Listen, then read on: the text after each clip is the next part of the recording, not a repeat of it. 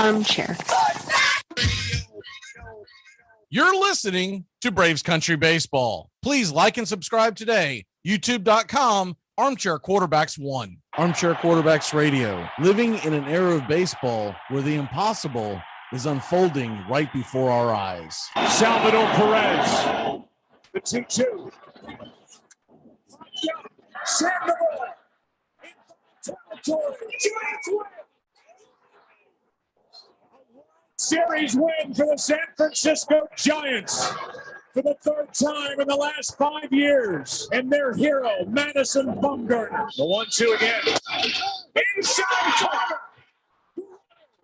2015 World Champion. This is going to be a tough play. Bryant, the Cubs. Bryant makes the play. It's over. And the Cubs have finally won it all. The game right now is at the plate. High fly ball in the right field. She is gone. In a year that has been so improbable, the impossible has happened. Armchair. It's important to remember the value of taking time for ourselves to do the things that help us grow and explore, like learning something new. And now with the Great Courses Plus, it's never been easier to experience the joys of learning. The Great Courses Plus offers thousands of streaming videos that cover hundreds of fascinating topics, from World War II to choosing the perfect wine. You can even take a course on the U.S. government or dealing with stress and anxiety. And because the Great Courses Plus partners with world-class professors and experts, you're always receiving thoroughly vetted, high-quality content from every lecture. Plus, you can watch or listen anytime, anywhere with the Great Courses Plus app. So take a little time for you. Sign up for the Great Courses Plus today for a free month of unlimited access. Visit thegreatcoursesplus.com/radio to get started. That's thegreatcoursesplus.com/radio.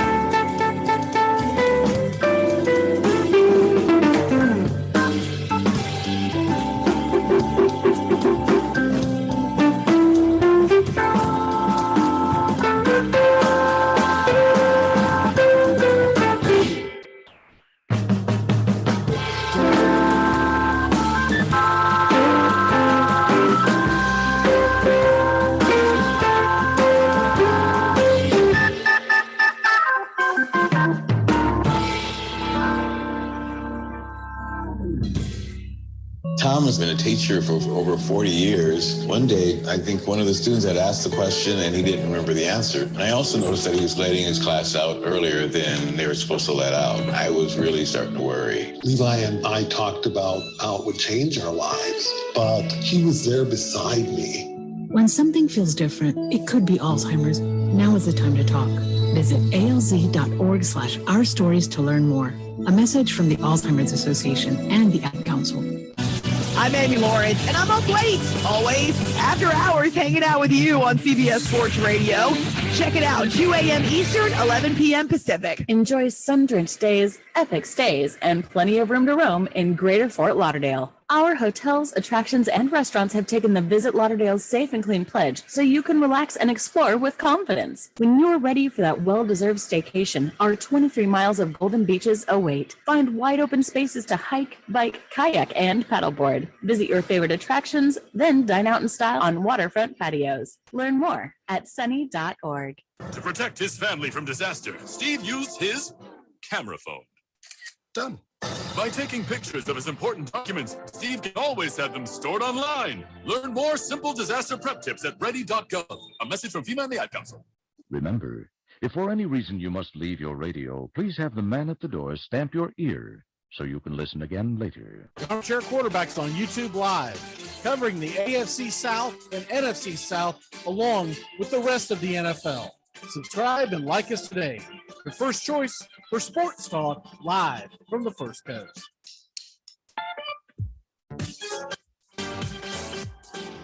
I'm not audible. If I'm audible, I'll use Omaha! Omaha! Red Polly! Red Polly! Blue Poncho! Blue Poncho! Dilly! Rambo! Rambo! Give me Kershaw here! Kershaw! You're listening to the Armchair Quarterbacks. Stop! Japan! Richmond, New York! Richmond, Florida! Sally, Buffalo! Check! Hey! Short Ox! Ludo Raiders! Red Lion! Omaha! Come out! This portion of the show is being brought to you by The Best Things in Life, which are still free with minimum purchase at participating dealers. Dread running to the post office? Stamps.com brings post office and UPS services right to your computer. Send letters, ship packages, and get up to 40% off USPS and up to 62% off UPS rates. Nearly 1 million small businesses use Stamps.com to save time and money. It's a no-brainer. So skip the post office and visit Stamps.com. Hi, this is Britney Spears. What up, this Jay-Z. This is Jennifer Lopez, Armchair. Hey, Braves fans, the Armchair Quarterbacks YouTube channel are bringing you Braves baseball all season long. Hi, I'm Mac McGee, and I'll be bringing you Braves baseball play-by-play for the Braves fans out there, for all of Braves country. So pull up an armchair and join us for Braves Country Baseball, first pitch to last pitch, Tuesday and Friday nights, right here on the Armchair Quarterbacks YouTube channel.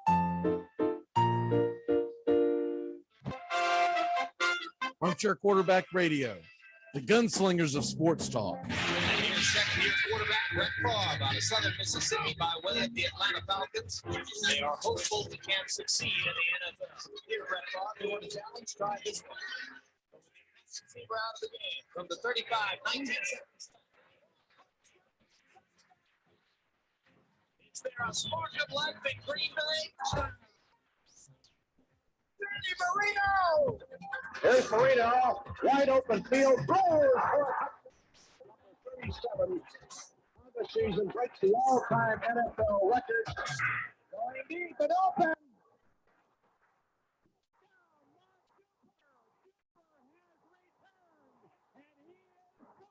They are going to bring pressure again. Rodgers is going to roll away, throws it up in the air, says a prayer. Janice says, stop it, ball, please.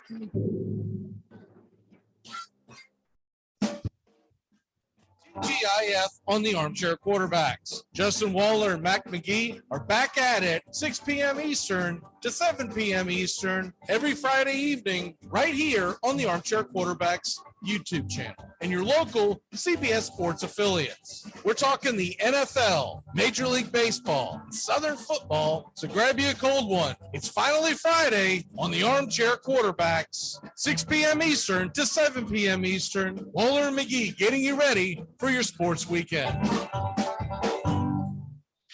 You're listening to CBS Sports Radio. We are all sports 24 hours a day, 7 days a week. Strong opinions and your phone calls. Expect it here. CBS Sports Radio.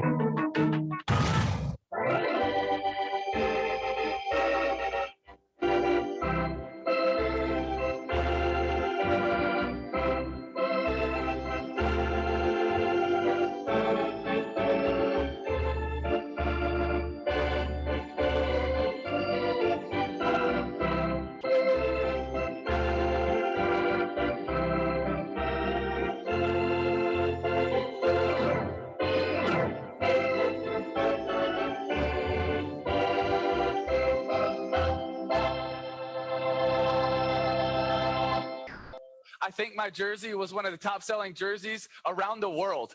It was like Kobe, LeBron, and then I was right behind them, and I didn't make a dollar from it, but nor did I want to, because I knew going into college what it was all about. I knew going to my dream school, where I wanted to go, the passion for it. And if I could support my team, support my college, support my university, that's what it's all about. But now we're changing it from us, from we, from my university, from being an alumni where I care, which makes college football and college sports special, to then, okay, it's not about us, it's not about we, it's just about me. And yes, I know we live in a selfish culture where it's all about us, but we're just adding and piling it onto that, where it changes what's special about college football. We turn it into the NFL, where who has the most money, that's where you go. That's why people are more passionate about college sports than they are about NFL. That's why the stadiums are bigger in college than they are in the NFL, because it's about your team, it's about your university, it's about where my family wanted to go. And you're taking that away so that young kids can earn $1. And that's just not where I feel like college football needs to go. Armchair. Hey, Braves fans, the Armchair Quarterbacks YouTube channel are bringing you Braves baseball all season long. Hi, I'm Mac McGee, and I'll be bringing you Braves baseball play-by-play for the Braves fans out there, or all of Braves country. So pull up an armchair and join us for Braves Country Baseball, first pitch to last pitch, Tuesday and Friday nights, right here on the Armchair Quarterbacks YouTube channel.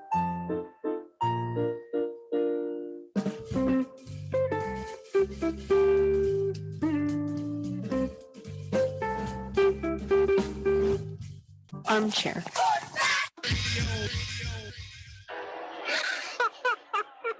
We have been hoodwinked, bamboozled, and flat out deceived. Armchair. YouTube Live. CBS Sports Radio Station.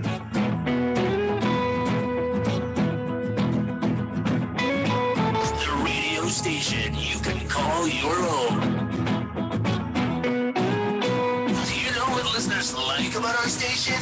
It's everything. I like everything. It's always on my radio.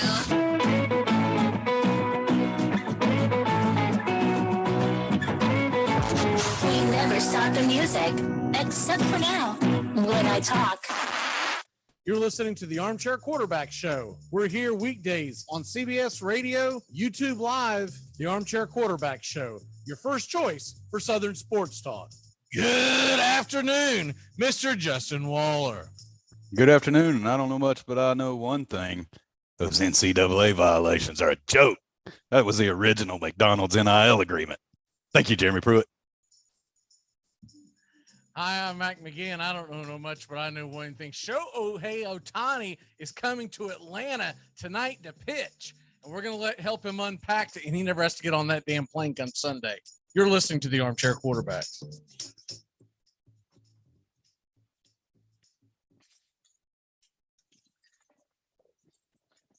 Armchair. Community Access Channel. He's the armchair quarterback. He's full of beer and he's full of snacks. The all-American man. Hey, howdy, hi, and how the hell are you? Wake up, Armchair Quarterback Nation. I'm Mac McGee sitting alongside Justin Waller. Justin, how are you, my very good friend? I'm ready for my mental institution intake. It's been one of them weeks, my friend. And then the Friday data dump of the 18 NCAA class or level 1 violations against my school is just setting it on fire for the Can weekend. they do anything though? I mean, does the NCAA have any more? I mean, what are they really charging them with? Doing stuff that everyone's doing now? Who knows? Lack of institutional control was not in there. So at least we have that. The institution was in control. So we know what that means when you lose that, don't we? It kind of reminds me, if you're a fan of the movie Tombstone, where Behan comes up to arrest the guys after the fight at the gun at the OK Corral, and one of them looks at him and says, "I don't think I'll let you arrest us today, Behan." That's what it kind of reminds me of, because the NCAA is Behan.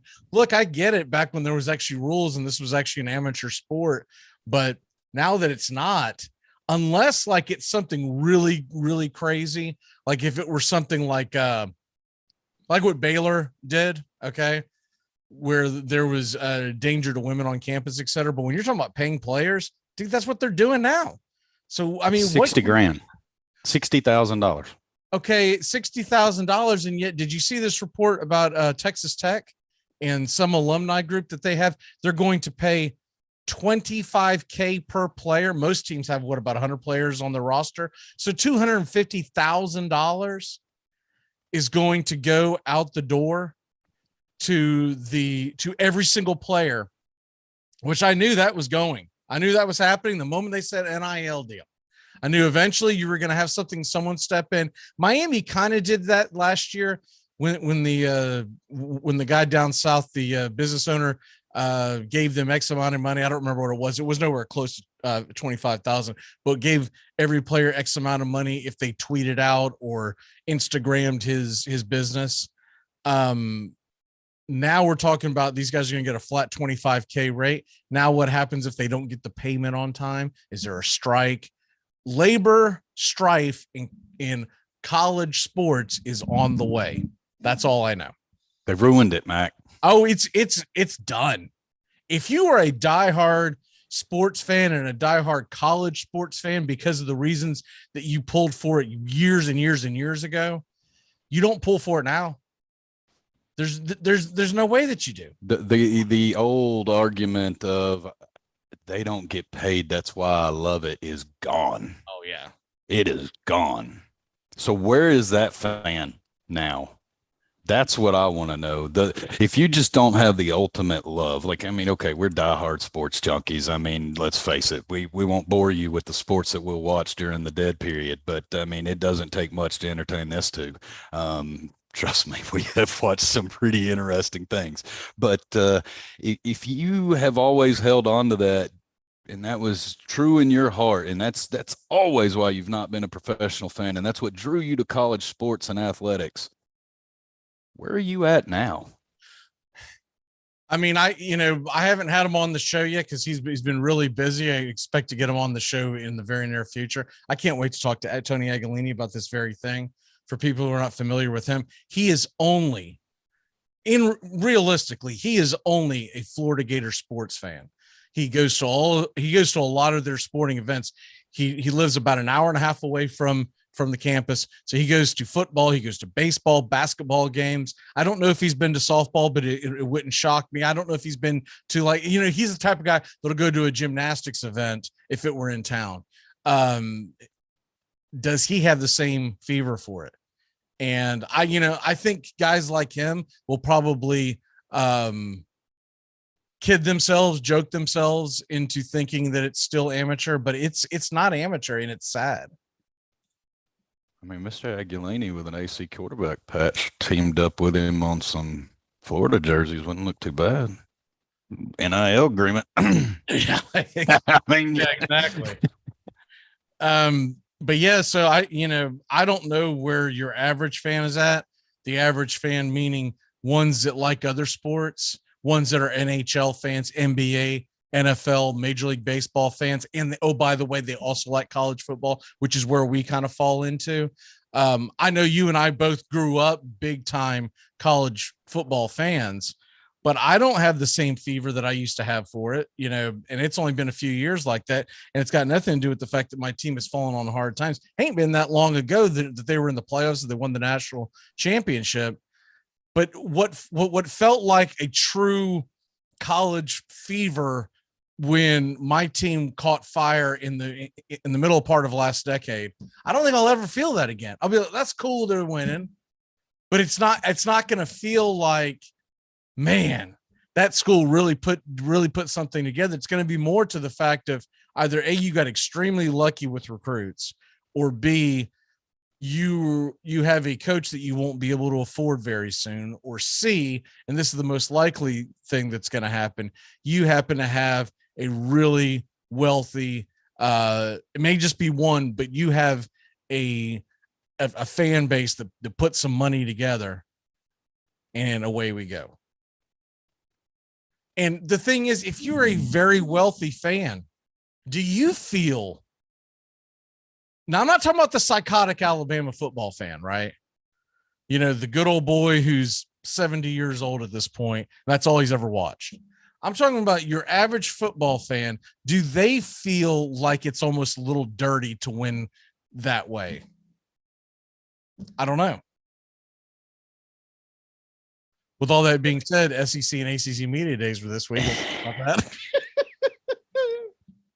And it's hard to get into them because, you know, it's honestly an infomercial, and that's what it's turning in for programs is, how do you get your professional speaker, aka head coach, up there? Your head booster and him need to be having communication through that television, because you're asking for money every time you're at the podium. If you're in one of these major conferences, you're a lobbyist. You have to be, or you're not going to stack a roster. Nick Saban is going to have to fight to keep a roster as deep as what I think now the rest of the SEC can field, especially when A&M and Oklahoma come in, or excuse me, Texas and Oklahoma. A&M's already here. The big money's there. That's the true threat. That's the real underlying factor with the whole Jimbo back and forth. It's not beef. That's about recruiting and getting boosters to donate money. Yeah, and I'll tell you something else. Okay, this doesn't just affect the Tennessees and Florida States. I hope Clemson enjoyed their run, right? Because Clemson is not going to be able to pony up the kind of money that it's going to take to compete against the Southern Cals, the Ohio States, Alabama. I mean, I think if you call a top 10 in the country right now, well, who's going to be able to afford this year in and year out, you've got about 3 or 4 in the Big Ten, now that we include USC. And the rest are probably in the SEC.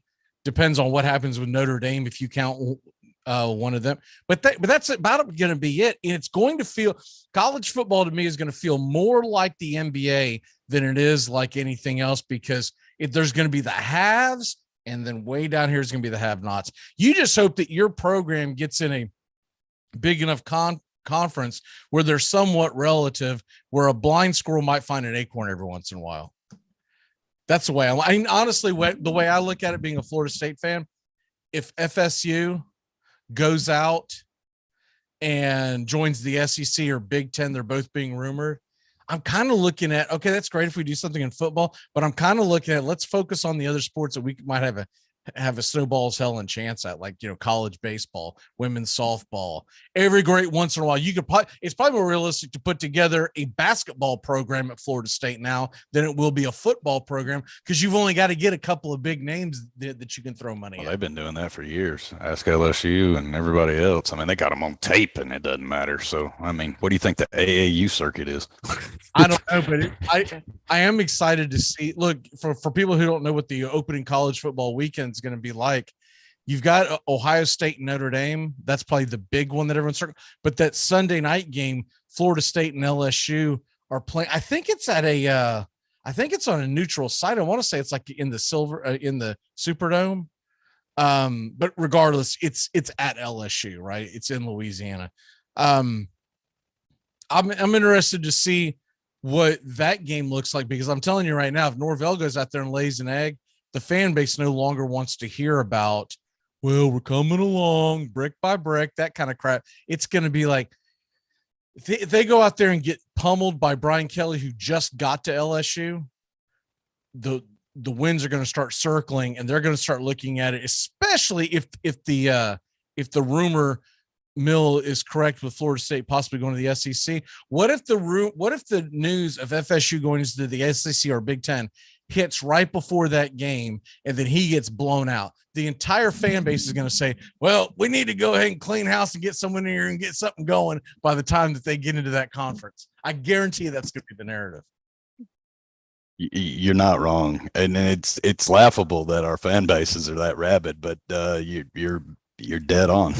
It's what will happen. And honestly, usually I would argue, but honestly, this time they might actually have a point, because if you are going to go into the SEC, or if you are going to go into the Big Ten or something else weird, then you better have your act together by the time you hit the ground. We'll say ballpark at 2025, probably more realistic 2026, right? Because you can't have Mike Norvell out there kicking the ball around going 7-5, woohoo, 8-4, they're throwing parades. Well, just wait till you're a Big Ten fan and you've never been able to stay awake to see the Big Ten champions play, because they're just going to pass it across which side of LA they're on. It's going to stay out on the West Coast once those two start fielding their roster. Yeah, I can't wait till Florida State and Southern Cal play in the Big Ten championship.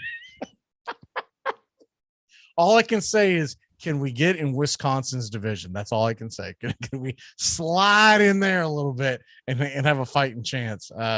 But I'm a little surprised that the Big Ten doesn't go down and try to snipe someone from down here, because it would give you a television audience, right? I don't know if the fear would be that, I don't know. I'm sure it all comes down to television deals. I mean, if you do it, it has to be a border state. It's got to be someone, and I think there's only one that you're looking for. If you're the Big Ten, you want Big Blue, right? You want to pull Kentucky. You want to bring that basketball in to compete with UCLA to put eyes on sets. Do you? I don't think they will, but if you're going around that kind of money, it depends on what the SEC. If you look at what they're rostering and you're about to bring in the big guns, some SEC schools are going to start looking some of the lessers to maybe join a conference that they can compete in. But if you are one of the have-nots, when does the have-not league start, and what conference is that going to be? Because that's going to be the one that'll be competitive. Won't Kentucky feel like that they've got a pretty good chance still to dominate if they're in the SEC, even if you bring in North Carolina, right? Basketball speaking, possibly, but now once you throw money around, who knows? Football wise, I don't think it'll ever matter. Kentucky doesn't have the fan base to put anywhere near the field, and it's not a knock on anybody, any alumni. It's just an honest fact. It can't compete with the oil money. Yeah, I just, if you're in the SEC and you're doing well on the basketball front, I think Kentucky's got a reason to stay. I know what you're saying, because the difference between basketball and football is all you got to do is get in the dance, right? Mm-hmm. In football, you literally, until they expand this, which I think is why you're eventually going to have to expand this because the unfair NIL stuff that's going on. But until you expand this, I mean, you only have 4 teams get in the playoffs every year. That's another reason why I lose interest very quickly with college football, because the moment your team is mathematically eliminated, which nowadays is about 2 losses, what is the point? And let's face it, bowl season's a joke. Oh yeah, half of the players aren't even filling the roster because they've already moved on to the pros. Now you introduce money into it, and they're going to make more money. Yeah, they're not showing up for bowl games. The whole roster is going to be out. What are we even going to have them for? You're going to have to expand the playoffs just to have games to fill these meaningless bowls. I'm trying to remember who was the head coach that they were talking to this week, and the guy was it was Pittsburgh. It's Pittsburgh's head coach, because he starts off. I think he plays Tennessee on the second game. He plays West Virginia on the first game, and he was defending not only what Pittsburgh did last year, but there was also talking about the ACC. And he said something. He read something. I don't remember where he read it or if he even said he did.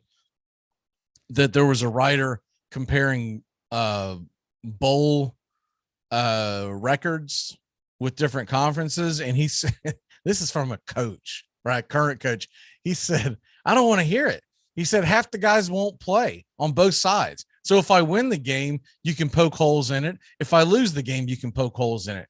Bowl games are meaningless nowadays. And I'm like, wow, you don't hear a head coach say that very much, but he's right. He's 100% right.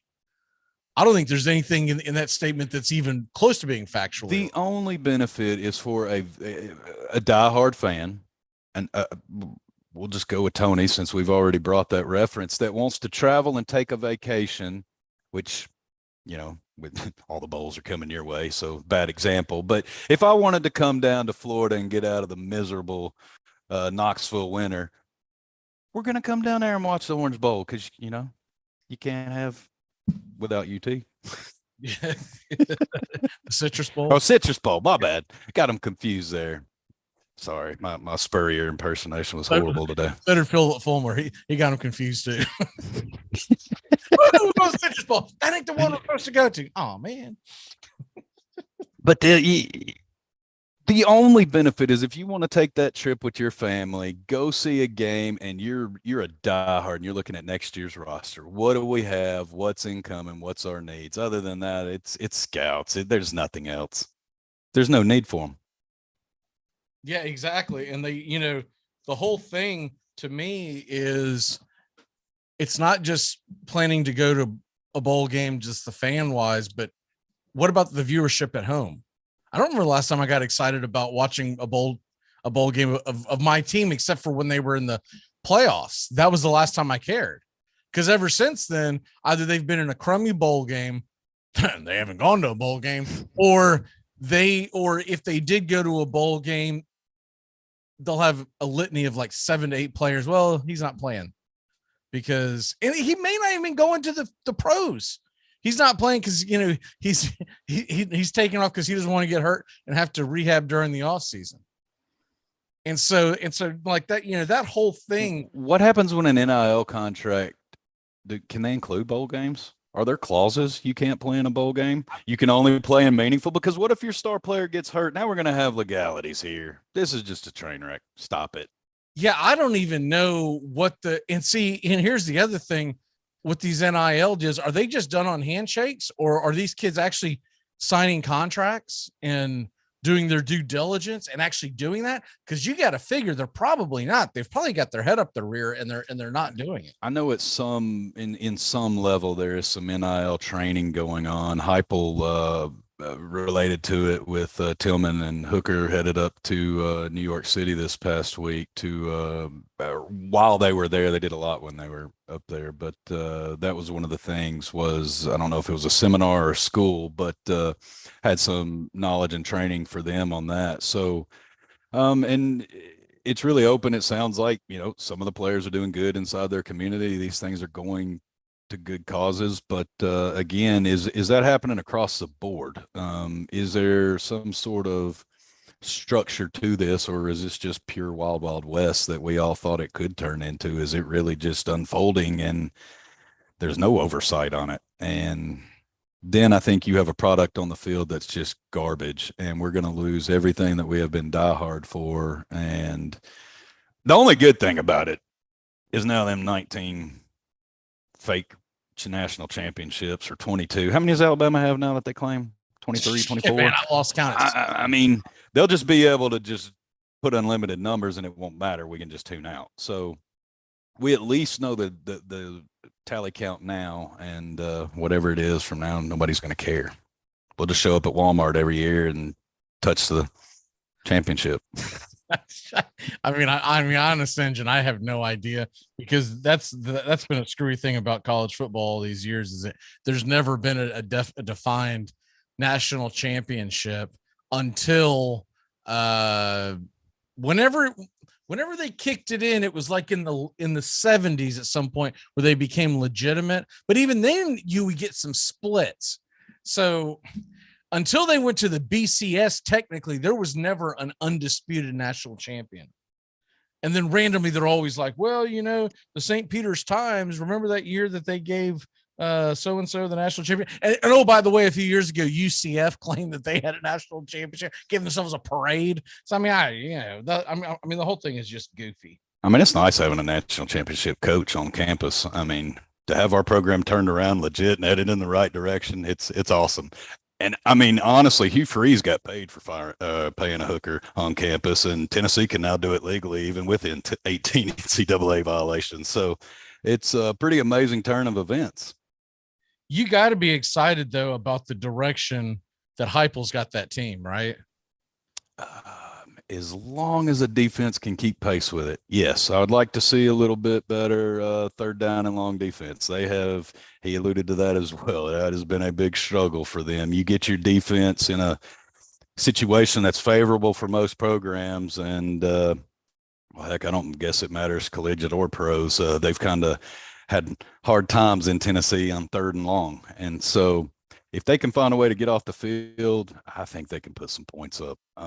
But if they're chasing the entire game and can't stop, that's what still scares me with a spread. I like the high octane, the high points, but I also like some clock control in a running game. I'm old school. I like to see that bruising attack and then open it up. So it'll be interesting to see. I want to give the defense a break, but it'll be very interesting to see in year two how they grow and develop from where they were last year, because it was a surprise. And you know, this fan base, they're rabid. They expect national championship or bust. Now, us realists, that's not going to happen. But you want to be second in the East. I think you want to compete for that. Yeah, I mean, yes, absolutely. I'd love to win the East, but I think we're ready to knock Georgia off yet.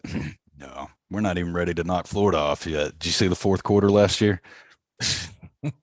I mean, okay, so I watched his press conference yesterday, and I felt like he said all the right things.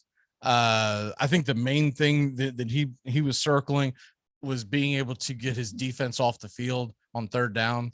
And look, that's the name of the game in football, especially college football, because it seems like you get a lot of third and longs nowadays. It's, can you get them to actually punt?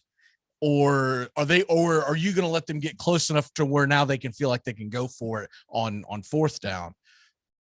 Because nowadays it's much like the shift in baseball. It's kind of out the window, to be honest with you. And Tennessee would self-implode by working themselves into bad situations, unfortunately. And I mean, you score too quick. Your defense never rests. And then that's why they don't get off on third down, because you're 3-4 plays and you hit a big one and you're in the end zone, then your defense is still sucking wind trying to go out there, and they get driven down the field one more time. And you just can't keep pace that way. But he did allude to depth. They do have a lot bigger depth on their roster. They're still not fully where they need to be, but 85 versus 65 is a lot difference in your depth you're putting. So coming around on that and filling a lot of those with transfer portal has been beneficial. As much as everybody hates it, I would say that I think a lot of us deep down inside, you got to say it's helped our programs, because there have been some doozies. Yeah, so when I look at the whole thing and you're talking about Tennessee in the East this year, I mean, I honestly think they got the puncher's chance. I really do. It amazed me listening to SEC Network, and Paul Feinbaum brought a bunch of guys on this week. And man, I'm telling you, if I listen to 10 of them, 9 of them are very, very skeptical on what Florida is going to be. I thought there would be this big love fest for Billy Napier, and they are the exact opposite. Most of them feel like that he's in over his head, that he's not willing to go that extra mile, whatever the hell that means, to win. And I don't know. I think it's going to be a situation where if you don't have Florida to worry about realistically, and is that game in Knoxville this year, or is it in the Swamp? It's in Knoxville, I believe. Okay, so I definitely give Tennessee the edge there. It is, because Alabama's in Knoxville. Okay, so the only thing you really have to worry about, I mean, obviously you got to worry about Bama, but they're not in the division, is Georgia. And you've got some good teams in the SEC East that you have to maneuver through. But I'm talking about going an entire season. Man, I can see Tennessee finishing second. And if things were to fall their way and Georgia's defense can't gel in time, because they lost a boat ton of players. I mean, the University of Georgia basically lost a future Hall of Fame team. They're Georgia could struggle, and Tennessee may not even have to beat Georgia. Tennessee could lose to Georgia. Tennessee win their other games, and Georgia struggle in other ball games. But I thought it was funny that they did hit Napier really quickly with the question of, should Florida Georgia still be playing in Jacksonville every year, man? He was tap dancing out of that damn way of that question. He goes, I haven't had a chance to play in this game. I want to see what it's like first. Can we please change the subject, kind of thing. But we've got about 10 minutes or so to talk some Braves baseball. So let's go ahead and switch gears on to that. Unless you had any last thoughts on the whole college football thing, other than the fact that it's a dumpster's fire and it's going to hell in a handbasket. I mean, that pretty much sums it up. I still think Napier's probably going to be the hire for Florida. I think this works out. I remember I'd voiced that and I was the only one, but something in my gut says that's going to work down there for some reason. What he did at his previous stop, I think will translate well. And I think he's a good coach. It's going to depend on whether or not the Florida fans have unrealistic expectations out the gate. Because if he were to lose that early game to Utah and then lose to Georgia and lose to Tennessee, then all of a sudden, you know the Gator fans are, I mean, they'll start piling on. But he has to look at the big picture, not even worry about anything. You're going to get at least a year. I'm not saying you can go 0-12, but you can probably go 5-7. And be okay. It's the following year when Napier better produce. And then, of course, if he comes out and beats Utah at the very beginning, which he very well could, Utah might be a top 10 team, but they're also Utah. I mean, it's not like Florida is not going to have better athletes. I'm sorry to do a 180 on you, but 5-7, they're firing him, man. At the end of 1 year? No, they're not firing after 1 year. Florida will have him gone. Norvell go 5-7 this year. He gone. That's for sure. He can't talk about, well, we're improving every week. We like the culture that we're building in the locker room. No. Don't want to hear it. Baseball season second half officially begins tonight. In theory, it started yesterday, but only a few teams were in action. Braves second half begins tonight. We get Charlie Morton on the mound to start it. I was a little surprised by that was the guy we're going to go with. And we're going head to head against Shohei Ohtani. The good news is, I guess, Mike Trout is still on the IL. I believe I was counting the games off, and in theory, he could be back tomorrow. But I haven't heard anything that they're expecting him back tomorrow. And the $450 million man, to me, is made of glass. So I'm not sure if they would rush him back in a season where they're just, stink. But I am excited to call the game and call Ohtani tonight. You look at the rest of their starting lineup, it's kind of a who's who of who's not. I mean, there's some names here that people are going to be going, who is this? They've got some decent names in there tonight, but they've got some big holes. Ward's going to be in there at left field. Walsh is going to be there at first. And Adele, who has struggled back and forth, was once one of the biggest prospects in baseball. He will be playing in right field. When you look at the rest of their lineup, it's not that impressive. And did you see this thing by MLB Network last night? Dan Plesac was quoted. Well, it was in a segment. Dan Plesac was asked, give me a shocking move that could happen at the trade deadline this year. And his prediction, now I don't really buy into this. I think he's really just trying to get clicks. But his prediction was Shohei Ohtani to the Atlanta Braves.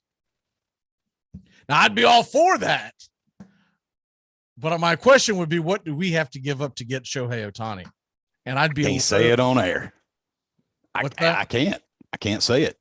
Just everything. I mean, I can't repeat my words, what I would give for Shohei Ohtani. I might go a little Vrabelish. Right, but from a business standpoint, not from a talent standpoint, what would they be willing to give up? Because, like, naturally, if you're the Angels and you're giving up Ohtani, who, by the way, is a free agent at the end of next season. So if you made the trade, you'd be getting him for a season and a half. So there is that intrigue there. A much bigger intrigue, I believe, than if you wait till the offseason to trade him. But the Angels tend to sign their own, so I would be shocked by it. But if the Braves make that trade, I mean, don't you feel like this is like Michael Harris is going to be involved with this, like Spencer Strider? Like, don't you think there's going to be like two really big young names are going to go, guys that you have control of their contracts for like the next 5 years, and you're going to have to sell the farm to try to go all in? And who says Ohtani is going to finally look? Before last year, Ohtani had a huge injury history. So, and I don't think the Braves sign Ohtani. Do you? Like, if they make this trade, it's for the next 2 seasons to try to get a couple of World Series. But where the hell are they going to get $500 million to sign Ohtani? Because I think that's what he's going to ask for. I think he's going to ask for 10 years, $500 million, $50 million a year. Find a way. That's the three-peat. Well, yeah, it's easy Find for a us to way. say because we're not signing the checks. But You gave away Freddie. Go get me Shohei. look, I would love it. And I'll tell you what, from a business standpoint, I love the theory behind it. Because You have an arm and a legit DH, not a makeshift, a legit. Well, you also expand your fan base to Japan. All of a sudden, there are Braves jerseys being sold up and down the coast of Japan, right? So there is that. But And you have to make LA fans watch games in Atlanta. So, haha. not to mention the fact a lot of people who are just fans of Ohtani would buy new. I don't know. We've harped for years that we're cheap and we don't go spend the money and make the big move. And you trade for pieces at the right before the draft, and you stock up a little draft capital. Why do you have all these chips and these pieces if we never use them? Me and you have talked about that for years. Who's the player you would push them? I'm okay if we're trading like Ian Anderson and Soroka and some other things to go get them, right? Some guys with some upside. But Strider and Harris are the two things that jump off the table with me, because they're two guys with elite talent who just came into the big leagues, right? So you still have 5 more years of control after this. And I could almost see giving up one. But I feel like they're going to ask for both in a deal. Give you up Harris, and I'd give you up a current arm, maybe an Anderson, Dude, maybe a Soroka. I'm not giving up Strider. I'll give you Harris. Harris. I would give it Strider. And the reason why I would is because there's less chance of Michael Harris being injured for a year and a half with Tommy John surgery than there is Strider. You know, Strider's already had the surgery once, and a lot of these guys that are getting it twice. You need a Mike Trout replacement and a Shohei Ohtani replacement. You take a good arm now, and you take Michael Harris and hope he's your next Trout, because Glassman keeps getting hurt, as you say. You find a way to get him on the field. I need to look something up right here. I'm seeing looks like they're pulling the tarp out in Atlanta. I want to see if there's any update on this. That would not be good. Rain in the area. Tarp has been put on the field, so we'll keep you updated on that. They may or may not be starting at on time. But anyways, okay, let's say the Ohtani deal doesn't happen, because I still feel like that's just a pipe dream. I mean, realistically, I don't see it. But first of all, it's Dan Plesac. Dan Plesac does not really do a lot of homework. You know, he's just going, hey, this is what I'll do. I'll send the greatest player in the game to the defending world champions and see how many clicks I get. Juan Soto, I do believe, is moving one way or the other. I know in theory they could get a lot if they waited till the offseason and everybody is ponying up in.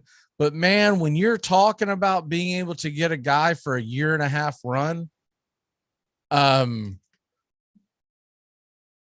guy that whoever he gets signed, traded to, I think it's someone who has to feel like they are signing.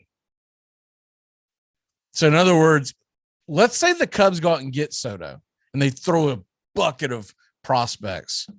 Are you doing that for like a year and a half? Or even better scenario would be like the Mets, although I don't think he'll go to the Mets because you rarely see a blockbuster deal within the division in baseball. But let's say it were the Mets, or let's say it were the Dodgers. Don't you think whoever trades for him has to feel pretty good that they can put something on the table to keep him, and that they didn't just like mortgage their farm? The Mets have finally built up their farm system. Mets just mortgage their farm for a guy, and then he ends up signing wherever the hell he signs at. I know Juan Soto's never going to don a Braves uniform. I'm not even worried about it. I see it in the chat rooms. I'm like, it's not going to happen. He plays the same position as Acuna. We have Acuna wrapped up for 5 years. Why the hell would you go get a guy who's essentially the same thing? And they all want to pay him $40-50 million a year. But you look at what Juan Soto's numbers are, and a lot of it has to do with the fact he gets pitched around, and I get that. But the guy gives you about 35 home runs a year. The guy gives you around 80, 90 RBIs a year. Even in the season that they won the World Series, he didn't hit 40 home runs. And I know what his talent is, because when we watch him, we go up against him, we're like, oh God, this jackass again, he's got to freaking hit the ball. But you go out and sign him to what is probably he's probably looking for 15 years, $500 million, somewhere in that area. He better be going to a team that feels like that they can compete. If he can't pitch, I'm not spending the money. You got to go two ways for me to invest that. That's the only way I would be interested in the pipe dream that Plesak threw out, which is not happening. I don't believe anyway. There's nothing that's ever been in the history of the Braves that say they're going to go all in and go get a MLB superstar like Ohtani. It's not happening. You're not pushing in for Soto. I wouldn't. I don't think it's worth mortgaging. You don't get enough production unless you have a stacked lineup top to bottom that can't be pitched around. It's not worth it. Now you stick him in the Yankees lineup, or you work him into the Mets in the right spot. Yeah. Both of those owners have enough cash that they're not worried about the payroll tax. They're not worried about being over in the penalty. They can pay it all day long, but you've got to have a stacked roster. Yeah, so I honestly, it comes down to teams that would be willing to do it. Be the it's your usual suspects: the Red Sox, the Mets. Although once again, man, those skies do not look good in Atlanta. It is dark, but it doesn't look like it's raining. So we'll see what happens. The Yankees, he'd be a perfect fit for the Yankees because A, they can afford him usually, and B, they can get rid of freaking Joey Gallo out of their lineup. But that almost seems like a ridiculously unfair lineup when you add Soto to Stanton and Judge. But if you make a trade for Stanton, I mean for Soto, are you basically saying we're not going to sign you, Judge? Because there's no way. There's no way. Because that's what I'm reading. Because you're not going to sign them both. You're not going to sign them both. So. No one's going to let the Judge walk. There's no way. 30, Soto's 23, 24 years old. There's a big damn difference. Aaron Judge is chasing 60. Soto won't get near it. He would if he was in the Yankees lineup and they had to pitch to him. You might have a valid point there, sir. He's left-handed hitter with that short porch. He would have higher numbers in that roster. You're absolutely correct. I mean, a dream team would be to have him play. I don't know, give Stanton just kick the ball around in center field. Just because I'm still disgruntled, let's just throw in. We talked the Ohtani pipe dream. Let's just get karma and let's just trade. I hope the Dodgers get in the mix and they trade Freddie Freeman for Juan Soto. I had Judge and right, Soto and left. I wouldn't care who played center. It could, Do you need anyone? You could just go. You could just go grab some schmuck off the waiver wire and put him in center field and let Stanton play designated hitter. But yeah, and then of course the dark horse that I like to sign Soto. I would say the Cubs, but I still think they're in the middle of a full rebuild. I like the San Francisco Giants. They've got the players in their farm system to make that trade, and they are not really paying anyone big money. And San Francisco's got the money to do it. they're missing kind of that Barry Bonds type piece in their outfield, and Soto would fit perfectly. I'm all for West Coast, ship him out. I would like to see that. That actually would be fun. I mean Soto dropping bombs in McCovey Cove would be nice to see. And him versus the Dodgers, I mean, that would be a lot of fun. Don't get me wrong, I prefer that he ends up in the American League, but beggars can't be choosers. Just get him the hell out of our division. What is your walk-off for the day as we head towards what we think might be first pitch, but we'll find out? Oh, hell, this might be my last weekend on Earth. Knocking off a bucket list item on Sunday. Going to go ride the Ocoee, do a little whitewater rafting. So if y'all don't hear from me, I didn't make it. Be safe, and hope I'm in one piece on Monday. Well, good luck, and we will see you soon. I'm trying to if I can get my hands on a GoPro that I can keep secure to me, I will have great video for you, but I have not figured out how to not lose my camera yet. But when I figure this out, I'm gonna have some good content for you, sir. All right, well, stay tuned. We're gonna see if we're gonna get a first pitch. If not, we will hold in we'll be in a holding pattern waiting for first pitch. Ohtani versus the Braves. Great job, bud. And we will see you next time on the Armchair Quarterbacks. Tomorrow morning, we'll be back with the whole gang on the Saturday morning kickoff show.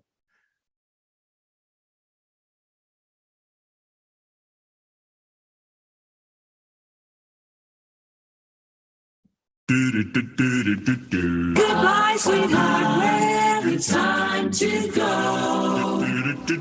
We're back tomorrow with another show. Well, unless we're fired, we'll talk to you then. Goodbye, sweetheart, goodbye. Goodbye. Guys and gals, it's time to go. We'll see you on the next show. Same bat time, same bat channel. Thanks for listening to the Armchair Quarterbacks on these CBS Sports affiliates and catching the show on YouTube Live. The Armchair Quarterbacks bring you Braves Country Baseball every Tuesday and Friday night, play-by-play with Mac McGee. Find Armchair Quarterbacks on YouTube Live today. Please subscribe and share and take us everywhere you go. The Armchair Quarterbacks, your first choice for Southern sports talk, live from the First Coast. Can I get another cigarette, please? Can I get another cigarette, please? Yeah, I know I live to regret it. Just give me another cigarette, please.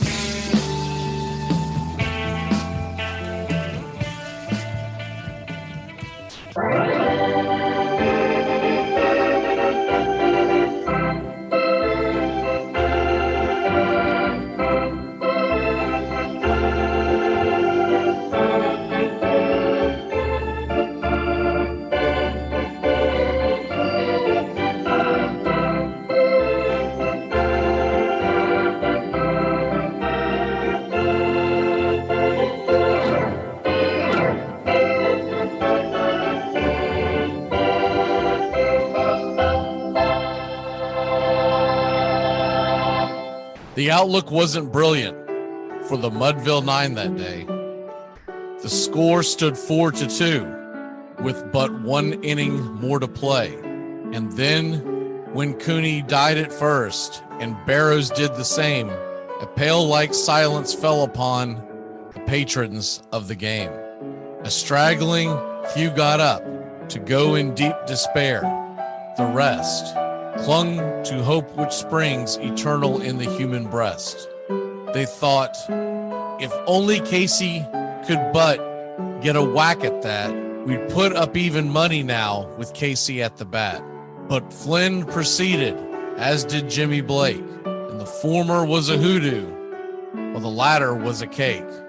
So upon that stricken multitude, grim melancholy sat, for there seemed but little chance of Casey getting to the bat.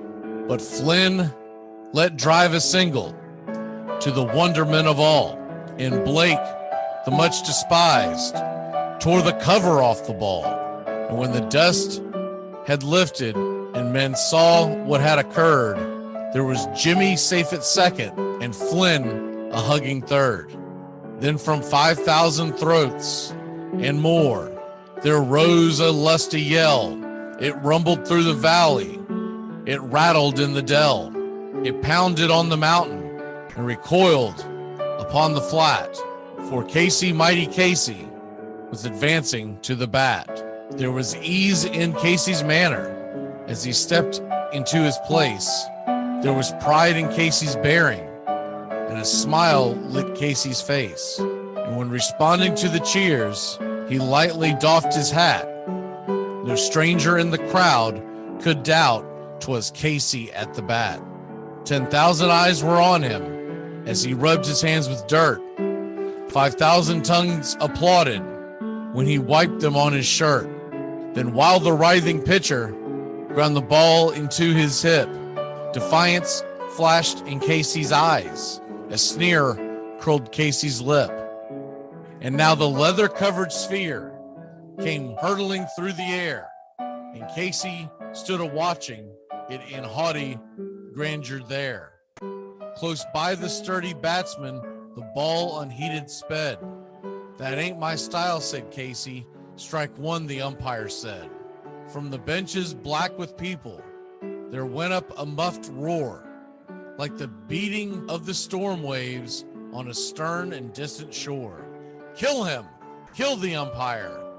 Shouted someone on the stand, and it's likely they'd have killed him had not Casey raised his hand. With a smile of Christian charity, great Casey's visage shone. He stilled the rising tumult. He bade the game go on. He signaled to the pitcher, and once the dun sphere flew, but Casey still ignored it, and the umpire said strike two. Fraud, cried the maddened thousands, and echo answered fraud. But one scornful look from Casey, and the audience was awed. They saw his face grow stern and cold. They saw his muscles strain, and they knew that Casey wouldn't let that ball go by again. The sneer is gone from Casey's lip. His teeth are clenched in hate.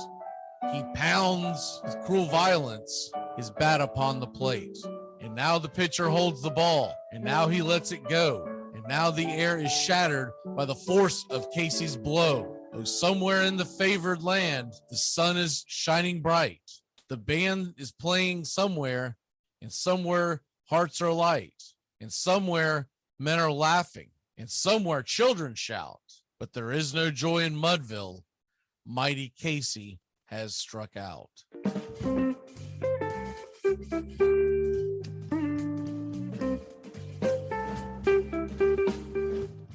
You're listening to Braves Country Baseball. Please like and subscribe today. YouTube.com, Armchair Quarterbacks 1. There's something kind of about a kid that's never played baseball. If baseball is about caring, about loyalty and rivalry. Baerga is 0 for 3. Left center field. Grissom on the run. The team of the 90s has its world championship. There's a very peaceful thing. It was created and played in pastures and meadows. There's grass, there's outdoors, there's everything that people thought was American and feel about America. You get in a ballpark, and it's the wonder of walking through that dark tunnel and seeing a huge open space where men play the little boy's game.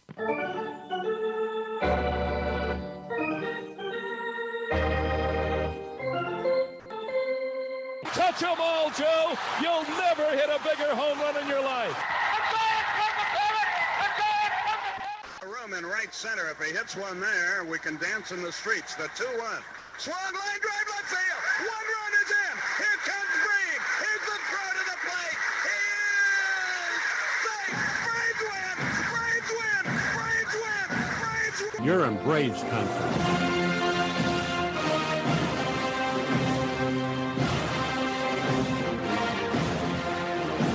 We're down to one strike here. Gurriel, the last hope for the Houston Astros. Here's the 0-2 pitch. Swung on, bounced over to Dansby. Dansby fires it over to first. And here comes the dog pile. Fire the cannons in the battery. Do the chop, baby. All throughout Braves country, pop that top. Your Atlanta Braves have won it all. Woo! Oh, say can you see by the dawn's early light what so proudly we hailed at the twilight's last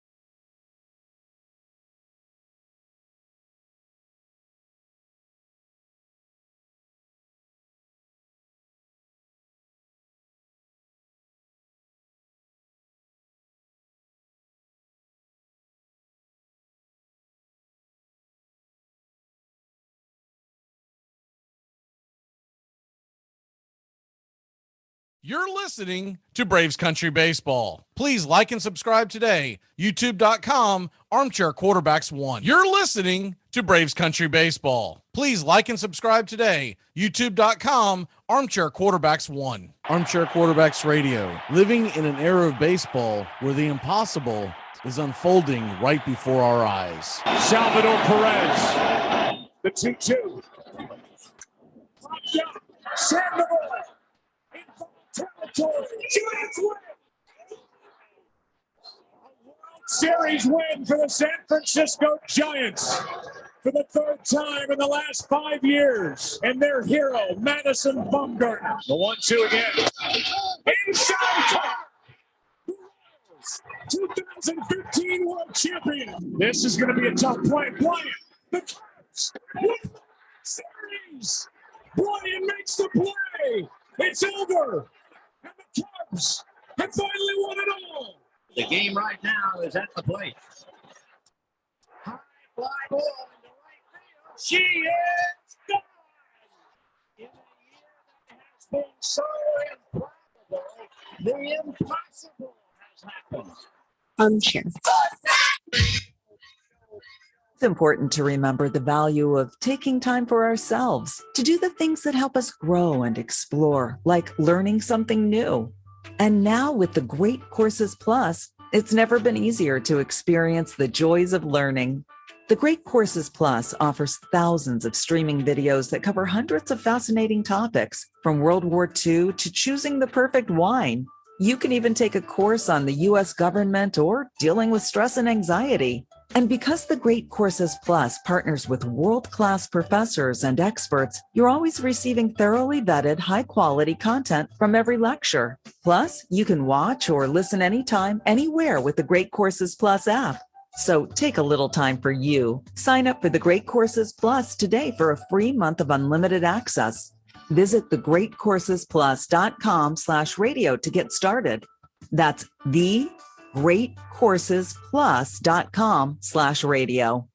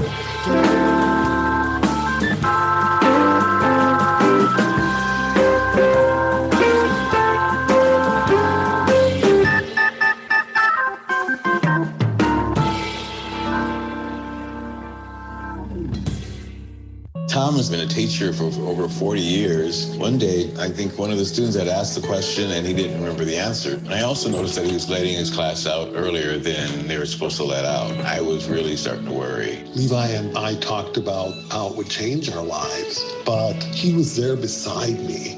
When something feels different, it could be Alzheimer's. Now is the time to talk. Visit alz.org/ourstories to learn more. A message from the Alzheimer's Association and the Ad Council. I'm Amy Lawrence, and I'm up late, always, after hours, hanging out with you on CBS Sports Radio.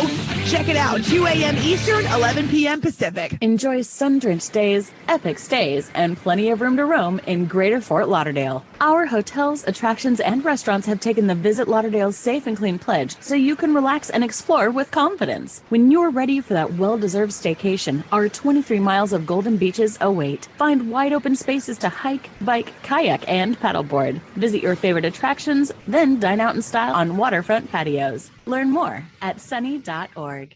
To protect his family from disaster, Steve used his camera phone.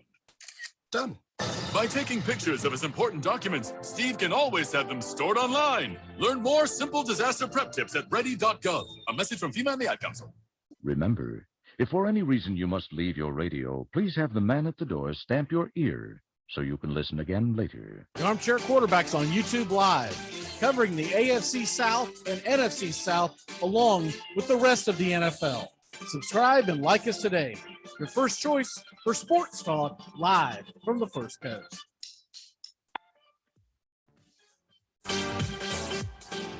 I'm not audible. How audible? I'll use Omaha!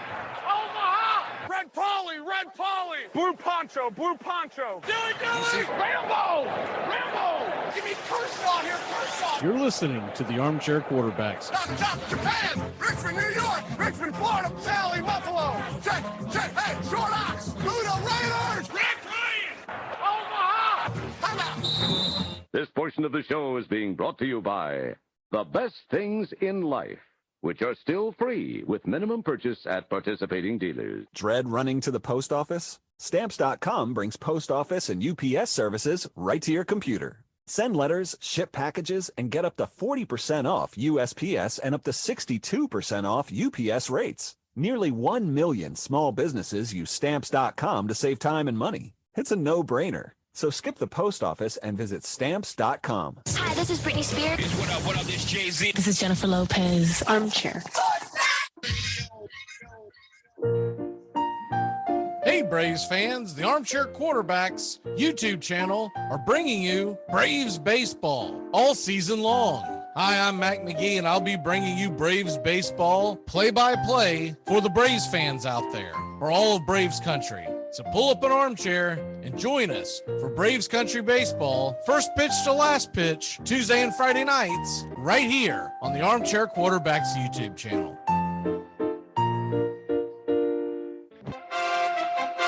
Armchair Quarterback Radio, the gunslingers of sports talk. And here's second-year quarterback Brett Favre out of Southern Mississippi by way of the Atlanta Falcons. They are hopeful he can succeed in the NFL. Here, Brett Favre going to challenge, try this one. So with their best receiver out of the game from the 35, 19 seconds left. Ball pumps, throws, touchdown! Is there a spark of life in Green Bay? Touchdown! Yes! Danny Marino! Here's Marino, wide open field, throws for a touchdown. It is number 37 on the season, breaks the all-time NFL record. Going deep and open. Touchdown, Mark Duper. Duper has returned, and he is super. They are going to bring pressure again. Rodgers is going to roll away, throws it up in the air, says a prayer. Janice, does he stop it? Oh, please!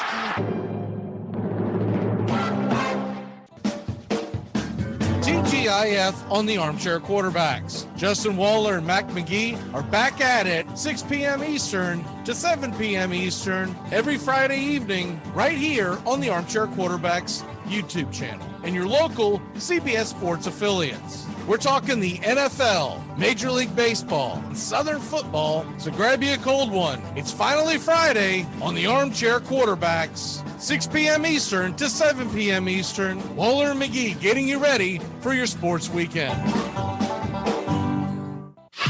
You're listening to CBS Sports Radio. We are all sports 24 hours a day, 7 days a week. Strong opinions and your phone calls. Expect it here. CBS Sports Radio.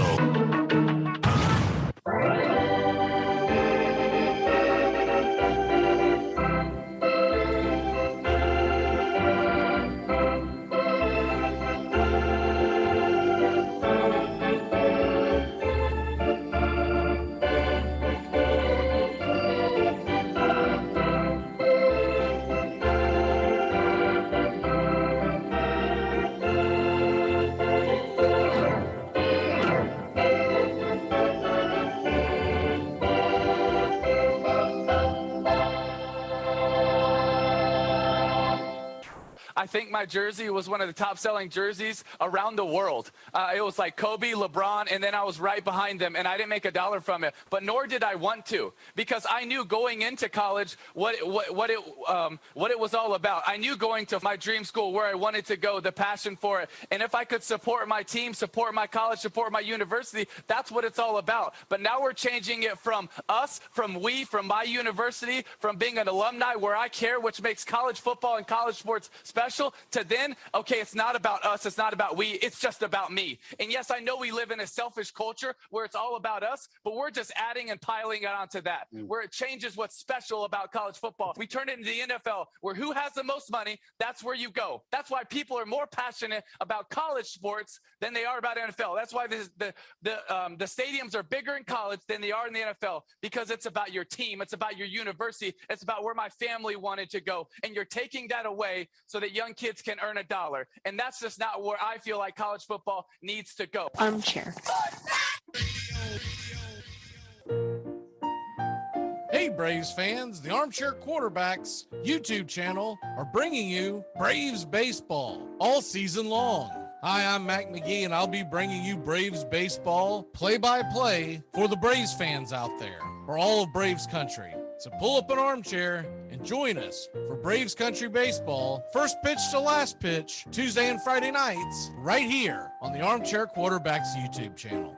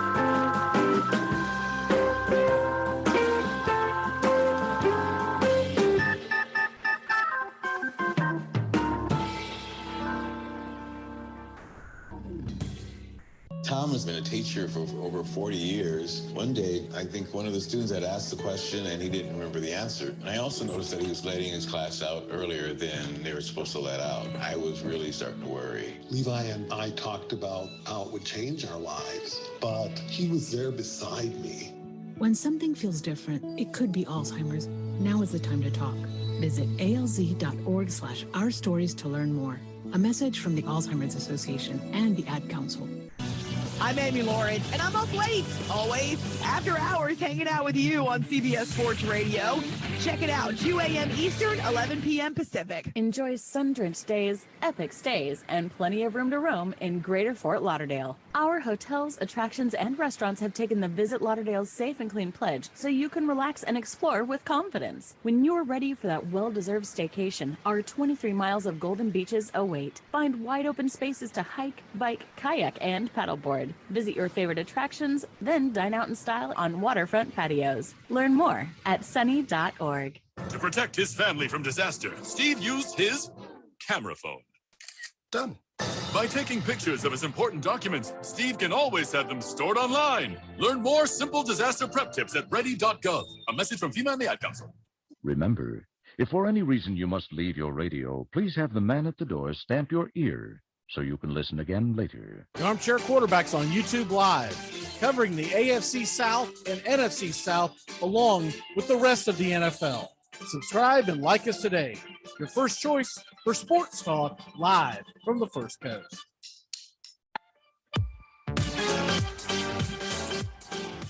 You come at the King, you best not miss. I might audible. If I audible, I'll use Omaha! Omaha! Red Polly! Red Polly! Blue Poncho! Blue Poncho! Dilly Dilly! Rambo!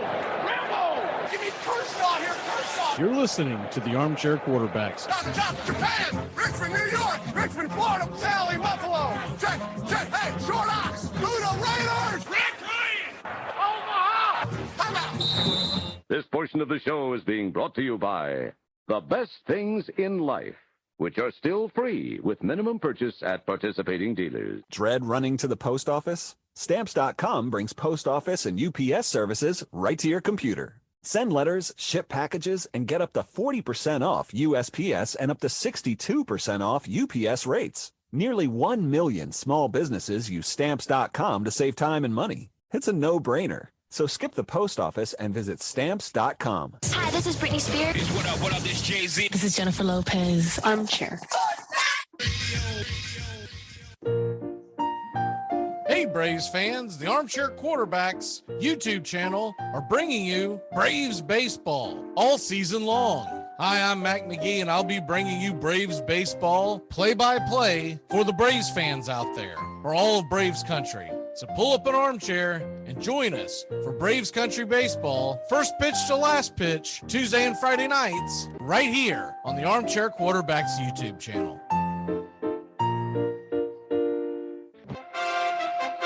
Armchair Quarterback Radio, the gunslingers of sports talk. And here's second-year quarterback Brett Favre out of Southern Mississippi by way of the Atlanta Falcons. They are hopeful he can succeed in the NFL. Here, Brett Favre, you want a challenge? Try this one. So with their best receiver out of the game from the 35, 19 seconds left. Favre punch throws, touchdown! Is there a spark of life in Green Bay? Touchdown! Yes! Danny Marino! Here's Marino, wide open field, throws for a touchdown. It is number 37 on the season, breaks the all-time NFL record. Going deep and open. Touchdown, Mark Duper. Duper has returned, and he is super. They are going to bring pressure again. Rodgers is going to roll away, throws it up in the air, says a prayer. Janice does not stop it! Oh, please!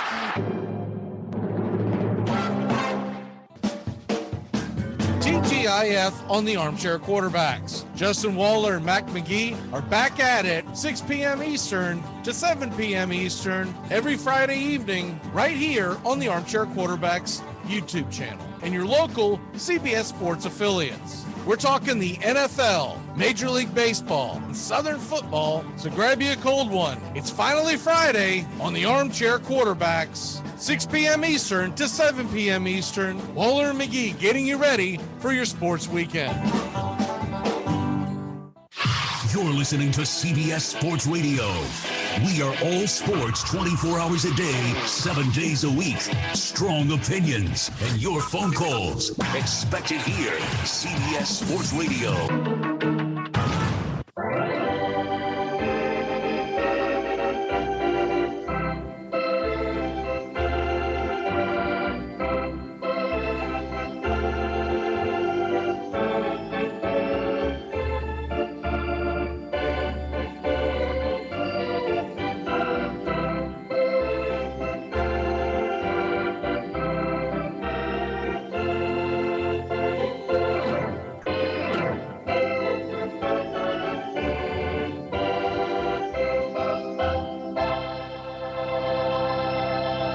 Outlook wasn't brilliant for the Mudville Nine that day.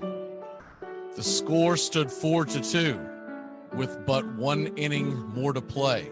And then when Cooney died at first and Barrows did the same, a pale-like silence fell upon the patrons of the game. A straggling few got up to go in deep despair. The rest clung to hope which springs eternal in the human breast. They thought, if only Casey could but get a whack at that, we'd put up even money now with Casey at the bat. But Flynn proceeded, as did Jimmy Blake, and the former was a hoodoo, while the latter was a cake. So upon that stricken multitude, grim melancholy sat, for there seemed but little chance of Casey getting to the bat. But Flynn let drive a single to the wonderment of all, and Blake, the much despised, tore the cover off the ball. And when the dust had lifted and men saw what had occurred, there was Jimmy safe at second and Flynn a hugging third. Then from 5,000 throats and more, there rose a lusty yell. It rumbled through the valley. It rattled in the dell. It pounded on the mountain and recoiled upon the flat.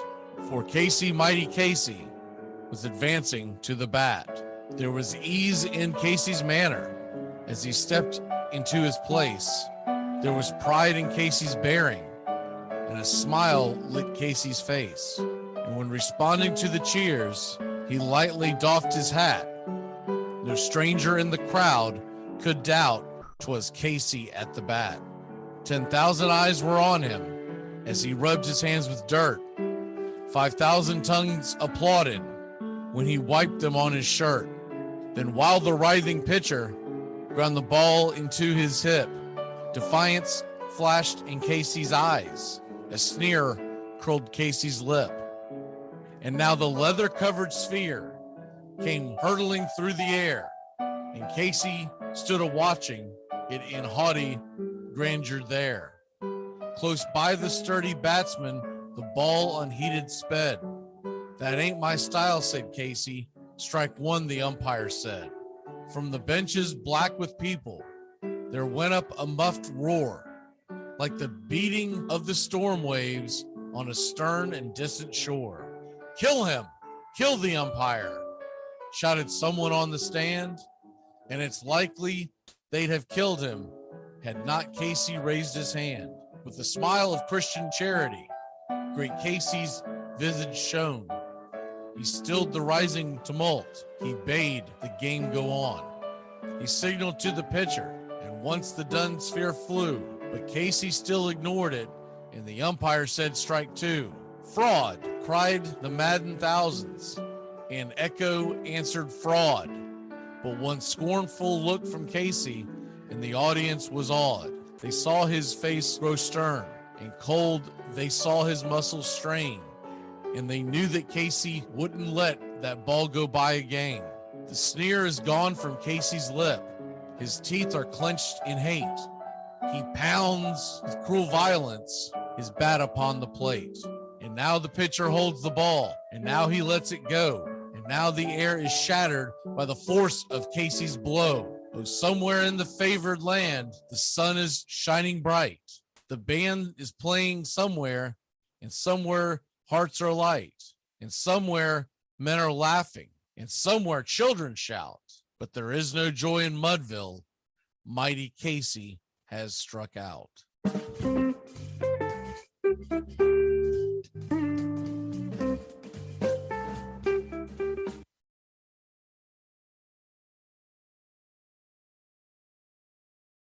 You're listening to Braves Country Baseball. Please like and subscribe today. YouTube.com, Armchair Quarterbacks 1. Armchair Quarterbacks Radio. Living in an era of baseball where the impossible is unfolding right before our eyes. Salvador Perez, the 2-2.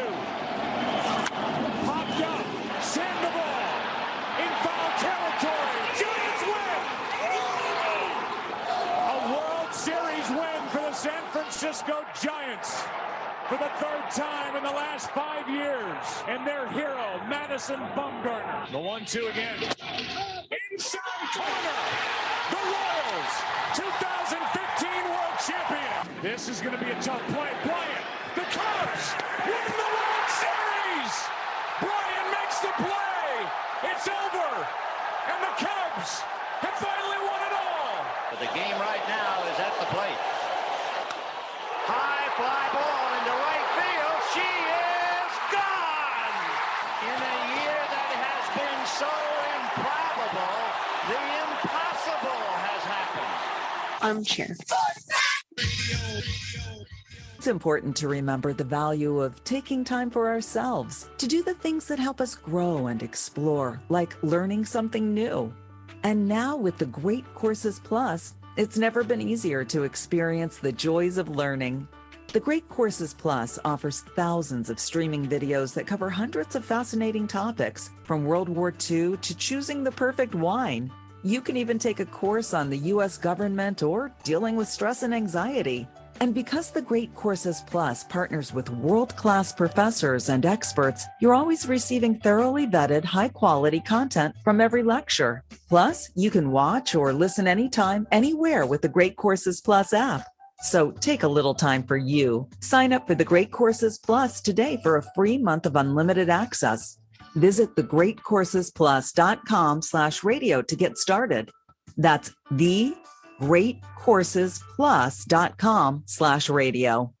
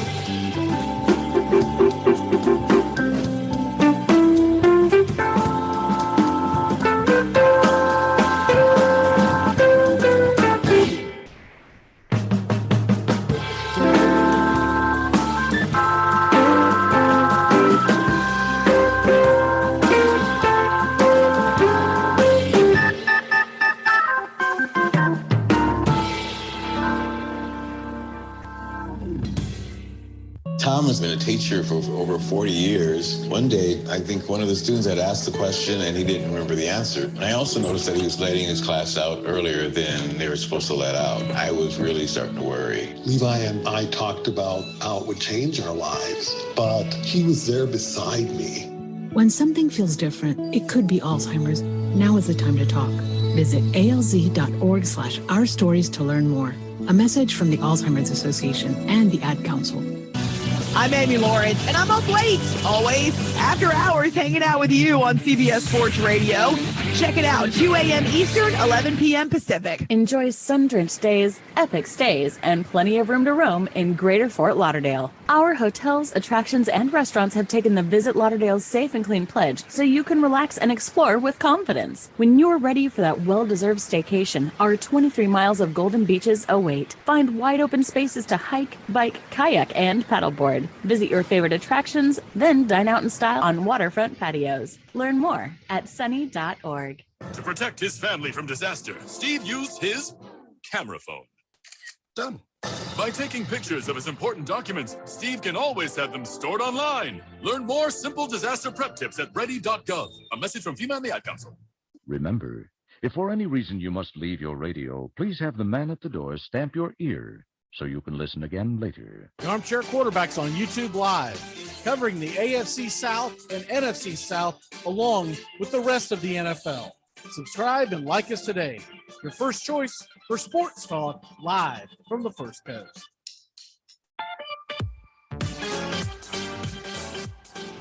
I might audible. If I audible, I'll use Omaha! Omaha! Red Polly! Red Polly! Blue Poncho! Blue Poncho! Dilly!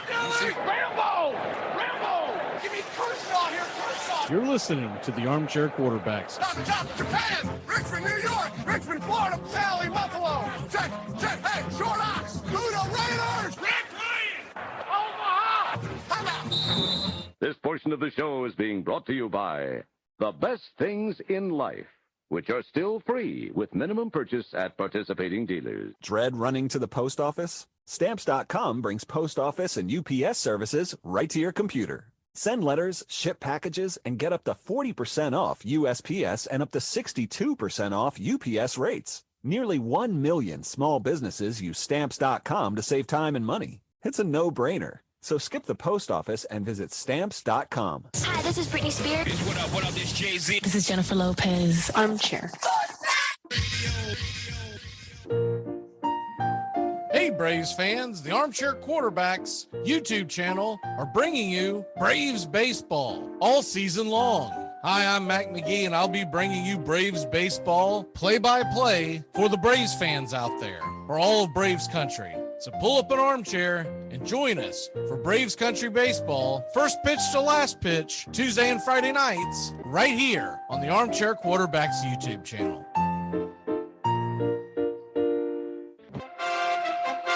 Armchair Quarterback Radio, the gunslingers of sports talk. And here's second-year quarterback Brett Favre out of Southern Mississippi by way of the Atlanta Falcons. They are hopeful he can succeed in the NFL. Here, Brett Favre, you want a challenge? Try this one. So with their best receiver out of the game from the 35, 19 seconds left. Ball pumps, throws, touchdown! Is there a spark of life in Green Bay? Yes! Danny Marino! Here's Marino, wide open field, throws for a touchdown. It is number 37 on the season, breaks the all-time NFL record. Going deep and open. Touchdown, Mark Duper. Duper has returned, and he is super. They are going to bring pressure again. Rodgers is going to roll away, throws it up in the air, says a prayer. Janice does it. Stop it! Oh, please!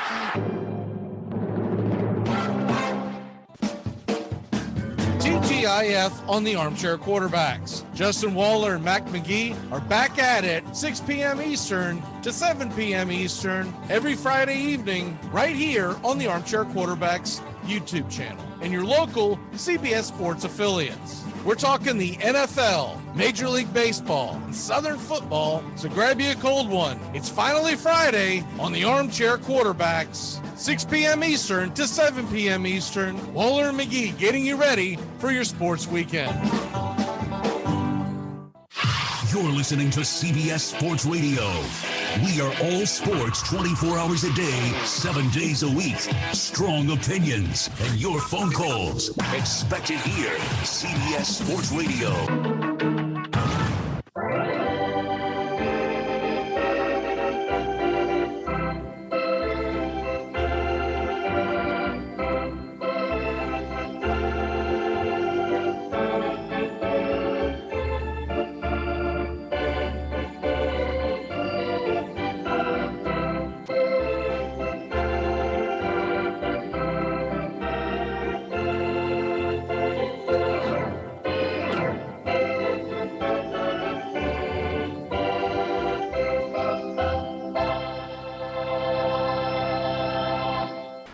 I think my jersey was one of the top-selling jerseys around the world.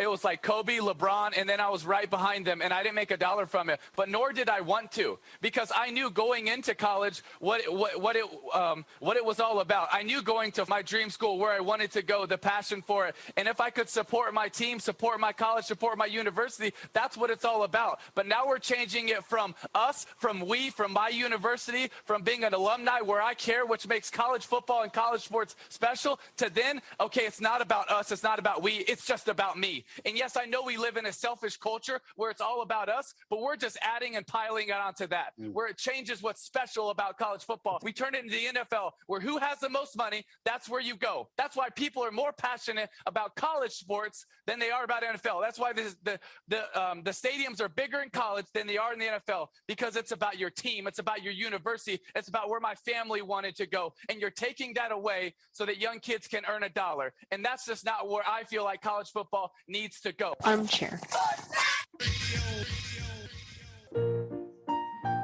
Hey, Braves fans, the Armchair Quarterbacks YouTube channel are bringing you Braves Baseball all season long. Hi, I'm Mac McGee, and I'll be bringing you Braves Baseball play-by-play for the Braves fans out there, for all of Braves country. So pull up an armchair and join us for Braves Country Baseball, first pitch to last pitch, Tuesday and Friday nights, right here on the Armchair Quarterbacks YouTube channel.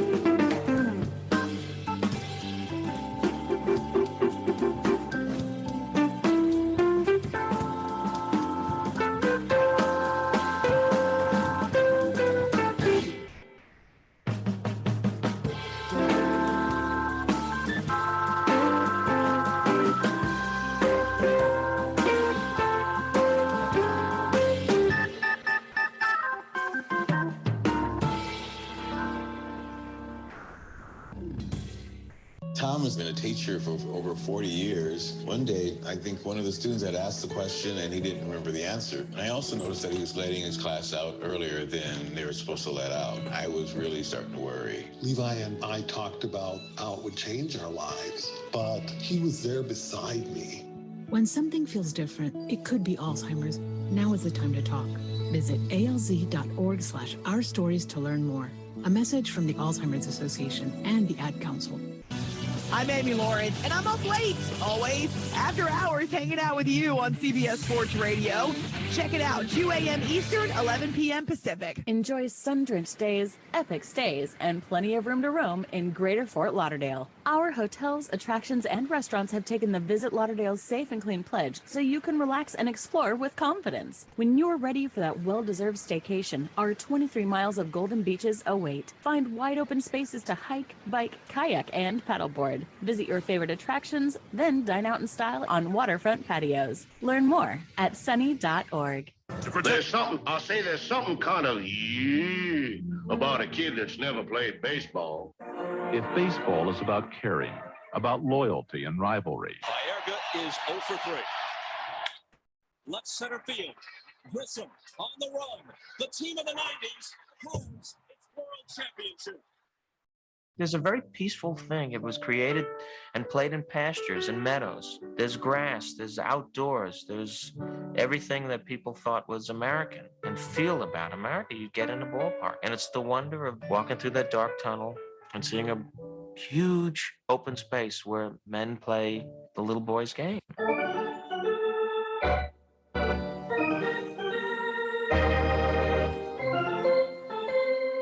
Touch them all, Joe. You'll never hit a bigger home run in your life.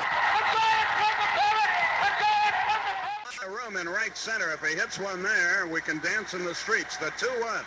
Swung line drive left field. One run is in. Here comes Brave. Here's the throw to the plate. He is safe. Braves win. Braves win. Braves win. Braves win. You're in Braves country.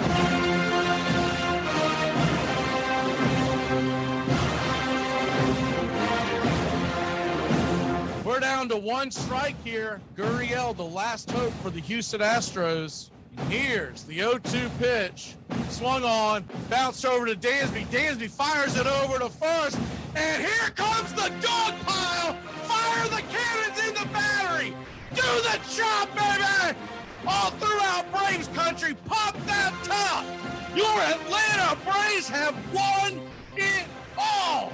Woo! Oh, say, can you see by the dawn's early light what so proudly we hailed at the twilight's last gleaming, whose what stripes and bright stars through the perilous fight o'er the ramparts we once were so gallantly streaming, and the rockets' red glare, the bombs bursting in air, gave proof through the night that our flag was still there. Oh, say does that star-spangled banner yet wave o'er the land of the free and the home of the brave? Play ball.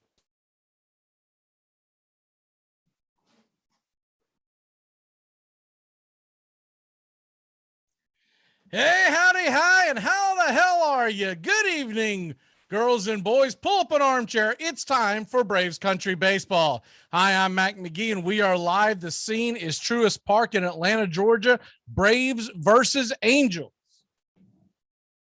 And the Atlanta Braves are going to square off against Shohei Ohtani, both on the hill and at the plate. Shohei Ohtani will lead off tonight for the LA Angels as he is batting from the left side of the plate in the designated hitter role.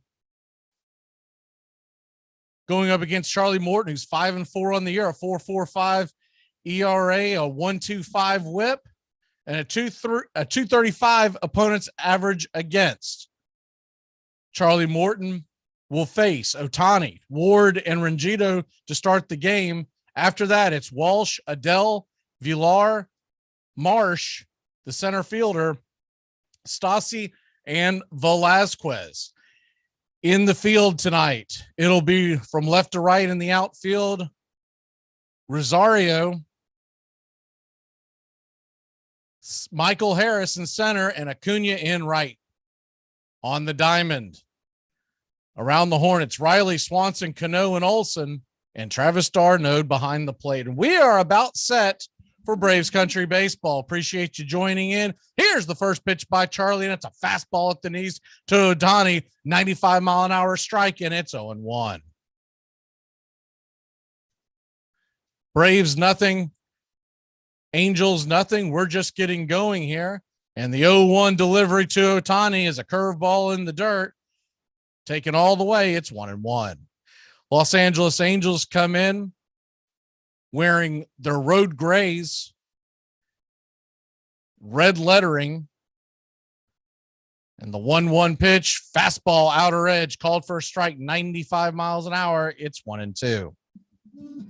Atlanta's wearing their Friday night specials, the red jersey, the white bottoms, and the blue ball caps with the red bill. Here's the 1-2 pitch by Uncle Charlie. Fastball swung on and hit on the ground over to Dansby. Dansby fires it across the infield. He gets Ohtani by about a step, and there's one away. Appreciate you stopping in and checking us out here on Braves Country Baseball. We are here every Tuesday and Friday night throughout the entire MLB season. And then when it comes to October, assuming our Atlanta Braves are in, we will play that by ear and release the schedule as it goes. We also have pop-up broadcasts, so make sure to like and subscribe our channel today, because sometimes when we do the extra broadcast, it's spur of the moment when we get a chance. Taylor Ward comes up to the plate, batting .288 from the right side, and the first pitch is a curveball at the knees, taken for a strike. It's 0-1. Charlie Morton looking pretty sharp so far. As Morton digs in, your home plate umpire is Mark Wegner. The 0-1 pitch, fastball outside, 97 miles an hour off the plate. It's 1-1. Alan Porter's your first base umpire. Quinn Walcott, we've seen many times, is at second, and John Bear is at third. The 1-1 pitch, fastball popped up. It's a can of corn over past first, but it'll stay in foul territory and inside the walls. Matt Olson makes the grab. There's two away.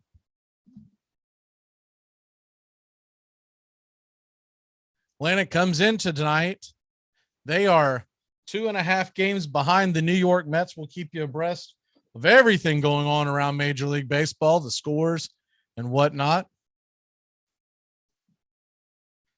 2.5 behind the Mets in the East, 6 in front of the Phillies for second place in the East. And the National League wild card looks like this. The Braves are on top. They have the number 1 position in the wild card, meaning they would host the first round, as Rengifo sends it to the plate from the left side. The first pitch is a curveball at the knees, taken for a strike. It's 0-1. Luis Rengifo is batting .259 on the year, 5 home runs, 15 RBI.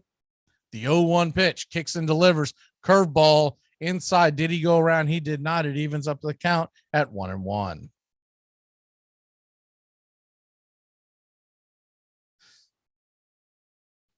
One delivery from Charlie Morton as he gets set, and the windup and swing and a miss. Looked like a changeup that just dropped off the bottom of the plate. It's 1-2. Mets and Padres, they are at it tonight. Max Scherzer's on the mound for the Metropolitans. They just got it started. It's 0-0 in the second. We will keep you up to date on that all night long. Yu Darvish is on the mound for the Padres. The 1-2 pitch from Charlie. Fastball swung on and popped up out of play over the third base dugout. We'll do it again at 1-2. Hope you enjoyed the All-Star break. I did. Got batteries recharged a little bit and ready for the stretch run. The Atlanta Braves come into tonight as the 1-2 pitch curveball outside misses, evens the count at 2-2. So they're number one in the National League wild card, 4 in front of the Padres, 6 in front of Philly, as we mentioned, who are tied with the Cardinals. The two of them are 6 games behind Atlanta for the number 3 wild card in the National League. The 2-2 pitch swung on and just gets a piece of it, bangs it foul off the plate. We'll do it again at 2-2. On the outside looking in, the San Francisco Giants are 7 games behind the Braves, 1 game out of the wild card. And the Miami Marlins, they're the closest ones after the Giants. They sit 12 games behind Atlanta, 6 games out of the final wild card spot, needing to leapfrog 3 teams to get into playoff position. The 2-2 pitch swung on and popped up underneath it. Dead in his tracks is Michael Harris II. He makes the catch, and that'll end the inning. So 3 up, 3 down. We'll grab the bats and be back in a flash. You're listening to Braves Country Baseball. Your feelings about going to Atlanta, no doubt it was your first preference. Definitely. And Atlanta chose me, and I'm very pleased with that decision. I can't wait to get to town and get with them fans down there and pack them in there. When Detroit took the other Sanders, I saw a big grin come across your face. I was so happy but I was kind of scared. I thought Detroit was going to take me. I would have asked for so much money that I had to put me on layaway. Here are some baseball facts that you might not have known. In 1992, Hall of Fame pitcher Hal Newhouser was a scout for the Astros. In that year's draft, the Astros had the number 1 pick, and Newhouser was dead set on getting a certain prospect. But the Astros went against Newhouser, and he was so upset that he quit his job. The player the Astros decided not to pick was Derek Jeter. Hey, Jacksonville, winter is the perfect time to start planning for your healthy, pest-free spring lawn with True Green, America's #1 lawn care company. True Green's science-based approach and local expertise will help give your lawn the year-round care it needs to be thick and weed-free. Go to truegreen.com/radio to save 50% on your first service. Just call 866-946-5956 or go to truegreen.com/radio today and get a lawn to be proud of. Baseball is a red-blooded sport for red-blooded men. It's no pink tea, and mollycoddles had better stay out. It's a struggle for supremacy, a survival of the fittest. Ty Cobb liked sentimentality in his opponents because he had none himself. Baseball, he said, is something like a war. Ty Cobb is one of the great natural forces of baseball. Testament to how far you can get simply through will. I don't think Ty Cobb had tremendous natural ability. I don't think he would be a great athlete today, but his intensity, his drive was unparalleled. Cobb was pursued by demons, and he took out all of his aggressions on the playing field. Everyone was his enemy.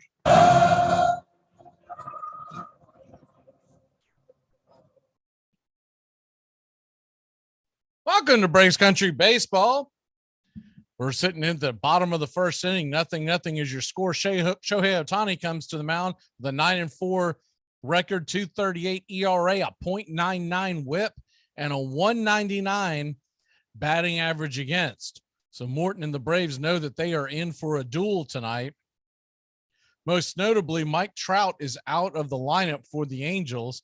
The first pitch on the way is a fastball swung on and missed by Ronald Acuna Jr., fastball hitting at 97 miles an hour on the gun, outer edge of the plate. It's 0-1. Acuna batting .265, 8 home runs on the year, 22 RBI, 77.6 OPS. The 0-1 swung on and fouled back out of play, 98 mile an hour fastball, and it's 0-2.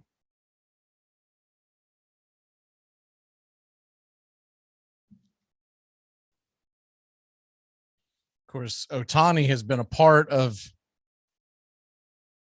some trade rumors here during the break. We'll get into that in a minute.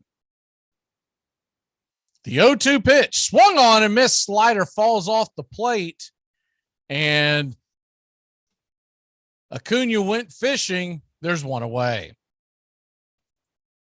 Tonight, you'll see Ohtani throw a four-seam fastball. Gets about 97 to 98 miles an hour. His slider hits about 85. And he'll also mix in from time to time a curve and a splitter. Those are primarily the pitches you'll see from him. Dansby Swanson comes to the plate batting .294, 15 home runs. The first pitch to Swanson look like a curveball way outside, and it's 1-0. Dansby also going to the All-Star game. If you watch that game, he gave the ball a ride in his one at bat. Ended up flying out to right center field, but really put a charge into it. The 1-0 pitch. Slider at the knees, taken for a strike. It's 1-1. Key for the Braves to beat Ohtani and the Angels. The main thing, keep the score down and get Ohtani out of the game. The Angels bullpen, not their strong suit. The 1-1 pitch is in the dirt wide. Slider missed way off. It's 2-1. You wonder how Ohtani will deal with the humidity, how the Angels will deal with the humidity when coming from California. Of course, high humidity in the air in Atlanta, Georgia, as we're heading into August. The rumor that hit the mill last night on MLB Network is the 2-1 pitch swing and fouls it back. 97-mile-an-hour fastball. It's 2-2. Dan Plesac, ex-pitcher and current MLB analyst for MLB Network, he was asked to give a shocking prediction, and his prediction had no merit, didn't have anything based on of talking with GMs, mind you, but he was having a little fun and it went viral. He predicted that Shohei Ohtani would be traded to the Atlanta Braves. The 2-2 pitch swung on and missed, slider top shelf, outer edge, and it's 2 away. Good slider by Ohtani. It was in the zone. So Swanson really couldn't even have taken that pitch, unlike the pitch that Acuna was struck out on. That'll bring Matt Olson to the plate. Matt Olson batting .255, 17 home runs, 60 RBIs. Of course, he came from Ohtani's division, so he's seen him plenty. The first pitch to Olson is a slider low below the knees. It's 1-0. Matt Olson, one of the Braves that did not make the All-Star game. He's batting .077 against Ohtani, by the way, 1 for 13 in his career. The 1-0 pitch. Slider, did he go around? He did not. The slider dipped inside past his back leg. He held up. It's 2-0. Standing on deck is Austin Riley. There's guys like Matt Olson, though they didn't make the All-Star game, got a much deserved break. Braves have gone 20 consecutive days without a day off. The 2-0 fastball outer edge. Good pitch by Ohtani. Took a little something off. Might have been his cutter that he'll throw in from time to time. It's 2-1.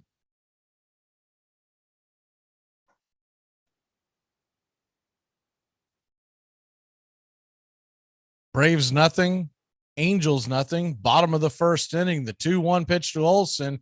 Slider misses outside. It's 3-1.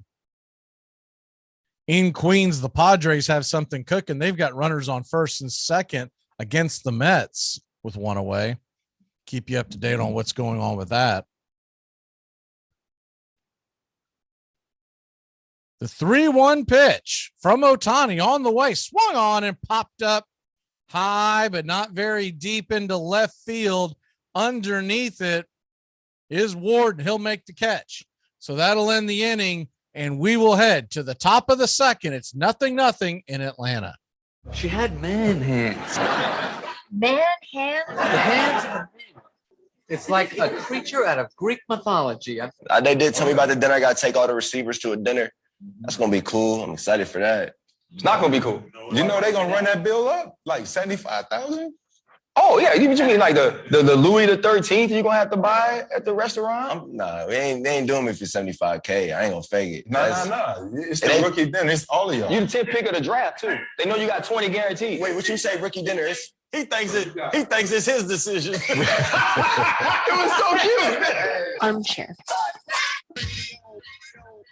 You're listening to Braves Country Baseball. Please like and subscribe today. YouTube.com, Armchair Quarterbacks 1. When Fred McMullen, Chicago's reserve infielder, got wind of what was happening, he demanded that Chick Gandil let him in on the fix. Now, 8 White Sox were involved, though Buck Weaver would later claim that he had not agreed to participate.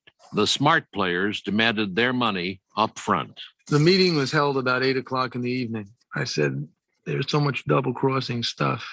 If I win in the series, I wanted the money put in my hand. I went back to my room at 11:30, and the 10 grand was under my pillow. Eddie Siccotti. Rumors of wrongdoing were everywhere. You couldn't miss it, one New York gambler said. The thing had an odor. I saw smart guys take even money on the Sox who should have been asking 5-1. Chicago sports writer Hugh Fullerton was joined in the press box by an ailing Christy Mathewson to judge if everything was on the up and up. Mathewson and Fullerton would quickly see that it was not.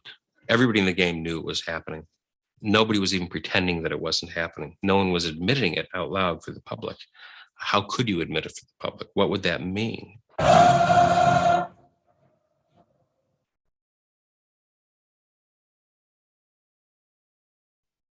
Welcome back to Braves Country Baseball. The Atlanta Braves and Angels are scoreless as we head to the top of the second. The first pitch misses by Morton. It's 1-0. Something happened a few minutes ago in Major League Baseball. The 1-0 pitch, fastball outside, 94 miles an hour to Walsh, and it's 2-0. Walsh is batting .236 on the year. Something happened a few minutes ago in Major League Baseball. It hasn't happened since 2017 when Michael A. Taylor did it. It's the 2-0 pitch. Is a fastball on the outer edge, 94 miles an hour. It's 2-1. Ramel Tapia, which we're familiar with him. He played for the Rockies for years before being traded to Toronto. Ramel Tapia hit an inside the park grand slam against the Red Sox. The 2-1 pitch, fastball, fisted foul, and it's evens the count at 2-2. He hit it deep into center field in Fenway Park, and the center fielder Duran lost it in the lights or whatever happened. The ball went over his head. And by the time the left fielder of the Red Sox, Verdugo, came sliding in to relay the ball as the 2-2 pitch, slider right there for a strike, got caught watching the paint dry. There's one away. Nasty pitch. Actually, that was probably the curveball. Got him about belt high, and I guess he was looking for something hard, looking for the express, and got the local, and there's one away. But Duran just let the ball go behind him, and then it was really strange as the first pitch on the way to Adele is a cutter for a strike on the outer edge. It's 0-1. Adele batting .240, 3 home runs, 11 RBI, 649 OPS. The 0-1 pitch, fastball swung on and missed, 94 miles an hour, top shelf. It's 0-2.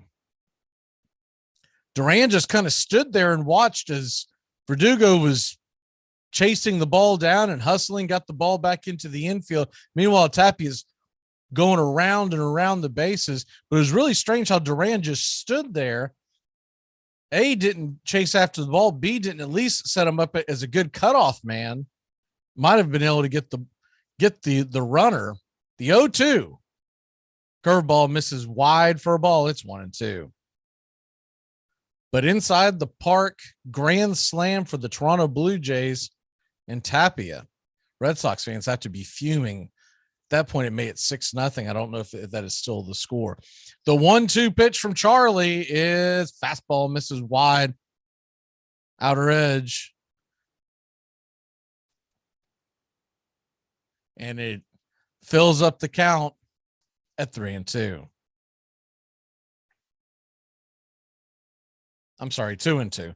The 2-2 curveball low down below the knees, well outside the zone in the left-handed batter's box. And it's now a full count. It is now 3-2.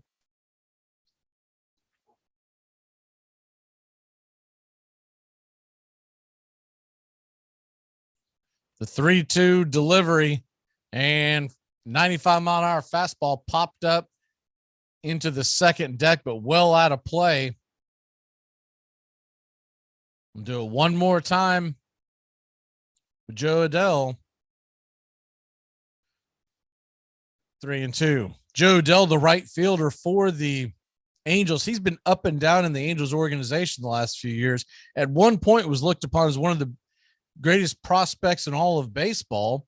3-2 pitch swung on and broken bat over to Riley. Riley's got it, fires it across the diamond, and there's 2 away. It's a fastball that went inside on Adell and it shattered his bat. Ball went right to Riley. Thankfully, the broken bat didn't go in the direction of any of the players. It went in between the pitcher's mound and third base. So Riley was able to concentrate and get the ball over to first. They'll get the debris off the field.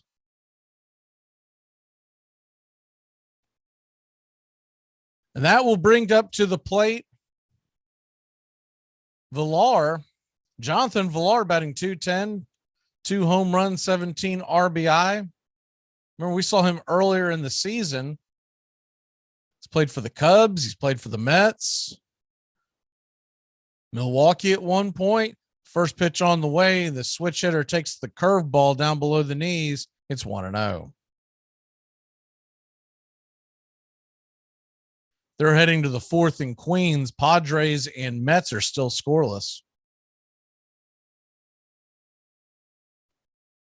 The 1-0 fastball fouled back out of play over the third base dugout. It's 1-1.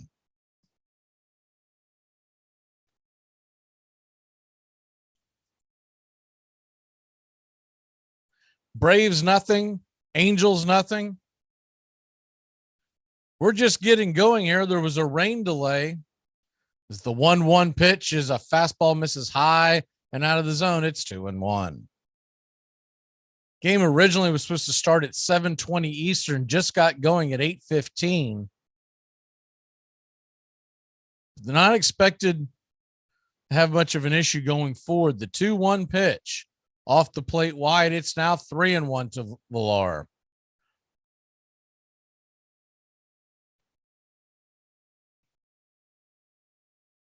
Standing on deck for the Los Angeles Angels is the center fielder, Brandon Marsh.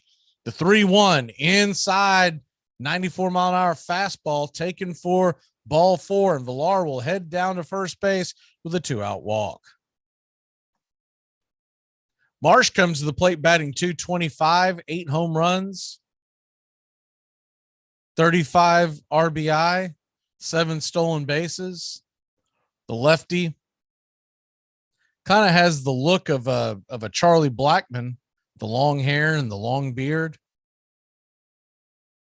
I think that is something that is relatively new. I saw him a few years ago. Maybe it was last season. I don't recall that quite that shaggy look, but definitely looks like he's getting his inner Charlie Blackmon on. The first pitch to Marsh is a curveball right across the plate, taken for a strike. It's 0-1. Miami Marlins lead the Pittsburgh Pirates 4-1, top of the 6th. Why is that a big deal? Miami had not scored a run in 3 baseball games, getting their first runs tonight. The 0-1 curveball at the knees, outer edge, and it's 0-2. Charlie Morton, trying to get out of this second inning, has exerted a lot of pitches. He's at 33 already through 2 innings. Morton looks into Darno. Darno sets up across the plate, and curveball just gets a piece of it to stay alive. We'll do it again at 0-2. The Braves come up in the bottom of the second inning. It'll be Riley, Darno, and Rosario. If anyone gets on, the designated hitter, Marcell Ozuna. Charlie Morton looks into Darnode. Villar not much of a threat to run. The 0-2 pitch swung on and hit high and playable into deep center field. Underneath it is Michael Harris II, and he'll make the catch. So Charlie Morton has yet to give up a hit, has given up a walk. We will head to the bottom of the second inning. It's 0-0 in Atlanta. Well, you know I love my family. It's just sometimes I want to get in the car and run them all over. Here are some baseball facts that you might not have known. You might know MC Hammer as the rapper who made You Can't Touch This. As a teenager, he was a bat boy for the Oakland Athletics, and Reggie Jackson gave him the nickname Hammer. Jackson thought MC Hammer looked like Hank Aaron, whose nickname was Hammer and Hank. The Yankees currently have a no beards policy, but the Cincinnati Reds actually had a similar policy for around 30 years. In the late 1960s, general manager Bob Howsam enforced a no facial hair policy in order to give the Reds a presentable look. But the policy ended in 1999 when the Reds traded for Greg Vaughn. It's the 21st century, and there are just so many fun and exciting ways to lose your money. So many ways to make your life even more interesting with crippling financial burdens. Why not one more way? New in Canada, it's Solitaire, MMORPG. Play with yourself online. See other people playing with themselves online. Poverty Poker Online, now offering Solitaire, a new way to lose all your money, even your home, from the comfort of your own home.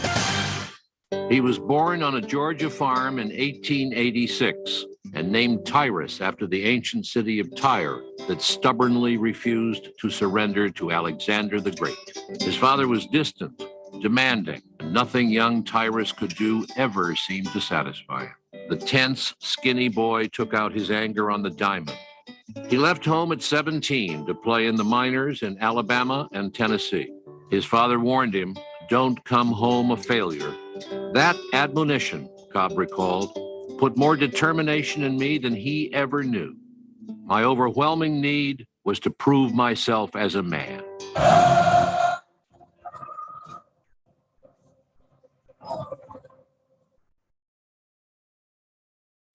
Welcome back to Braves Country Baseball. The rake is heading to the plate. Austin Riley batting .285. And he gets the first pitch from Ohtani, and it's a nasty slider at the knees. It's 0-1. Riley, 27 home runs, 61 RBI, and a .922 OPS. The 0-1. Ohtani kicks and deals, and it's a slider, just misses outside. It's 1-1. Update in New York, the Padres have taken a 2-0 lead over the Mets. It's like it was a home run, 2-run home run by Hosmer.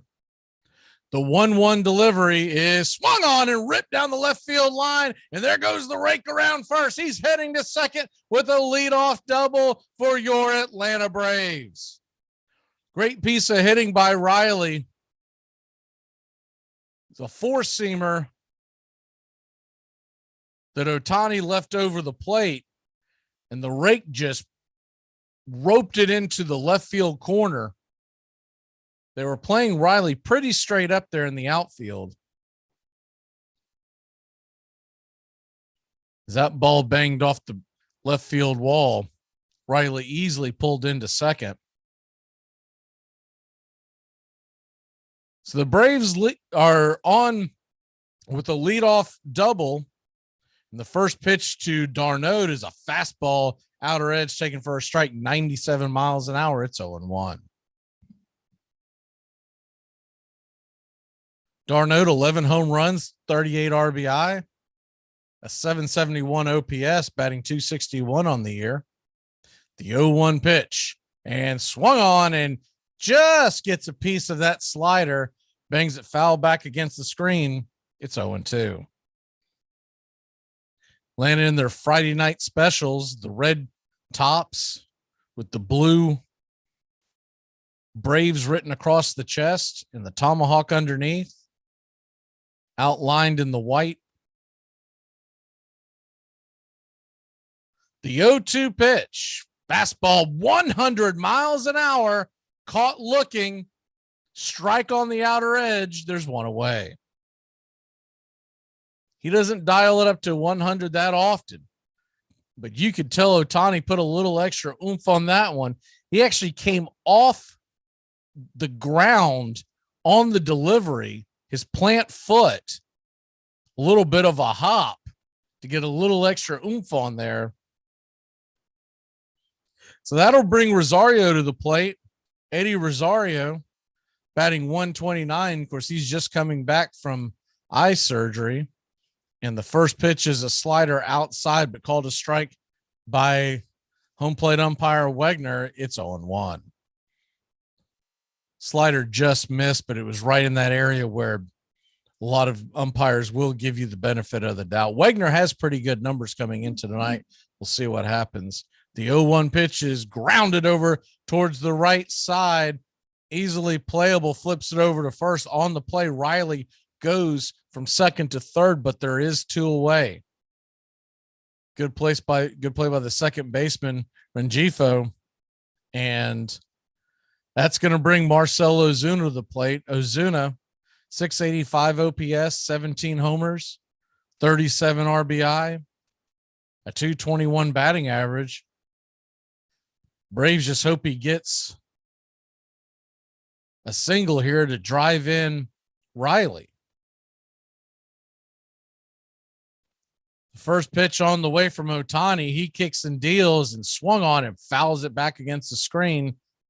Slider about knee high on the outer part of the plate. It's 0-1. Miami all over Pittsburgh. Now it's 6-1. That game is in the fourth. I'm sorry, in the sixth. Cubs lead the Phillies 4-1. That game is in the top of five. Ohtani gets ready, and the 0-1 pitch inside, 100-mile-an-hour fastball. Few inches off the plate inside, and it's 1-1. Of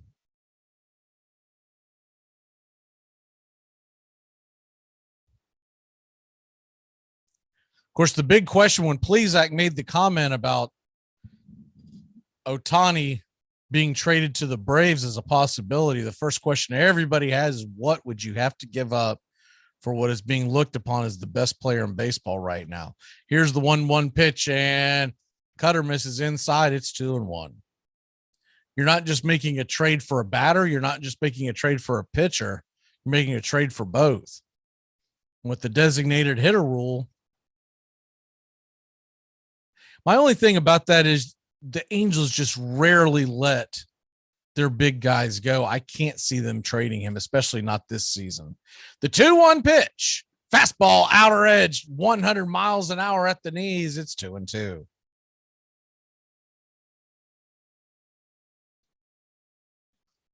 That would be a steep, steep price if Atlanta made that trade. You got to figure a Spencer Strider or a Michael Harris would be involved in a deal like that. Ohtani is under control, team control, until the end of next year. The 2-2 pitch is fouled back out of play. Do it again at 2-2. Ohtani really revving it up tonight. Hitting triple digits for the third time.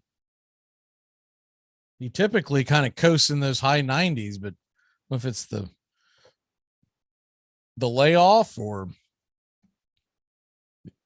first time playing here, the 2-2 pitch swung on and ripped over to the third base side on the ground, but right at the third baseman.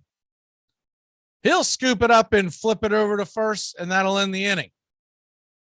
Good play by Velasquez, and we'll head to the top of the third inning. It's 0-0, Atlanta and the Angels. I've been doing a lot of thinking. Uh-huh. Well, I don't think we should see each other anymore. No, it's fine. No problem. I'll meet somebody else. Really? Sure. See, things always even out for me. Anyway, it's been really nice dating you for a while, and good luck. Armchair Quarterback Radio. We cover the world of baseball from start to finish. Baerga is 0 for 3. Left center field. Grissom on the run. The team of the 90s has its world championship. A liner off Maggie's glove into center field. The World Series Yankees. Chance of a lifetime for Luis Gonzalez. 2-2, bottom of the ninth, game 7 of the World Series. Bases loaded.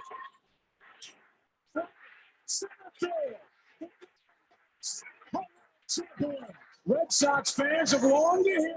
The Boston Red Sox are world champions. In the air to left, well hit. What a team. What a ride. The Cardinals are world champs in 2011. Armchair. Today we're going to talk about crazy stats. On June 25th, 1976, in a doubleheader against the White Sox, Toby Harrah became the only shortstop ever to play every single inning of a doubleheader and not get a single ball hit to him. Cobb's ferocity drove his team to the pennant in 1907 and himself to the batting championship of the American League. At 20 years and 10 months, Ty Cobb was the youngest man ever to win a big league batting title. He would win 7 more in a row, 12 in 13 years. He was, one writer said, a cyclone, a tornado, a typhoon, all rolled into one.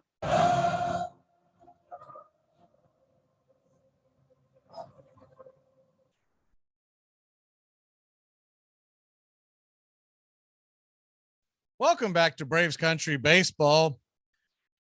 First pitch is dropped in for a strike by Morton. It's 0-1. Max Stassi's at the plate, batting .203, 5 home runs. Angels hind catcher's batting from the right side with 16 RBI. He steps out and asks for time for a second. Reds lead the Cardinals 5-4 in the top of the 6th. The 0-1 by Morton. Swung on and missed. Looked like Morton's cutter on the outer edge. Stassi mistimed it. His cutter almost works like a slider. It's 0-2. 0-2 from Morton, and fastball way high over the plate, but about eye level. 95 miles an hour. It's 1-2.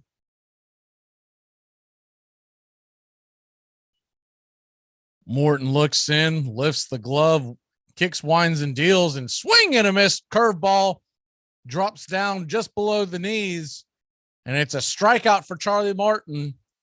There's one away.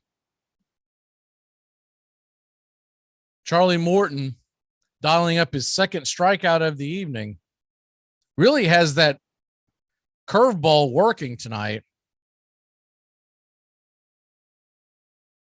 Wonder if he's been practicing that during the break.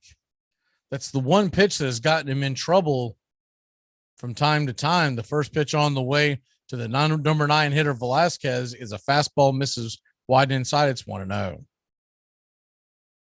When he's placing that curveball, he is hard to hit, though.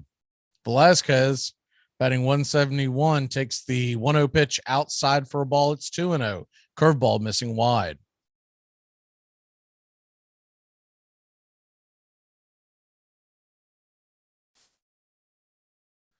The 2-0 swung on and pulled to the right side. In the shift gap is Riley. He'll make the play, flips it over to first. Olson's got it. There's 2 away. Braves in the Riley shift, as I think of it, where Riley comes over from third and gets in between second and first base, leaving Swanson by his lonesome to play short and beyond. So that brings Shohei Ohtani back to the plate, designated hitter. Also the designated pitcher tonight, as the first pitch is a curveball, misses outside. It's 0-1. 1-0, excuse me. You got to figure a slight advantage if you can get Ohtani out here, and he has to go straight to the mound. The 1-0 swung on and missed. Way out in front of that cutter, 88 miles an hour outer edge. It's 1-1. Typically, you want your pitcher to go sit down and get a drink and kind of get his thoughts together before he goes back out.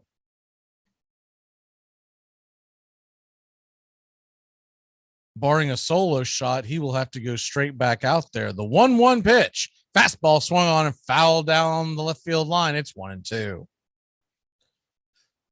Shohei Ohtani and Mike Trout, usually a deadly 1-2 punch. Mike Trout on the IL.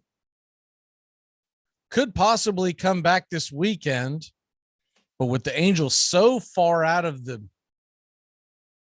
race, the 1-2 pitch, swing and a miss, strike 3, 95-mile-an-hour fastball, and Morton sits down his counterpart.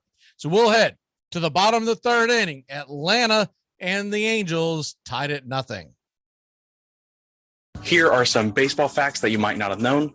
On June 11th, 1938, Johnny Vandermeer threw a no-hitter against the Boston Bees. Just 4 days later, Vandermeer threw a second no-hitter, this time against the Dodgers. To this date, Vandermeer is still the only player in baseball history to throw 2 straight no-hitters. If you guys enjoyed the video, please give it a like and follow for more. To protect her home and family in a disaster, Karen was willing to wade through water, mud, and Thirsty Thursdays. It's the Armchair Quarterback Show. Joey Antone's Areola, Mac McGee, and the rest of the guys dropping by, talking baseball, football, and everything in between. Catch the Armchair Quarterbacks on Thirsty Thursdays, 6:30 Eastern, 5:30 Central. insurance paperwork. Yeah, I can do this. You go, Karen! By simply understanding and updating what her insurance covers and doesn't cover now, she'll be better prepared no matter when disaster strikes. Learn other simple ways to protect your home and family before a natural disaster at ready.gov. That's ready.gov. A message from FEMA and the Ad Council. You're listening to Braves Country Baseball. Please like and subscribe today. YouTube.com, Armchair Quarterbacks 1. Next to Abraham Lincoln and George Washington, the name of A.G. Spaulding is the most famous in American literature. It has been blazing forth on the cover of guides to all sorts of sports, upon bats and gloves for many years. Young America gets its knowledge of the past in the world of athletics from something that has Al Spaulding on it in big black letters. And for that reason, as much as any other, he is one of the national figures of our time. Boston Herald.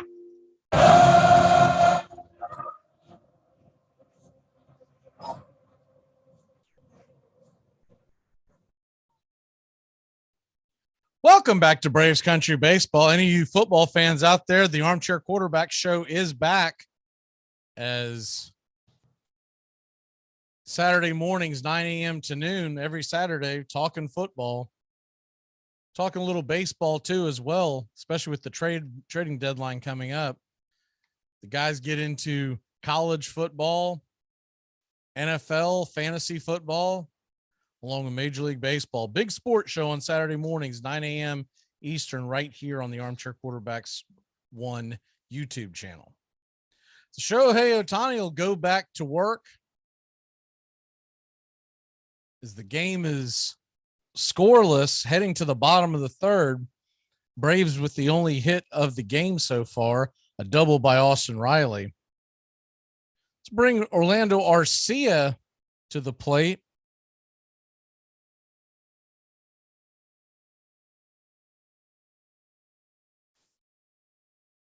And Arcia takes the first pitch high for a strike. It's on 1.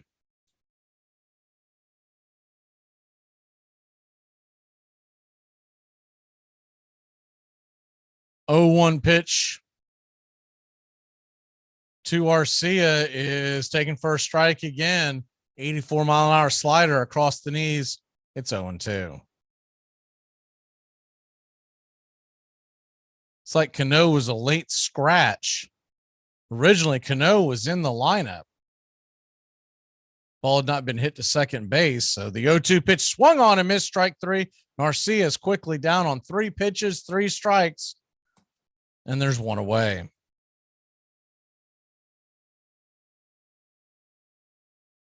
Seeing that if there's actually something wrong with Cano, not sure why he was pulled out early. We'll get that to you as soon as we figured it out. That'll bring Michael Harris, the second, to the plate, batting .283, 8 home runs, 26 RBI. The first pitch to Harris, as he sees Ohtani for the first time, as well as Ohtani is in the dirt and taken for a ball. It's 1-0.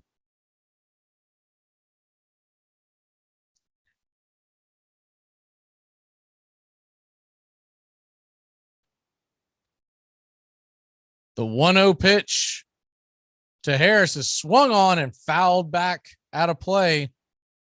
Upper deck over the third base dugout. Evens up the count at 1-1.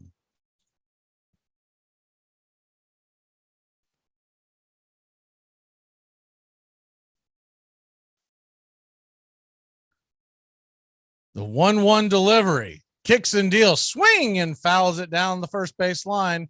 We'll do it again at 1-2.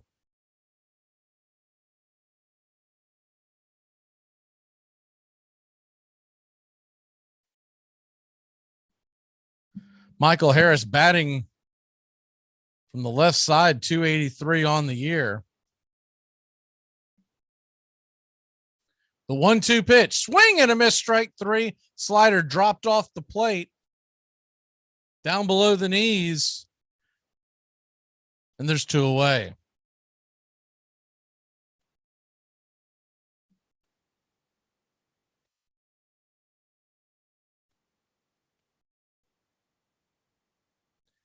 Looked like it was might have been something that Cano had happened in between innings, because Cano was on the field. And the only thing I'm getting is one of the beat writers just tweeting out that Cano did not go to the plate to lead off the inning. The first pitch on the way to Acuna is a curveball at the knees. It's 0-1. Of course, someone made a funny tweet that said Robinson Cano had been traded for Juan Soto. The 0-1 pitch to Acuna. Fastball swung on and fouled down the right field line. It's quickly 0-2.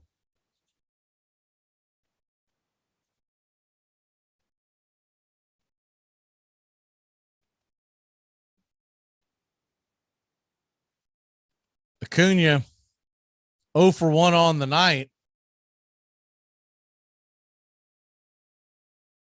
The 0-2 fastball high and wide. It's 1-2, 99 miles an hour.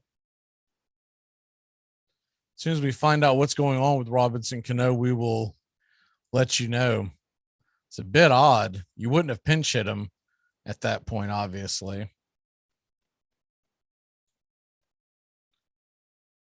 The 1-2 pitch, curveball, slider caught looking.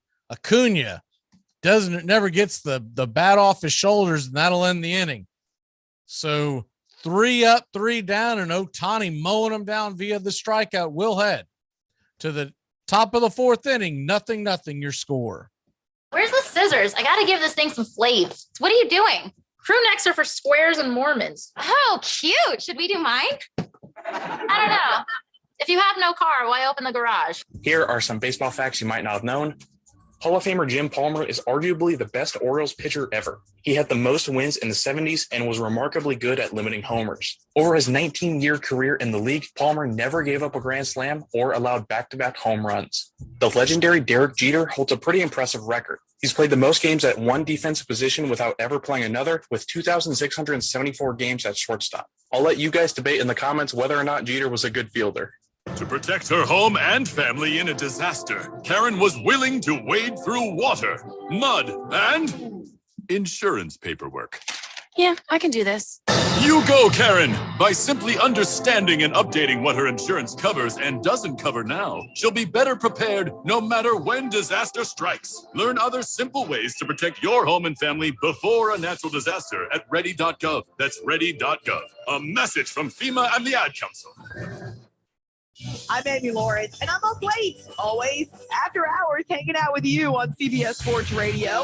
Check it out, 2 a.m. Eastern, 11 p.m. Pacific. You're listening to Braves Country Baseball. Please like and subscribe today. YouTube.com, Armchair Quarterbacks 1. There's something in its intimacy. There's something in that incredible greenness. There's something in the peculiarity of the way that the outfield wall follows its meandering path from right to left. There's something about the way that it fits so tightly and neatly into the city, not surrounded by endless acres. ballparks. And there's something about the fact that it has been the site of so much baseball sorrow has gone down there that you can compare it to a Civil War battlefield. It is a vale of tears.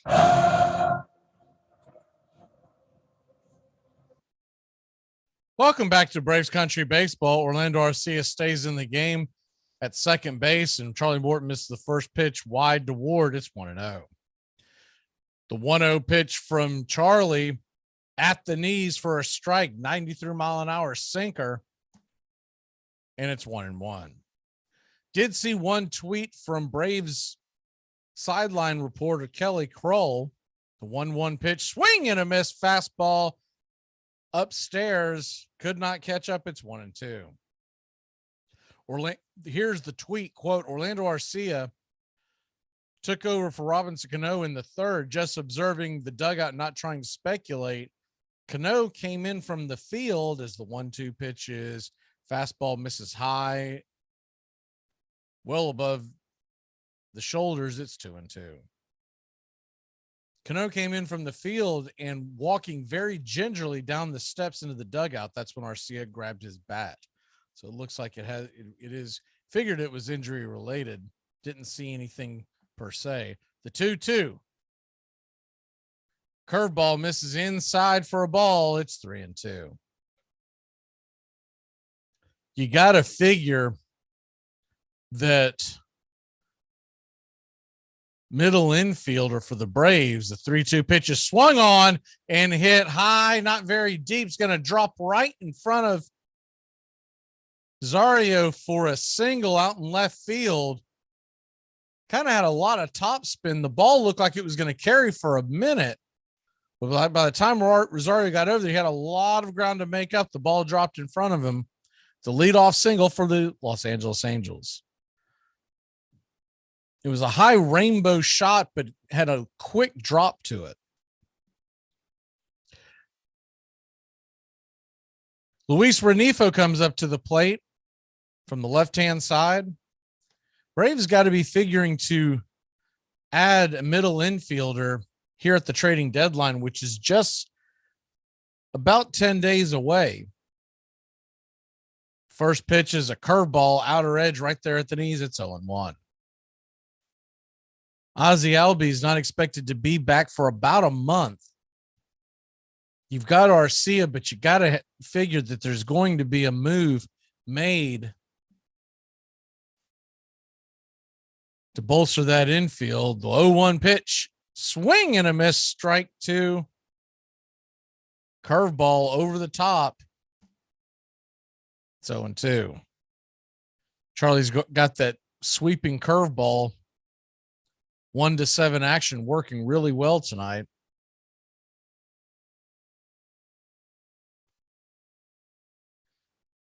Morton looks into Darnode, and the 0-2 pitch, curveball swung on and just banged foul. Just got a piece of it. It's 0-2. 2-0 in New York. The Padres lead the Mets.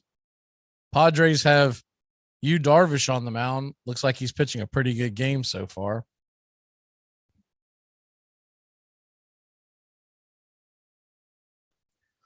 Morton looks in, his 55th pitch of the evening.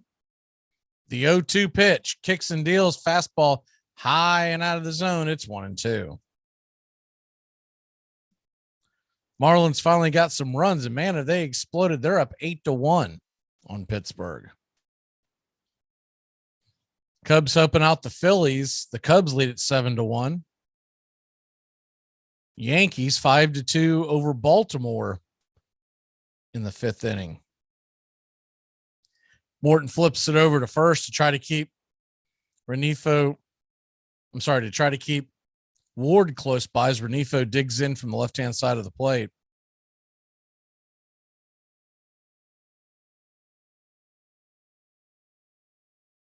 The 1-2 swing and grounded down towards the right side, in between the fielders over to right field. Acuna's got it, but not in time because Ward's going to go first to third, streaking with nobody out.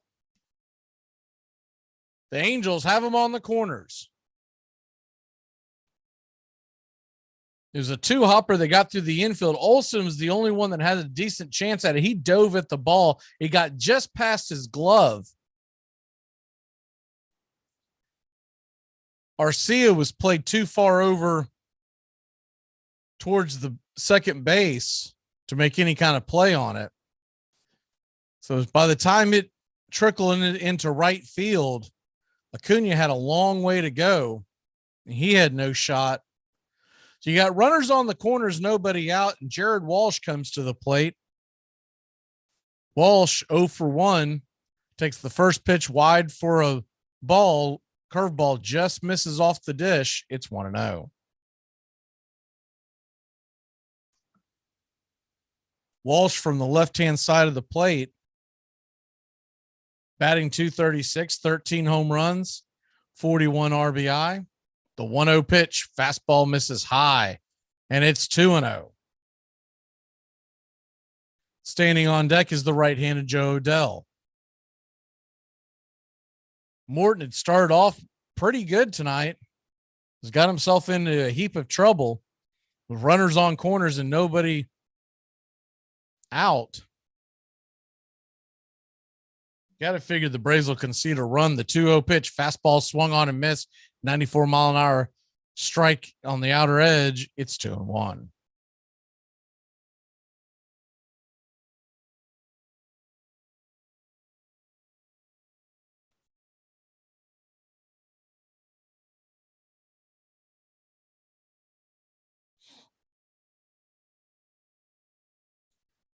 Morton flips it over to first to keep the runner close. So we'll do it again at 2-1.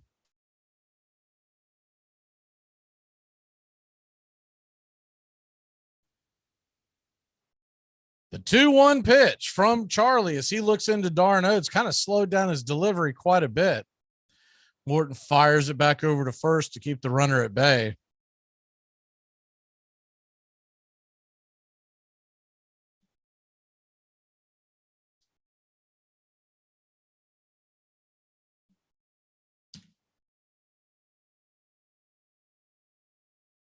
Top of the fourth inning, 0-0 your score, but the Angels are threatening. The 2-1 pitch, swing and a miss, 95-mile-an-hour fastball upstairs. And it's 2-2.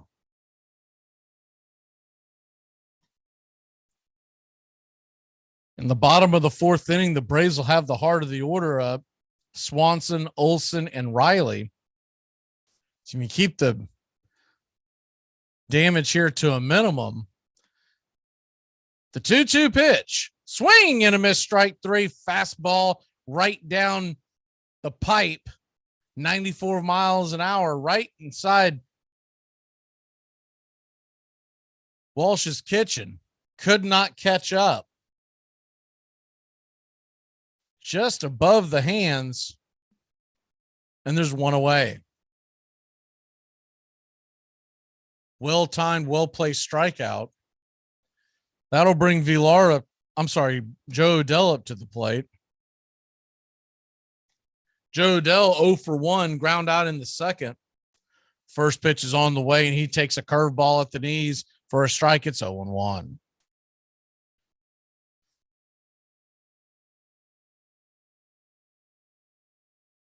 Braves nothing, Angels nothing.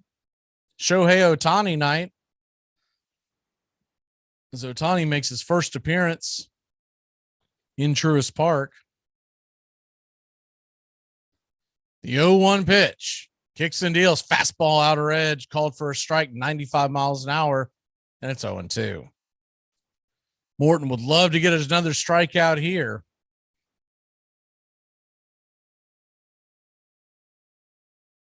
You would then not have to worry about the double play. You wouldn't have to worry about conceding a run on a slow grounder. The 0-2, fastball inside, missed, and it's 1-2. d'Arnaud was set up high, but over the plate. They were trying to get Adele to chase. Instead, ball drifted inside. They were trying to get him to pop it up or maybe swing and miss. Morton flips it back over to first, keeping that runner close.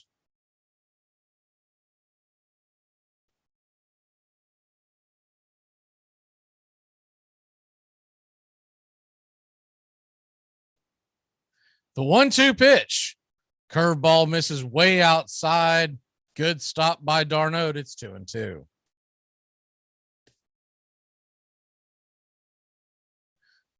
Luis Rengifo, who's sitting on first, he's gotten many throws over there. He has 3 stolen bases on the year, 9 in his career. So he's a threat. Not sure if he's warrants all that attention, but we'll see. The 2-2 pitch, fastball inside, almost gets Adele. 95-mile-an-hour fastball, about took his head off. Adele had to bend out of the way. And he, with cat-like reflexes, that could have been ugly. That ball was heading right to his, it missed the bill of his helmet by an inch or two.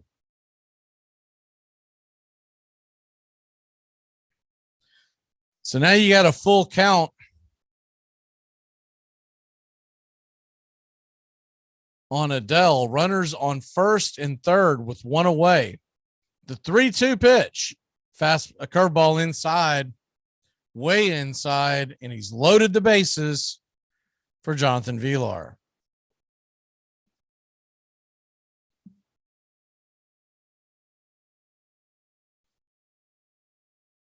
Villar, who has gotten some big hits against Morton and the Braves in the past, is now set up here. He'll be on the left side of the plate, the switch hitter, with the bases loading just 1 away. His first appearance at the plate tonight was a 5-pitch walk, where Charlie tried to place the curveball several times. It did not prevail. So we'll see what they dial up here this time. And the first pitch on the way is a fastball swung on and fouled down the left field line. It's 0-1, 95 miles an hour upstairs. Just got a piece of it. Angels nothing, Braves nothing. Top of the 4th inning. Game that was delayed by about 55 minutes. The 0-1 pitch. Curveball swung on and hit over to Arcia. Arcia's got it. He'll flip it over to second. Dansby will fire it over to first. And it is a 4-6-3 double play. Arcia's hot stepping towards the dugout as he makes a great play to end the inning. We'll head to the bottom of the 4th inning. Still tied, 0-0. Look, you got to get it through your head. Jackie is not coming back to you. Why? Because you slept with someone else. Yeah, like a month ago. God! Here are some baseball facts you might not have known. Mike Mussina is a Hall of Famer that isn't discussed much, even though he was a very good pitcher. On top of being an elite player, he was also very intelligent. He graduated from Stanford with a degree in economics and was almost the valedictorian of his high school. According to some reports, Mussina lowered his grades a little in order to avoid giving a commencement speech. Tom has been a teacher for over 40 years. One day, I think one of the students had asked the question and he didn't remember the answer. And I also noticed that he was letting his class out earlier than they were supposed to let out. I was really starting to worry. Levi and I talked about how it would change our lives, but he was there beside me. When something feels different, it could be Alzheimer's. Now is the time to talk. Visit alz.org/ourstories to learn more. A message from the Alzheimer's Association and the Ad Council. You're listening to Braves Country Baseball. Please like and subscribe today. YouTube.com, Armchair Quarterbacks 1. There is no greater optimist in baseball than President Charles Hercules Ebbets of the Brooklyn Club. For 30 years, he's been in baseball. And all that time, he has had confidence in the Brooklyn fan. Through many seasons of losses and disappointments, he has carried the Trolley Dodgers, losing money year after year when those about him lost faith in the game as a paying proposition. But the confidence of Mr. Ebbets has never been shaken. He believed years ago, as he does today, that Brooklyn is a major league city and that it would support a good team. New York Times.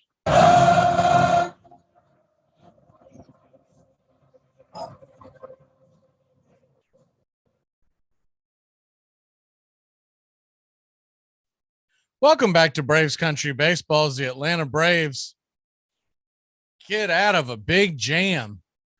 Great defensive play by Arcia and Swanson. Swanson takes the first pitch from Ohtani, slider off the knees and off the plate. It's 1-0. The ball that Arcia had to go to his left, turn, spin, and throw it to second. The 1-0 pitch outside, slider misses again. It's 2-0. Make the quick pivot and then fire it over to Swanson. They had plenty of time to get Villar, who does not run like he used to. The 2-0 pitch, swing, and another slider fouled behind home plate off the screen. It's 2-1. Braves are playing their 95th game tonight.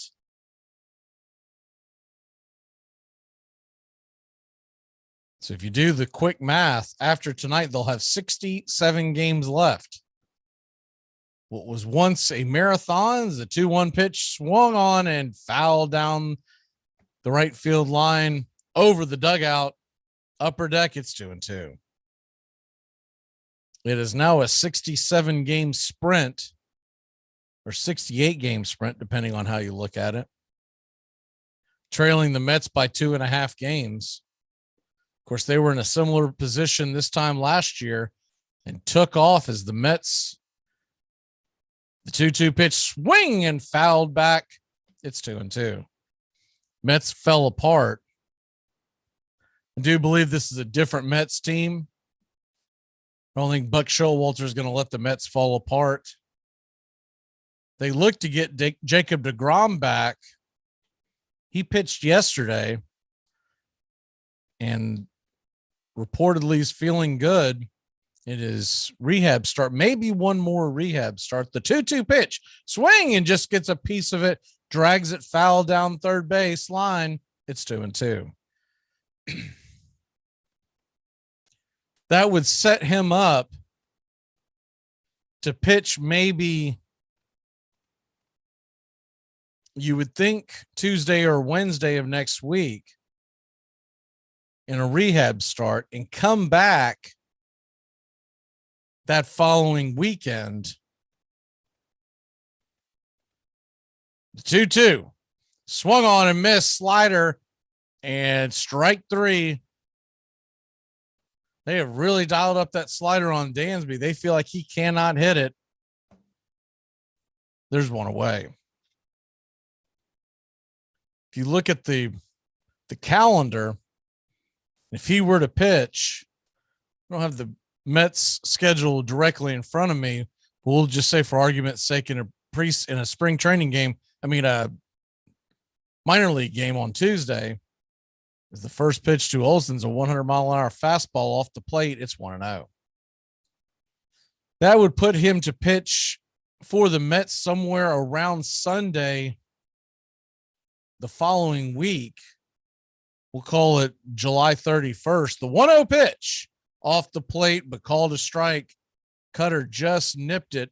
According to Wegner, it's 1-1. That would set him up to pitch his second game against the Braves in Queens.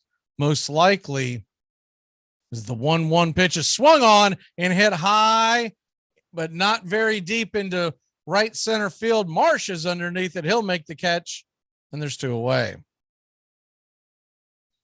That would set deGrom up, in theory, to pitch either that Friday night or that Saturday night, or Saturday, as that is a doubleheader against the Braves in Queens.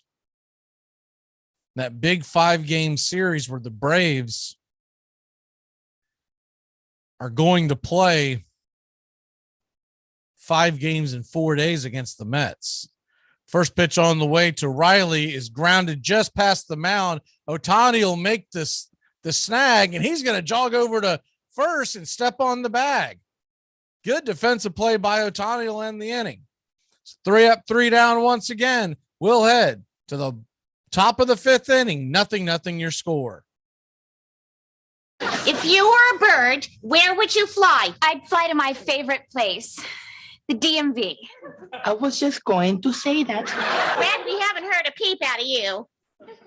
If I was a bird, I'd fly into a ceiling fan. Here are some baseball facts you might not have known. Michael Conforto's mother is an Olympic gold medalist. Tracy Ruiz Conforto was a synchronized swimmer in the 80s and won 2 gold medals in the Olympics along with a silver medal. Tracy was inducted into the International Swimming Hall of Fame in 1993, the same year that Michael Conforto was born. You're listening to Braves Country Baseball. Please like and subscribe today. YouTube.com, Armchair Quarterbacks 1.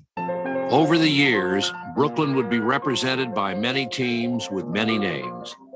The Atlantics and Excelsiors, the Bridegrooms, Bushwicks and Superbas, the Tip Tops, after the baker of Tip Top bread who owned them for a time, the Robins, after their manager Wilbert Robinson, the Trolley Dodgers, and finally, just the Dodgers.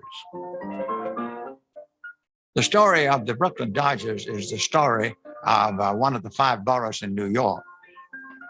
Brooklyn was an independent city to itself until 1898. It was one of the great cities. It was a city with a population bigger than Chicago. But because of the subway, because of the bridges, because of the water and electric facilities, the state forced Brooklyn into the city of New York in 1898. And Brooklyn didn't want to be in the city of New York. New York had the tall buildings and this, that, and the other, and the railroad stations and Broadway. Brooklyn was just they call it the bedroom of New York. But the one thing that they had in Brooklyn was a baseball club called the Dodgers. And the whole borough of Brooklyn centered its love and attention on the Dodgers and used the Dodgers against the tall buildings of Manhattan.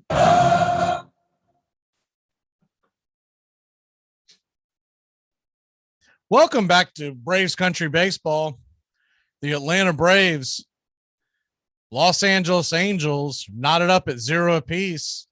And Marshall lead it off and takes the first pitch for a curveball off the plate. It's 1-0. Same place where home plate umpire Mark Wegner has been giving Ohtani the benefit of the doubt, does not give Morton. The 1-0 pitch.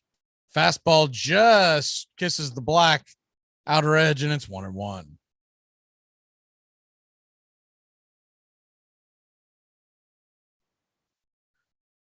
Braves nothing, Angels nothing. Charlie Morton already at 72 pitches. The 1-1 pitch, curveball at the knees, taken for a strike. It's 1-1. 1-2, excuse me. Riley now goes into the Riley shift as he's standing in between Arcia and Olsen on the right side of the infield in shallow right field. The 1-2 pitch, swing and a miss, strike 3. And there's 1 away.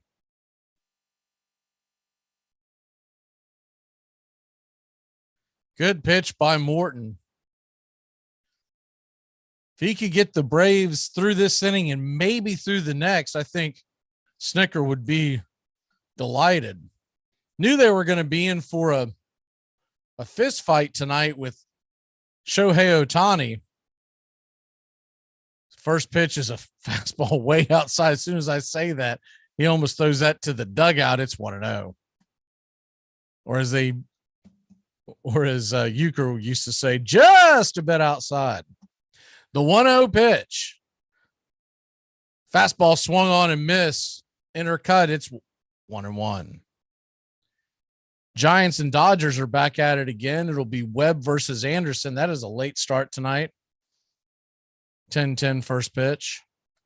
Houston and Seattle, another big series begins at 10-10. The 1-1 pitch, curveball inside to Stassi, and it's 2-1. I don't know if y'all caught the action yesterday, but that doubleheader Astros Yankees was really enjoyable to watch. You don't have a dog in the hunt. You're just watching good baseball. The 2-1 pitch, curveball misses low and off the plate. It's 3-1. You missed that. The Astros swept the Yankees in the doubleheader, but both games were really close. The 3-1 from Charlie. Fastball misses wide, ball 4. And Charlie Morton gives another free pass away. Morton's third walk on the evening. So that'll bring Velasquez, the number 9 hitter, to the plate with 1 on and 1 out. Shohei Ohtani stands on deck. It's still 2-0 in Queens. The Padres lead the Mets. If that score can hold and the Braves can find a way to eke out a win against Ohtani, we'll get within a game and a half of first. The first pitch is on the way, and it is a curveball. Misses wide, well wide. It's 1-0.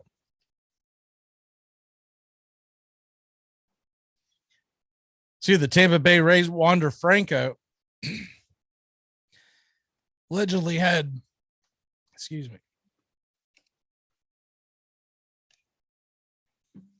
$650,000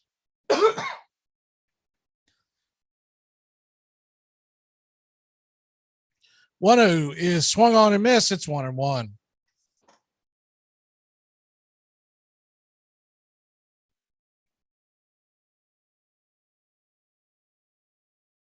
Franco had $650,000 stolen out of his car in jewelry when he was in the minor leagues a few weeks ago. The 1-1 pitch misses below the belt, and it's now 2-1 to Velasquez. Do apologize. I had something in my throat. $650,000 stolen in jewelry while he was at AAA Jacksonville. The culprit was arrested the next day. Listen to this. The 2-1 pitch is, here comes the drag bunt. Riley's got it, bare hands it, fires it down to first, gets the runner. Runner goes from first to second, but the batter is out. Great defensive play by Riley, and they say that man can't pick it. They are crazy. There's 2 away. Riley barehanded that off balance, threw off his front foot, and a bullet. Velasquez has some speed, about beat him out. I think most Riley has beaten out by a country mile, but Velasquez beat out by about a half step. Good thing the Braves didn't have the shift on that time. That'll bring Shohei Ohtani to the plate.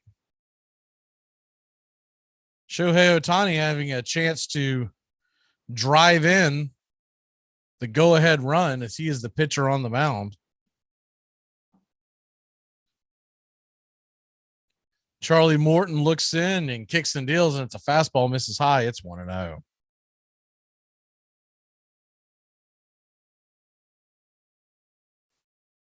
Ohtani, 0 for 2, a ground out, a strikeout. 19 home runs on the year, though. 56 RBI. The 1-0. Swing and fastball hammered foul down the left field line. It's 1-1.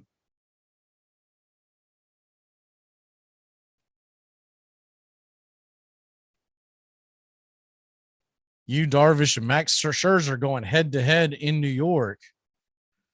Darvish has the upper hand so far. Looks like Scherzer's been knocked out of the game. He pitched 6 innings, gave up just 2 runs, but trails 2-0. The 1-1 pitch, fastball swung on and missed upstairs on the inner cut. It's 1-2. Cubs still lead the Phillies 7-1. Yankees 6, Baltimore 3.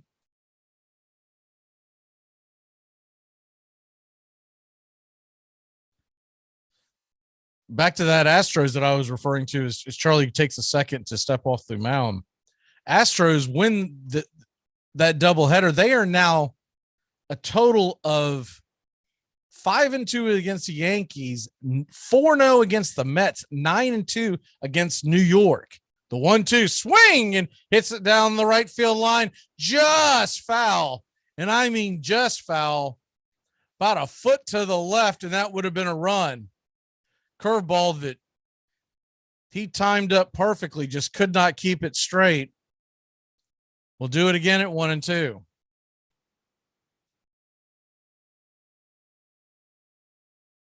It's funny, all the talk you've heard all year about Mets and Yankees and Mets, it really still comes down to the fact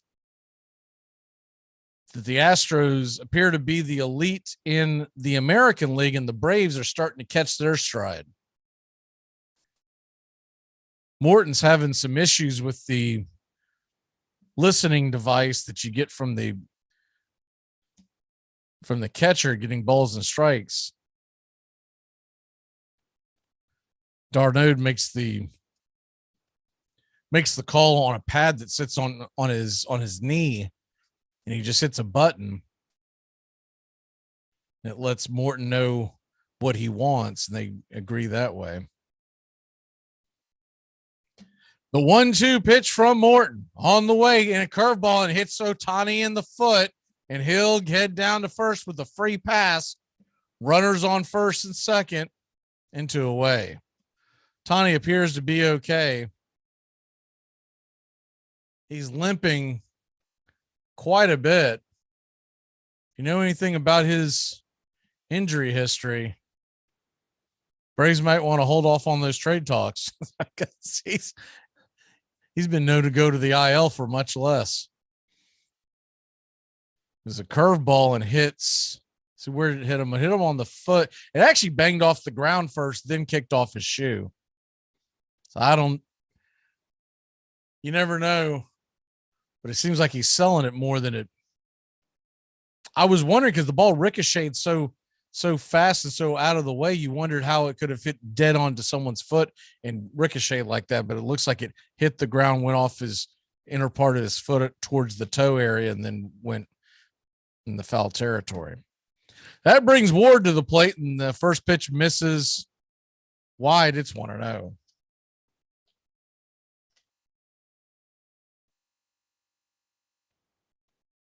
Hall of Fame induction ceremony will take place Sunday afternoon at 3 p.m. You got David Ortiz in this class, along with some legends, as the 1-0 pitch is swing and hit hard into left field. Going back is a Rosario on the warning track. He drifts back and makes the catch, and it's out number 3. So Charlie Morton, 2 innings in a row, has danced through the raindrops. The Braves and Angels are still scoreless, heading to the bottom of 5. Today, I'm going to show you how to tie a tie with the help of my gay nephew, Peter Piscitello. Gay? I'm not gay. What are you talking about? Of course you are. No, I'm not. Why would you think I was gay? You ever hear yourself talk, Peter? You're gay. What are you talking about? This is how I talk. Peter, you got nothing to be ashamed about. The whole family supports you. Excuse me, the whole family? Here are some baseball facts you might not have known. In the early days of baseball, some hitters would choose to use a flat bat. Batters felt that utilizing a flat bat allowed them to bunt easier. But Rule 1.10a was instituted, stating the bat shall be a smooth, round stick. 2021 Cardinals, Nolan Arenado, Paul Goldschmidt, Tyler O'Neill, Harrison Bader, and Tommy Edman all won a Gold Glove Award. This made the 2021 Cardinals the first team in history to win 5 Gold Glove Awards. So Deshaun Watson blocked me on Twitter. Guess I must have rubbed him the wrong way.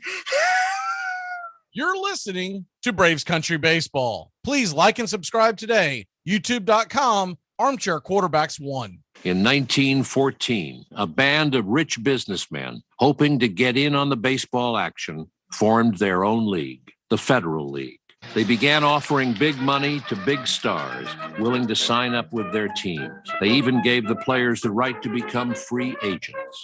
81 players were lured to the new league, including Three Finger Brown, Joe Tinker, and Chief Bender. Old ballparks were renovated and new ones built, including one on Chicago's North Side that would one day be called Wrigley Field. But the upstart league was a direct challenge to Ban Johnson, who resented the interlopers just as National League owners had resented him when he launched the American League in 1901. Johnson denounced the competition as pirates and threatened to blacklist any players who jumped to the new league. But to stem the flood of deserting players, he and his owners also raised the salaries of remaining stars and pledged to do better even by average players in the future. Welcome back to Braves Country Baseball. The Atlanta Braves and Los Angeles Angels are scoreless. So we head to the bottom of 5. Shohei Ohtani is going back out to the mound to see if he can still pitch after getting hit on the foot. If you're just joining us, the ball ricocheted off the ground, hit his, guess that would be his lead foot, ricocheted off his lead foot towards the hard part of the toe area on the shoe, and then went flying towards the batting circle, on deck circle. Looks like he's okay. They just wanted to give him a few extra tosses to make sure. Important as that guy has been to baseball and getting eyes on baseball, I'm sure nobody wants to see him hit the IL anytime soon. So that'll bring Travis d'Arnaud to the plate. Ohtani, by the way, only at 49 pitches through 4 innings. First pitch to d'Arnaud is a cutter way off the plate. It's 1-0.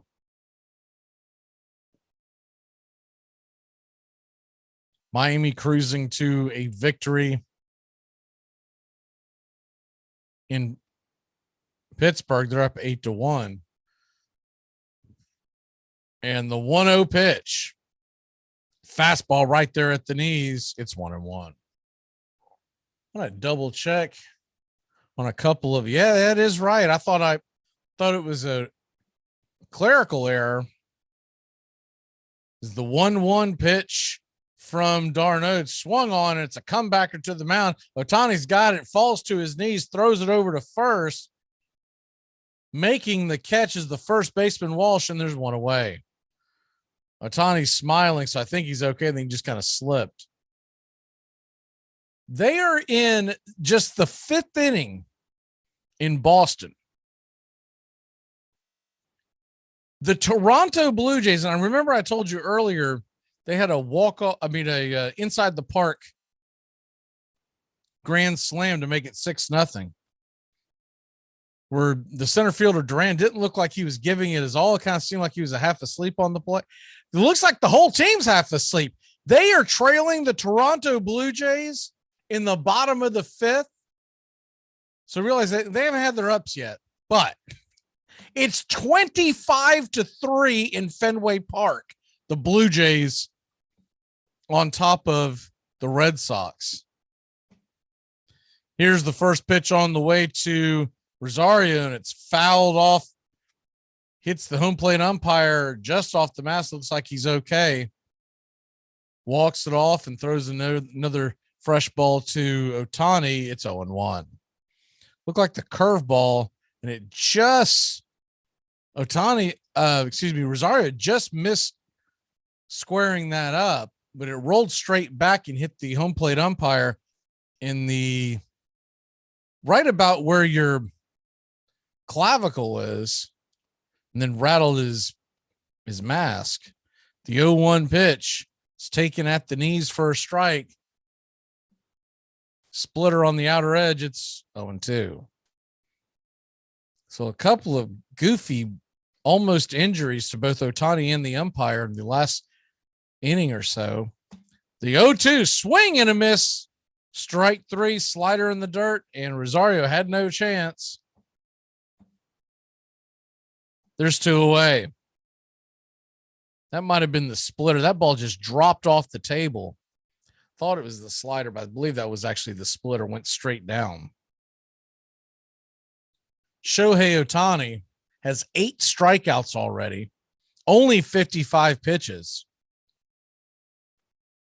Braves trying to meet him, match him 0 for 0 to get him out of the game. He is absolutely rolling. First pitch on the way to Ozuna, swing and a miss, 91-mile-an-hour splitter in the dirt. It's 0-1. those trade rumors are even halfway possible, this is a heck of a audition tape for the Braves to look at. The 0-1 pitch, swing and a miss, splitter again, same pitch, same area. It's 0-2. I'll be honest, a lot of these Braves hitters look overmatched. Now, this is the first time they've seen Ohtani. We know how good he is.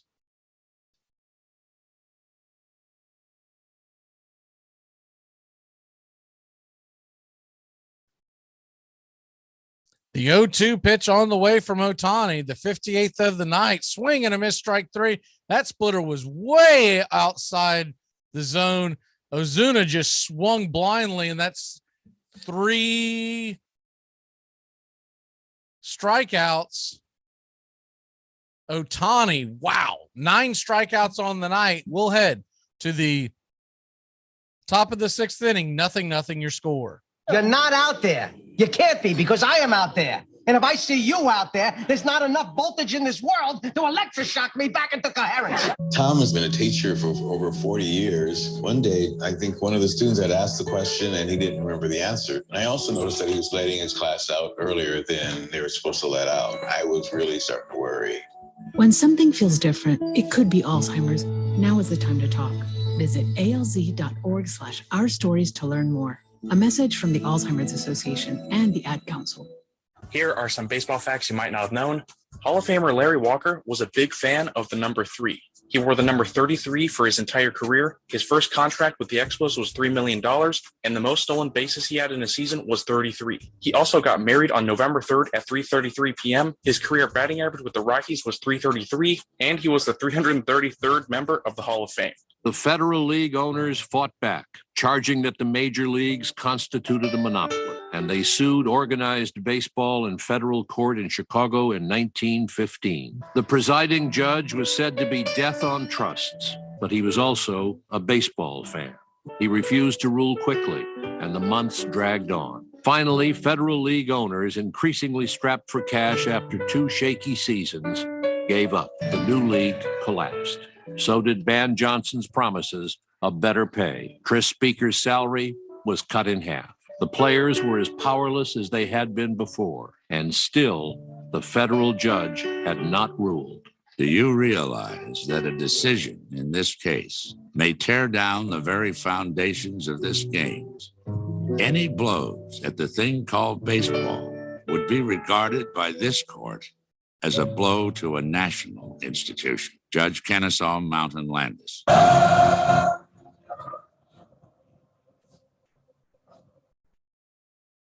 Welcome back to Braves Country Baseball. Charlie Morton is back out there to start the 6th inning. The first pitch on the way, curveball way outside for a ball. It's 1-0.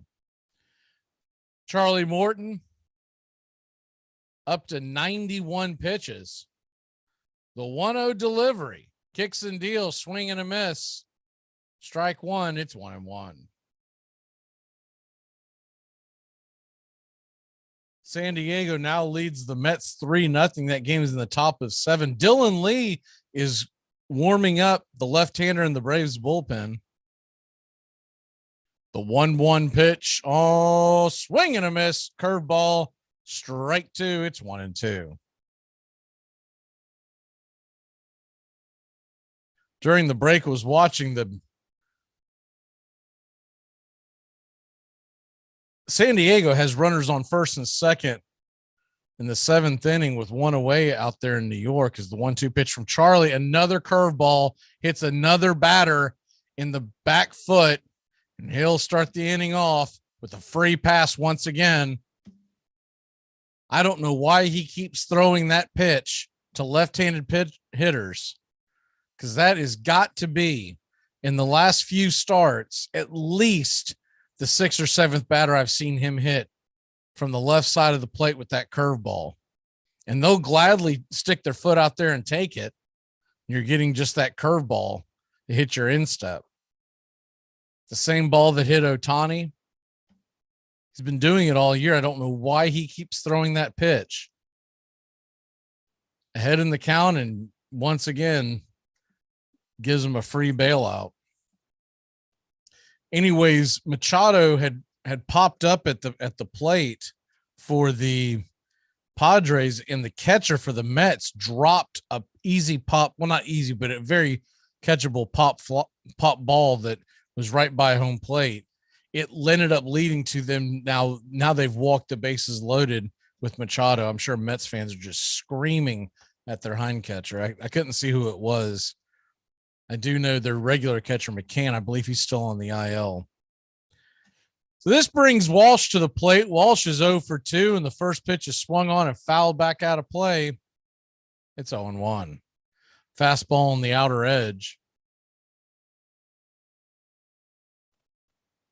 You got to wonder if the Braves pitch, not just the pitching coach, but Snickers sit him down at some point and say, quit throwing that curveball to left-handers when you're ahead in the count, because you're not hitting your spot, and it's such a very dicey bang type of play that, or a bang type of pitch, that if you don't hit it, you're gonna hit the batter. The 0-1 pitch, swing and a miss, strike 2. It's 0-2. That curveball was down below the knees, but it was over the plate. The one that he keeps hitting him with is where he's aiming for that back foot, and he's wanting you to swing through it. But if they don't swing through it, it's a rather easy hit by pitch for the batter. The 0-2 pitch, swing and just fouls it off the plate. We'll do it again at 0-2. Padres, by the way, have gotten it to, I believe, 4-0 in New York. That's good news for the Braves. They can somehow take advantage and score a run or two and win this game here. It'd be a game and a half out of first. Braves are now in a full shift. It's an 0-2 count. There is no one within 50 feet of third. The 0-2 pitch, fastball right there at the knees, strike 3. Good pitch by Morton, and there's one away. I think he was looking for that curveball again. It just froze him. Looking for the local, got the express.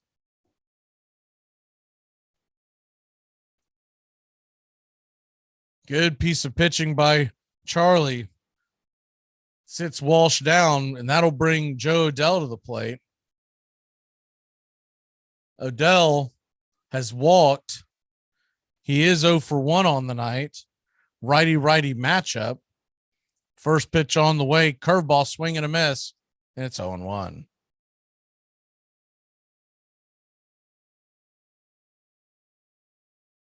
It is 4-0 in New York. They are heading to the bottom of the 7th inning there. Charlie Morton flips it back over to first. He's been throwing the ball over to first quite a bit with Renifo. Renifo's been on a few times, hit by pitch, a walk. He's got a hit. The 0-1 pitch, curveball at the knees, and it's 0-2. Standing on deck, switch hitting Jonathan Villar.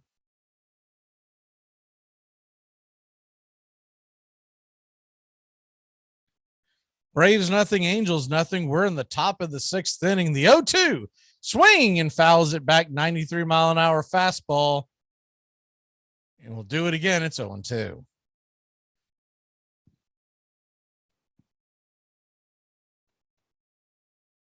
Couple of pretty good series going on this weekend along with the Braves and Angels. Mentioned it a second ago. By the way, it's 27-3 Toronto over Boston in the 6th inning. The 0-2 pitch, swing and hit high and deep down the left field line, going back into the upper deck, but foul, just a loud strike, and it's 0-2.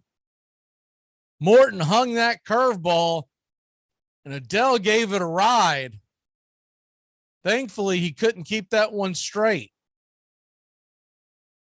Wow, is that a moonshot?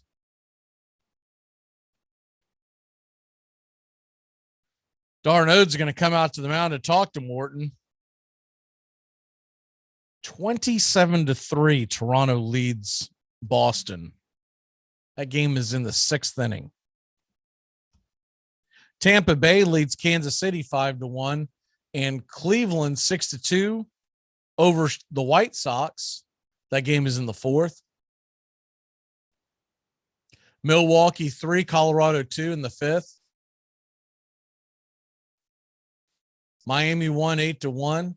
Cubs are all over the Phillies 7-1. The 0-2 pitch, curveball in the dirt, swing and a miss. Strike number 3, and there's 2 away. And Cincinnati leads the St. Louis Cardinals. That game is 9-5 in the bottom of the 8th. Charlie Morton 1 out away from pitching a quality start. For those who aren't familiar with that, it's 6 innings or more with 3 runs or less. He's went toe-to-toe with Ohtani. He's had some danger. Unlike Ohtani really only had that one threat, the Riley double. Other than that, Ohtani's been darn near unhittable. First pitch to Villar is a fastball high up around the eyes. It's 1-0.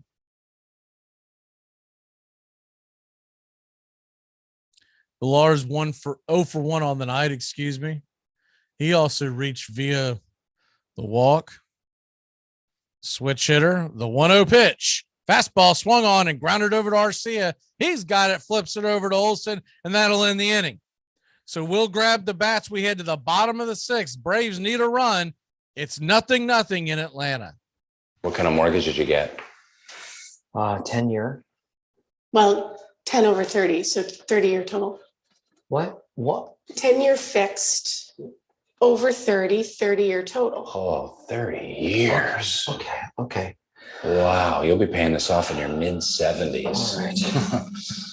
Hey, I have an idea. You know that extra bedroom? If the whole girlfriend thing never happens, that's where the nurse can live. Okay, all right.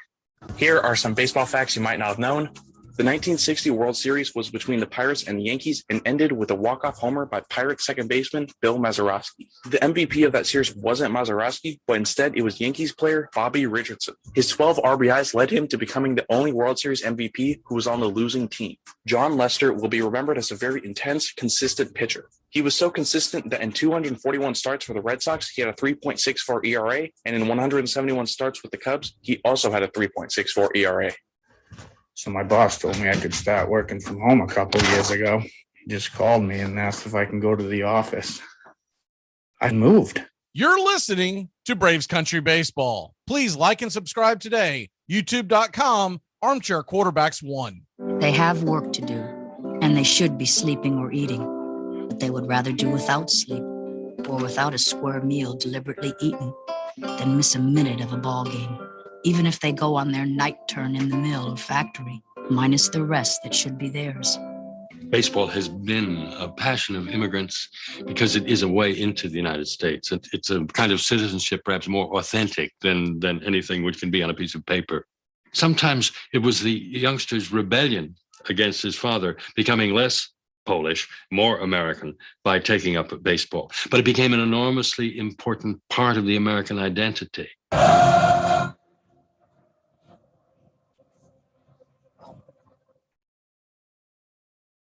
Welcome back to Braves Country Baseball. The Atlanta Braves and Angels are tied at 0 apiece, but the story really is Ohtani just mowing down the Atlanta lineup so far. First pitch from Ohtani is a slider swung on and missed. It's 0-1. Arcia's 0 for 1. He really didn't have much of his chances first time up, striking out against Ohtani. On deck is Michael Harris, and then Acuna will get his third shot at him. He's in the hole. The 0-1 inside slider misses. It's 1-1. Ohtani is just at 60 pitches here in the 6th inning. If you do the math, he's on pace for a complete game. The 1-1 delivery, kicks and deals and swing and pops it foul back behind home plate. And it's 1-2.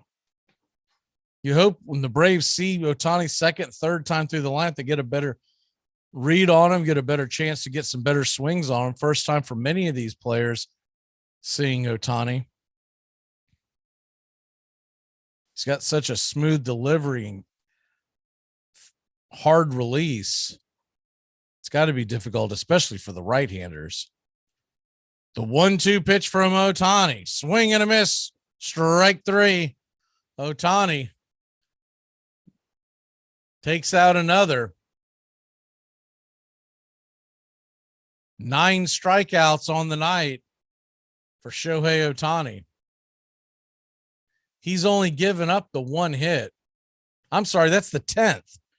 They had not updated it. That is the 10th strikeout on the night. Thought that sounded low. He's only given up the 1 hit. The 1 hit was to Austin Riley, a double in the corner. Other than that, he has been cruising. No walks. First pitch is swung on and missed by Michael Harris. Slider in. It's 0-1.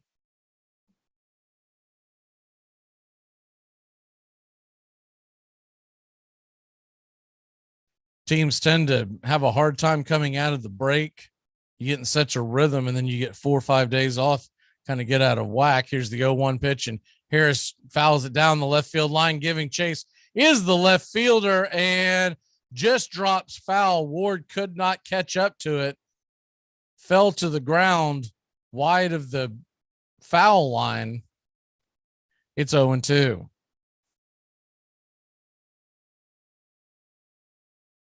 Not only are the Braves batters first time seeing the Ohtani, he's working so quickly and with such the 0-2 pitch to Harris, swing and a miss. He had no shot at that one. It's the 11th strikeout for Shohei Ohtani.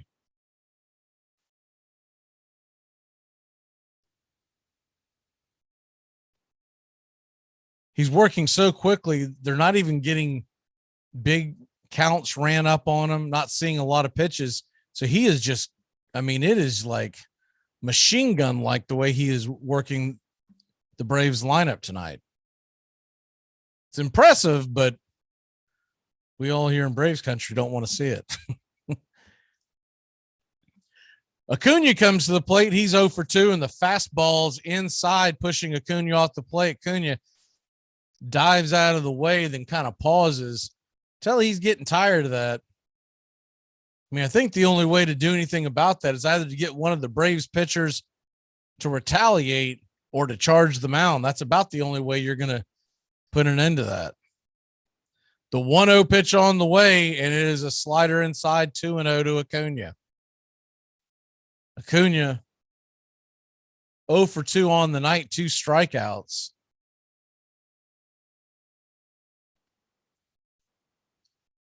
Maybe the third time the charm. So Ohtani throws the 68th pitch of the night, and it's a fastball wide. It's 3-0. Standing on deck is Dansby Swanson. You'd love to see Acuna get on first and see if he could maybe disrupt Ohtani a bit. He's been pitches out of the set position, but the 3-0 pitch, slider right there at the knees, good pitch by Ohtani, called for a strike. It's 3-1. But he's not having to pitch with traffic.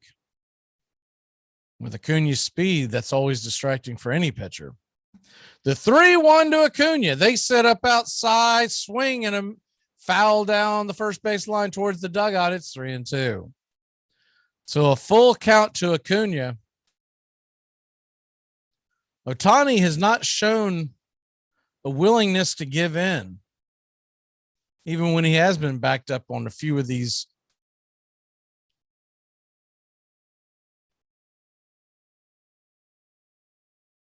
full counts. The full count, 3-2 pitch, swing and hit to the left side, but right at the shortstop. Velasquez got it. He'll fire it across the diamond and just get Acuna by about a step. So 3 up, 3 down again. We head to the top of the 7th. 0-0 your score. Are you ready to eat? Oh, right. Let's go. It's time to eat. We're going to dinner. Dinner? Well, what time is it? It's 4:30. 4:30. Who eats dinner at 4:30? We got to catch the early bird. It's only between 4:30 and 6. Yeah, they give you a tenderloin, a salad, and a baked potato for $4.95. You know what that cost you after 6? We eat at a decent hour. I'll treat, okay? You're not buying us dinner. I'm not force feeding myself a steak at 4:30 to save a couple bucks. I'll tell you that. Here are some baseball facts you might not have known. In 1995, a contest was held to name a future Arizona baseball team. The name Diamondbacks won, but there were some other choices. The Arizona Diamondbacks were almost the Rattlers, Scorpions, Phoenixes, or Coyotes. Big Sexy Bartolo Colon is a very fondly remembered player. When he hit a home run against the Padres in 2016, he actually set a record. He became the oldest player to hit his first career home run at 42 years old. Melky Cabrera, in 2012, after getting suspended for high testosterone levels, he made a fake website to try and challenge his suspension. He argued that this phony website he created had given him banned substances without his knowledge. Unsurprisingly, the plan didn't work. I'm Amy Lawrence, and I'm up late, always, after hours, hanging out with you on CBS Sports Radio. Check it out, 2 a.m. Eastern, 11 p.m. Pacific. You're listening to Braves Country Baseball. Please like and subscribe today. YouTube.com, Armchair Quarterbacks 1. Companies of every kind promoted baseball for their workers. Management believed it encouraged teamwork, provided a healthy way to fill spare time that might otherwise be devoted to labor agitation, and taught immigrant workers how to be real Americans. Nearly every industry had a league: railroads, steel, electricity, coal and iron, textiles, meat packing, automobiles. And thousands of workers came out for factory games on the weekends.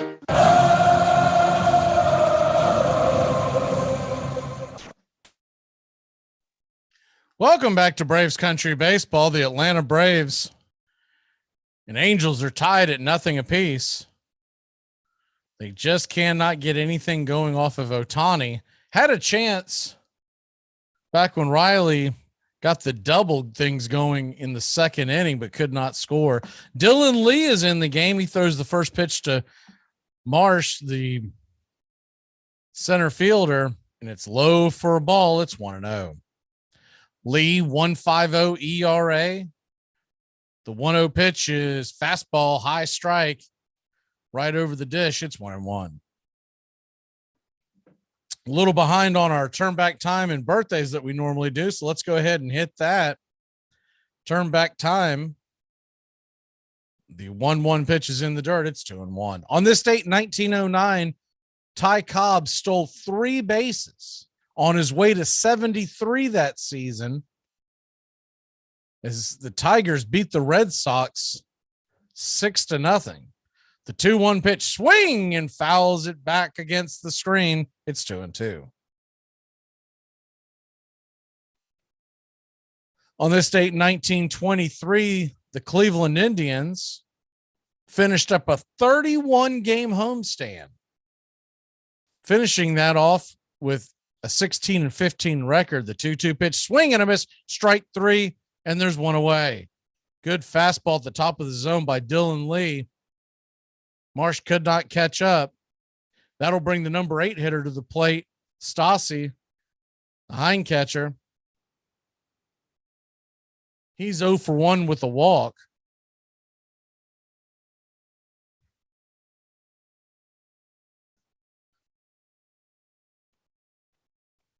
Lee kicks and deals and swing, balls right up the middle through the wicket and into center field. It's a 1-out single for Max Stassi. It's a fastball, is a worm burner that went just past the glove of Lee, who was trying to react to the atom ball, but could not make the play. That'll bring the number 9 hitter, Velasquez, to the plate. Switch hitter. Almost beat out a drag bunt the last time up. They gave him a sack bunt, but realistically, that was not a sacrifice. The first pitch, he tries to drop another bunt, bangs it off the plate. It's 0-1. To give someone a sacrifice, they're supposed to definitely be giving themselves up. I think the official scores are much more lenient these days. On that date, 1923, Walter Johnson became the first pitcher in Major League Baseball history to collect a 3,000th strikeout. The 0-1 pitch is banged off the plate foul. swung on. It goes over towards the Angels dugout. Ohtani gets it and flips it towards the dugout. It's 0-2. On this date in 1967, the Atlanta Braves set a major league record at the time. As you get set for the 0-2 pitch from Lee, he kicks and deals off the plate, wide, changeup, misses. It's 1-2. The Atlanta Braves used 5 pitchers in that inning, a Major League Baseball record at the time. In the 9th inning, to keep the game tied, Atlanta would go on to win that game 5-4 against the St. Louis Cardinals in St. Louis in 13. The 1-2 fastball swung on and missed, strike 3, and there's 2 away. Good pitch by Lee. Absolute. It's funny, Lee, that he's always being clocked at around 93 miles an hour, give or take, but the ball just looks like it explodes out of his hands. It always looks much harder than 93. So he will now face Shohei Ohtani. Ohtani's 0-2 on the night, lefty-lefty matchup, and the first pitch is a fastball just off the plate, 94. It's 1-0. Also on this date in 1999, Manny being Manny, Manny Ramirez was the designated hitter for the Cleveland Indians. And check this out. As the 1-0 pitch from Lee to Ohtani is a slider, misses low. It's 2-0. Manny Ramirez took to right field to start the game. He was not a right fielder on the lineup card. He was the designated hitter. By doing this, the Cleveland Indians lost the designated hitter for the night as the 2-1 pitch is a slider right there at the knees. Good pitch by Lee. Taken. It's 2-1. They would lose their DH. It would come back to bite them as the Toronto Blue Jays would win 4-3. And the pitcher, the 2-1 pitch, swung on and fouled down the line. The pitcher spot that was vacated by Ramirez's blunder went 0-5 that night. And that's on this day in 1999. That's your turn back time for the night. Birthday's at the bottom of the inning. The 2-2 pitch to Ohtani. 2 on, 1 out. A 2-2 pitch. Lee kicks and deals. Swing and 96-mile-an-hour fastball. Hammered down the left field line, but plenty foul. It's 2-2. See, the Braves activated Kirby Yates to the AA Mississippi today. He'll continue his rehab stint. Braves hope to have him back in a few weeks. Wouldn't that be a nice addition right around the trade deadline? It'll feel like a trade. The 2-2 pitch, fastball outer edge, caught looking. Ohtani got caught watching the paint dry, and that'll end the inning. So we'll head to the bottom of the 7th inning. Get up and stretch. Let's get some runs here. Atlanta Braves 0, the Angels 0. All right. I can't see you. Let me hear you. All right. Casey was baseball mad, had the fever and had it bad. Just to root for the hometown crew every Sue. Casey Blue. On a Saturday, her young beau called to see if she'd like to go to see a show, but Miss Kate said no. I'll tell you what you can do. Take me out to the ball game. Take me out with the crowd. Buy me some peanuts and Cracker Jacks. I don't care if I ever get back. Let me root for the home team. If they don't win, it's a shame. For it's 1, 2, 3, stretch her out at the old ball game. Casey saw all the games, knew the players by their first names. Told the umpire he was wrong all along, good and strong. When the score was just 2-2, Casey knew what to do, just to cheer up the boys he knew. He made the gang sing this song. Me out with the ball game. Come on. Me out with the crowd. Buy me the peanuts and cracker jacks. I don't care if I never get back. We're good on the ball game. If we don't win this game,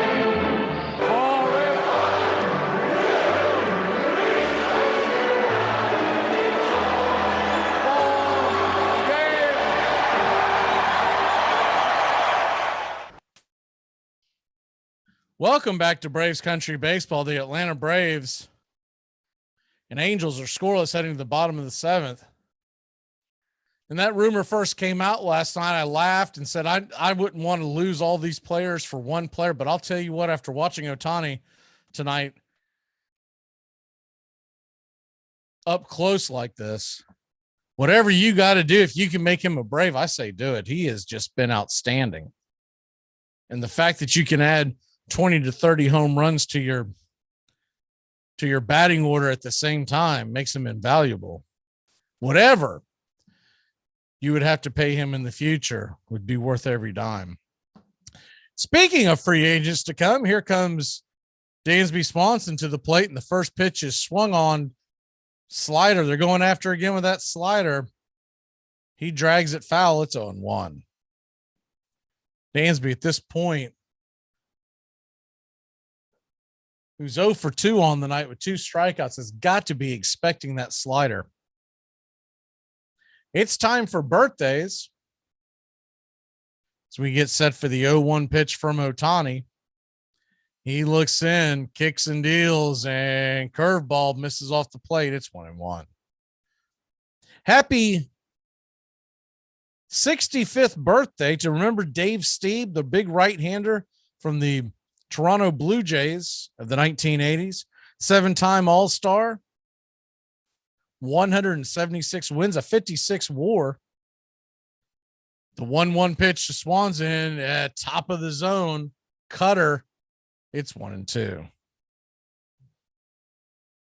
Happy 49th birthday to Mike Sweeney, Kansas City Royal catcher and first baseman, most remembered for. And Kwon Young Kim, the 34-year-old pitcher of the St. Louis Cardinals, is the 1-2 pitch is high, cutter missed, and he did not go around. It's 2-2. Pitcher for the St. Louis Cardinals, he is 34 years old today. Jose Siri of the Houston Astros, he's 27. That's your baseball birthdays. We'll get to the others here in a second. The 2-2 pitch to Swanson, 76th of the evening from Ohtani, on the way, top of the zone, slider misses. It's a full count. It's 3-2. Zeke Elliott of the Dallas Cowboys, he turns just 27 today. Man, it feels like he ought to be older than that. It seems like he's been in the league forever. Keyshawn Johnson, he is 50 years old. Give me the damn ball, is 50 years old, the 3-time Pro Bowler. It's a 3-2 pitch from Shohei Ohtani. He gets set, kicks and fires an inside ball 4. Swanson will head down to first base. A slider that missed, tried to ring him up again on that slider. He's starting to, I don't know if it's fatigue or what, but he's starting to miss with that slider. That will bring Matt Olson to the plate. Matt Olson, 0 for 2 against Ohtani, which makes him 1 for 15 lifetime. Tim Brown, the 1987 Heisman Trophy winner, 9-time Pro Bowler for the Oakland Raiders. He is 56 years old today. Got a few more that we'll hit up here in a second. 1 on, nobody out, and swing, and 90-mile-an-hour cutter inside, fouled back out of play. It's 0-1. If you're a fan of movies, One Flew Over the Cuckoo's Nest, Louise Fletcher, who played Nurse Ratched, she is 88 years old today. And Danny Glover is 76. Ohtani looks Swanson back. He kicks and fires. Swing and hit high and deep. That's gone, but is it going to stay fair? Jackpot, baby! Olsen gets one over the wall, and it's 2-0 your Atlanta Braves. He sent that puppy into orbit, into the chop house, and onto the scoreboard. The Atlanta Braves lead it 2-0. It had a lot of air underneath it. You knew it was leaving the station. You just didn't know if it was going to be on the right track. And Olsen comes through. I know that's got to feel good for him, being 1 for 15 lifetime against Ohtani, who has pitched an incredible game. Can't take anything away from Ohtani. He was starting to show a little fatigue as the first pitch to Riley misses off the plate. It's 1-0. Riley, he had a double earlier, essentially starting the inning over with the 2-0 lead. Nobody on, nobody out. And the 1-0 delivery from Ohtani. Swing and rips it into center field, right center field, drops down for a single. Adele's on it. He'll get it back into the infield, and it's a single with nobody out. Braves leading 2-0. Got to wonder how much longer they're going to let Ohtani go. So he hasn't had that many pitches, but you also have to look at the fact that he did go to the All-Star game. Man, that was a beautiful home run. He hit that thing. It got so much air underneath it. Went about 6 rows back to the chop house. But it was like a rainbow. Braves fans are on their feet. They're doing the chop. Travis d'Arnaud's coming to the plate after a quick visit to the mound. Check in on Ohtani. He's only at 81 pitches, but like I said, with the All-Star break, that's kind of misleading because he was involved with all the festivities. The 0-2 pitch swung on and popped back foul. It's 0-1. I thought they might have a quicker hook for him because of the All-Star break, but of course, Angels have had so many opportunities to score and were unable to cash in. Finishing up the birthday, Selena Gomez turns 30 years old today, and that's your birthdays. The 0-1 pitch to d'Arnaud on the way, swung on and missed. Slider off the plate. It's 0-2. Mentioning this before, never got into all the full list, but by the way, Aaron Loop is warming up, the lefty, in the Angels bullpen. And if you look at the fact that Rosario is up next, this may be the last batter for Ohtani. The 0-2 pitch swung on and hit high, but not very deep down the right field line. It's going to drop down for a single. It's going to drop down for a single, and going first to third, head first slide is Austin Riley. It was a very good throw, by the way, from Adele. He chucked it back into the infield on a rope. Riley, floating through the air, went parallel with the ground and slid into third base, just grasping the bag. Very athletic play by Riley. The throw was a little up the line, but it was a great slide by Riley. And so the Atlanta Braves got something cooking here. See if they pull Ohtani. You would think they would at this point. They are not. They're going to let Rosario face Ohtani with runners on the corners and nobody out. The first pitch on the way is swung on and banged off the plate. Slider foul. It's 0-1. Hall of Fame weekend is Sunday, and I was starting to talk about the list and then got sidetracked. David Ortiz of the modern day players, and then the throwback, the the players that were voted in by the Veterans Committee: Gil Hodges, great Brooklyn Dodger. The 0-1 pitch, swing and a miss, fat 99-mile-an-hour fastball. It's 0-2. Jim Cott, who is a great announcer, has broadcasted for the Yankees, the Twins, MLB Network. You never heard him broadcast. He's really good. He is heading to the Hall of Fame. Minnie Minosa, Tony Olivia, as the 0-2 pitch, swing and fouls it back against the screen. It's 0-2 once again. Bud Fowler, and then the great Buck O'Neil, one of my favorite players from the Negro Leagues. He is being inducted to the Hall of Fame. Fortunately, he passed away years ago, but is well overdue. And Tim Kirchin of ESPN, he is being voted in as well. The 0-2 pitch, swing and hammered into the right field. It's going to get down for a single. 1 run will score. Runner going from first to second. Darnode will slam on the brakes, and there's runners on first and second. Nobody out. And the big bear, Marcell Ozuna, coming to the plate. Angels really leaving Ohtani out to dry. I'm really surprised they've let him stay in there. You can tell he's on fumes at this point.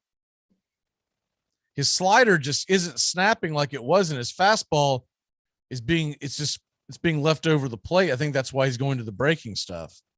Good piece of hitting by Rosario, by the way. Got it just over the outstretched gloves of everyone in the infield. Went right over the head and in between the 3-4 hole. They're coming out to talk to Ohtani. I can't believe it. They're going to leave him in again. This is unbelievable. I guess they figure he can strike out Ozuna. He's now at 88 pitches.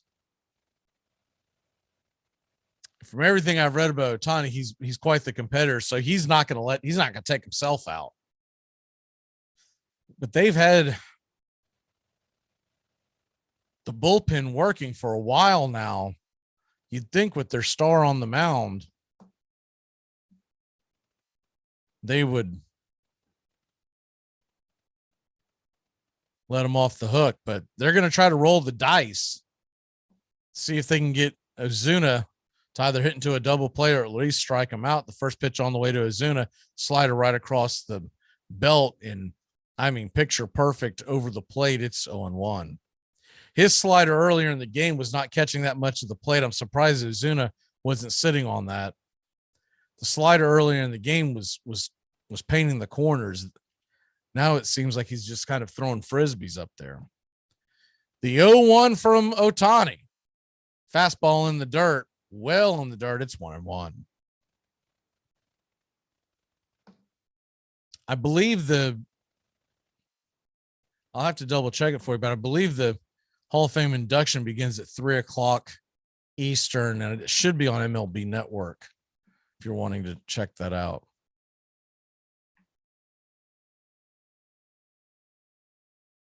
The 1-1 pitch to Ozuna. Runners on first and second. Nobody out. Swing and hit high, but not very deep into center field. Underneath it is Marsh. He makes the catch, throws it back into the infield. Darnode, no threat to go from second to third, and there's one away. Marsh gunned it into the infield. Good backhanded stab, by the way, by Velasquez. That was almost an errant throw for no reason.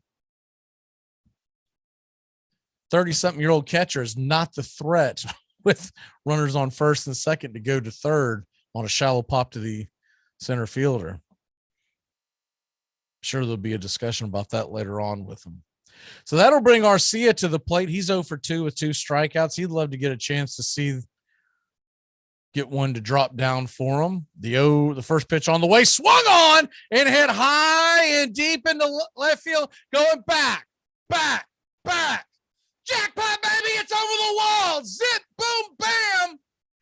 A 3-run blast makes it 6-0. Your Atlanta Braves. The Los Angeles Angels unbelievably leaving Ohtani in the game way too long. A 3-run bomb. And it's 6-0 Hotlanta. You could see it 3-4 batters ago that Ohtani just did not have anything left. And why they left him back out there, your bullpen can't be depleted. You've been off for 5 days. Ohtani will hit the showers after a first straight 6 innings. He's given up 6 earned runs. We'll be back in a flash. Braves country baseball. Could you imagine how hot I'd be if I ate right and took care of my body? I mean, I ain't going to do it, but could you imagine? Here are some baseball facts you might not have known. Kirk Gibson walking off Game 1 of the 1988 World Series is one of the most iconic home runs of all time. Despite how famous the play is, nobody knows where the home run ball itself is located. The bat, helmet, and jersey from that moment are all accounted for, but the ball has seemingly disappeared. The Steve Bartman incident was a very controversial play in which Bartman accidentally prevented a Cubs outfielder from catching a ball, which then spiraled into the Cubs losing the game and eventually the championship series. Cubs fans were livid with Bartman, but the actual Cubs team was apologetic. In fact, after winning it all in 2016, the Cubs decided to give Bartman a World Series ring. Guess what? We played basketball in gym today. I love basketball. It was 5-on-5. Did you guys win? Well, it was tied with like 10 seconds left in the game. Nice. And I was over there. I was like, Kevin, because Kevin had the ball. I was like, throw me the ball. I'm open. And he didn't see me, so I ran to the top. I was like, I'm open, Kevin. And then everybody on my team was like, Kevin, Derek's open. And he threw it to me. And I looked at the time, and it's 1 and down. And it's like 3-2. And I just closed my eyes, and I just throw the ball up. And it went over the backboard. Armchair. On September 20th, 1914, more than 100,000 people filled Cleveland's Brookside Stadium to see the Telling Strollers beat the Hannah Cleaners 8-3. The ones I remember are the Greenville, Mississippi Buckshots, who were semi-pro, I guess they were called in those days. And they had jobs around town, but the main thing they did was play baseball. And they were a tobacco chewing crowd, and men were fearful that their daughters might go out with one of them, that kind of thing. They hung around the pool hall a lot when they weren't working or playing baseball. And they were all looking forward to a career.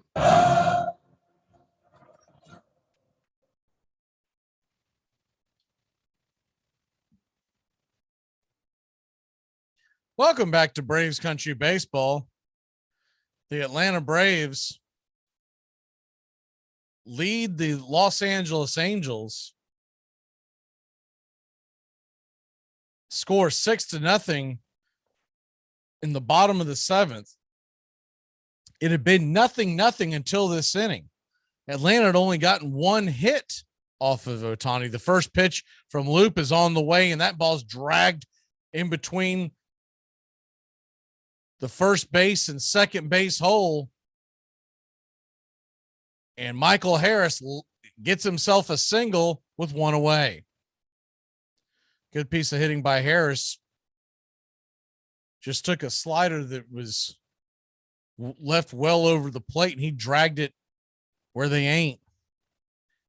You got to figure Phil Nevin's auditioning for the role of a management position. There's got to be some head scratching. Phil Nevin leaving his star pitcher who's getting battered around had definitely ran out of gas.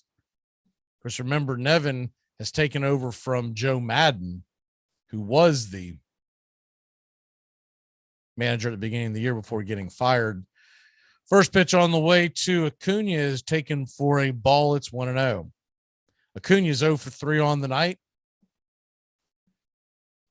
He'll face the lefty. I'm sure he's glad not to see Ohtani.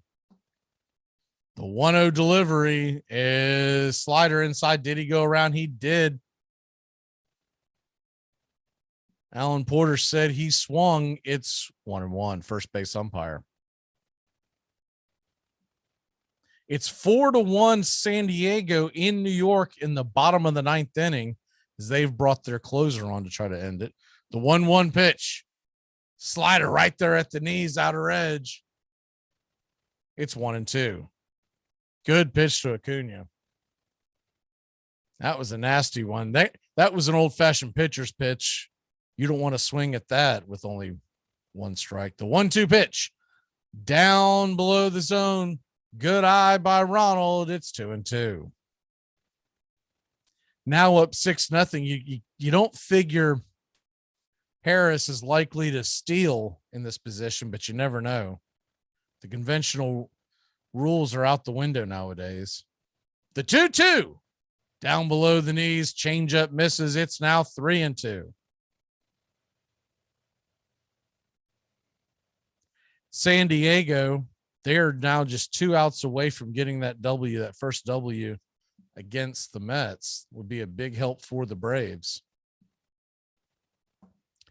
The 3-2 pitch on the way to Acuna, inside, ball 4, and Acuna heads down to first base. That ball bent him inside. Acuna asked home plate umpire something. I'm not sure what it was, but he'll head down to first. I don't know if he was double checking, didn't know that was the 4th ball or not, but Acuna will head down to first. So runners on first and second with 1 away. Aaron Loop has not gotten anybody out yet so far, and that'll bring Dansby Swanson to the plate. Dansby Swanson, he is looking to cash in. He reached via the walk last time up, in the 1-0 pitch, or the first pitch is inside, almost gets Swanson on the feet. It's 1-0. Swanson led this inning off with a walk, if you remember. Came around to score when Olsen hit a 2-run shot to start the scoring. The 1-0 pitch on the way from Loop, inside, fastball. It's 2-0 to Swanson. Standing on deck is the Ice House, Matt Olson.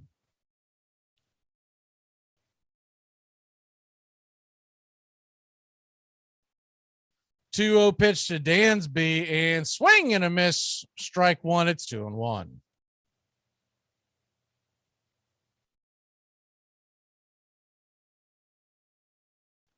So you got 2 on, 1 out, a 2-1 pitch to Dansby Swanson. Aaron Loop, who has struggled to find the strike zone,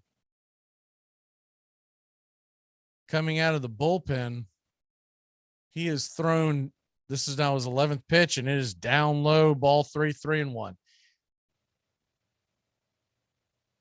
Aaron Loop has now thrown 11 pitches and only 2 for strikes.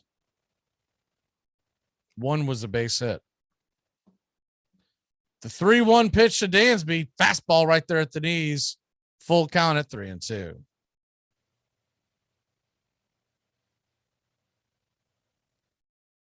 Swanson now with a full count. He's got to figure he's going to see something over the plate, and with runners, 2 guys with good speed on the paths. The 3-2 swing and or miss. Strike 3, slider inside, and he got him to chase. There's 2 away. Nasty pitch by Loop.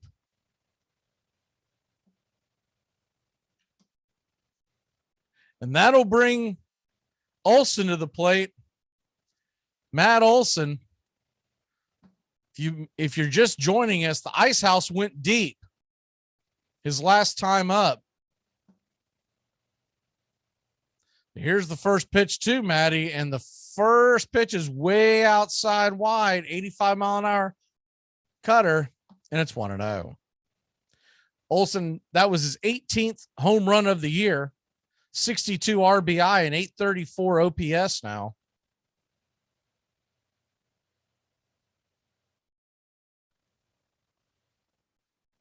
The 1-0 pitch to Olsen. On the way, swung on and fouled back against the screen. It's 1-1.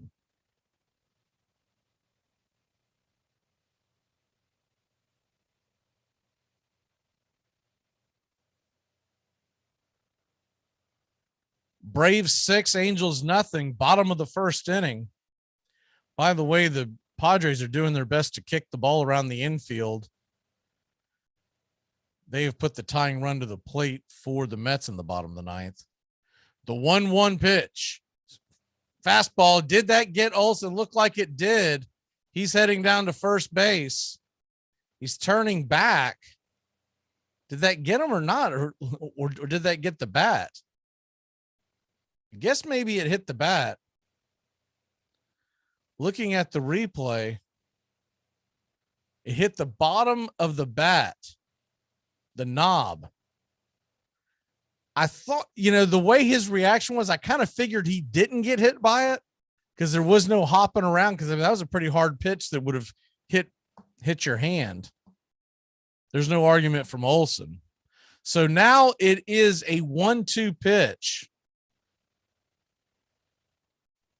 Runners on first and second, 2 out. Speed on the base paths. The 1-2 pitch inside and gets away. That's going to move the base runners up. Now that ball actually hit Olsen, clipped him just right there on the leg. It was a 76-mile-an-hour changeup. It's about the best pitch you can pick to get hit by. As Olsen smiling, heading down to first. I'm sure he's getting some ribbing from his teammates. Phil Nevin's going to come out now. Is he going to make another pitching change? Austin Riley is coming to the plate, and he is. We'll be back in a flash. Bases are loaded. Don't go anywhere. The rake is coming to the plate. Here he comes again. Hey, my nephew you've been talking about is 3 for 3. Is that right? That's right. You know what that sounds like? What? Thingsthatdidn'thappen.com. Really? Yep. Baseball's not for everyone, man. Sign them up for karate or something. All I see is swinging at air. You'll do anything to stay healthy. So isn't it time to think about your water? Aquasana water filters remove contaminants other filters don't, like lead, bacteria, viruses, and pesticides. Up to 99% of 88 contaminants, while leaving vital minerals you need like potassium, calcium, and magnesium. Visit waterfilter.com now. That's waterfilter.com for pure, delicious water and the ultimate peace of mind. Aquasana, better water, better you. Here are some baseball facts you might not have known. Herman Long was a shortstop who played at the turn of the 20th century who set a record in 1889. The record he set was the most errors in a single season with 122, which he accomplished in just 136 games. For reference, the most errors by a player in 2021 was only 24. I got my booster shot like 2 weeks ago, and no, I didn't want to do it. But they're like, "We're not gonna pay you," and I'm like, "Where are you trying to put it?" So I did it, and I feel good. Not good like, "Ooh, my powers are kicking in." Like I just feel like I'm not gonna die. But I didn't think I was gonna die before. Like I'm pretty healthy. I'm plant-based. I be working out, And I know I tell some people that they get mad at me. Like, you shouldn't say that. I know people as healthy as you, and they still died. You know how I know they weren't as healthy as me? They died. Never died in my life. Undefeated. Armchair. George Stallings was the manager of the Miracle Braves of 1914, who went from last place on July 4th to winning the pennant and eventually the World Series against the highly favored Athletics. When he was dying, so the story goes, one of the would-be, soon-to-be mourners said, "George, what's killing you?" Stallings replied, "Bases on balls."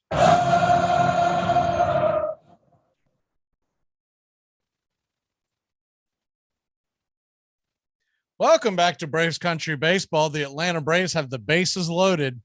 There's 2 away, and Austin Riley's coming to the plate. Travis d'Arnaud is on deck, and Rosario in the hole. Elvis Peguero with a 7.24 ERA, the right-hander, steps in for the Angels, and the first pitch is a slider right there at the knees. It's 0-1. It's a final in Queens. The Padres had a scare, but they beat the Mets. So if the Braves hold on here, there'll be a game and a half out of first. The 0-1 pitch swung on and missed, and it's 0-2. Looking ahead to what the series is going to look like for Braves and Angels. So we get set here. The 0-2 pitch downstairs. And it's 1-2. Austin Riley with 2 career grand slams.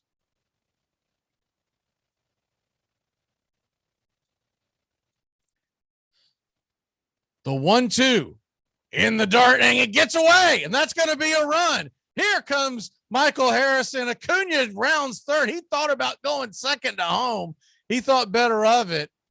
He hit third base and then did a turnabout, gets back to third. Well, Michael Harris comes home, and it's 7-0 Atlanta.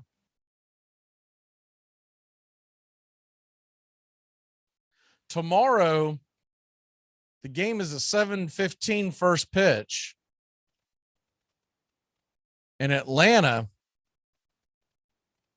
will be sending Kyle Wright to the plate, to the mound, versus Patrick Sandoval. Sandoval, another good pitcher. He's a lefty, those. The 2-2 pitches in the dirt, ball 3, full count to Riley. Sandoval is 3-5 with a 3 ERA. Was almost unhittable at the beginning of the year. It'll be him and Kyle Wright. Like I said, that game is tomorrow at 7:20. I thought it might have been a Fox feed.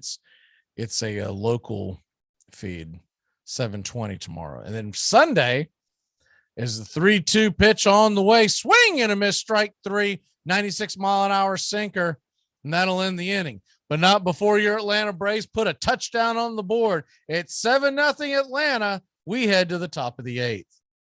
We want to know what your plans are. I've got some questions I want answers. What are you doing about moving out? I don't know. About Donna? I don't know. Your job?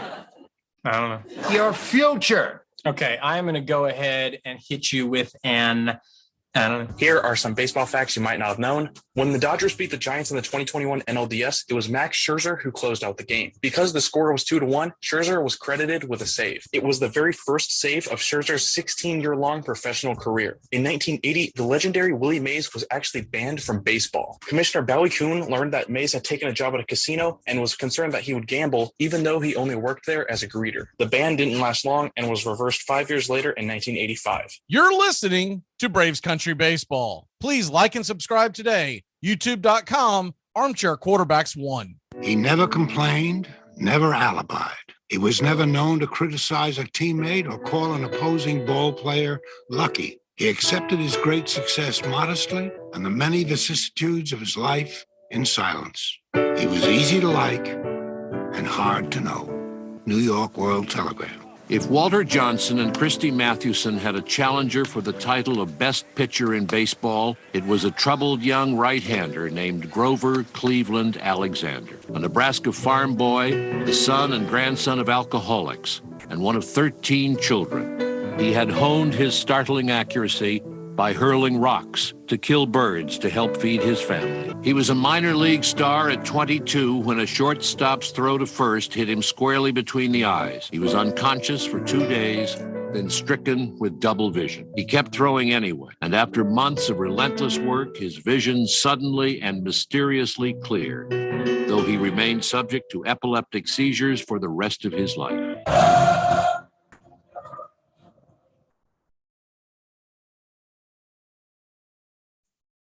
Welcome back to Braves Country Baseball. Atlanta leads at 7-0. It'll be Ward, Renifo, and Walsh coming to the plate. The 2, 3, and 4 hitters. An inning that lasted about 40 minutes. Saw the Braves score 7 runs. And Jackson Stevens will come to the mound. The big right-hander, the 3.03 ERA.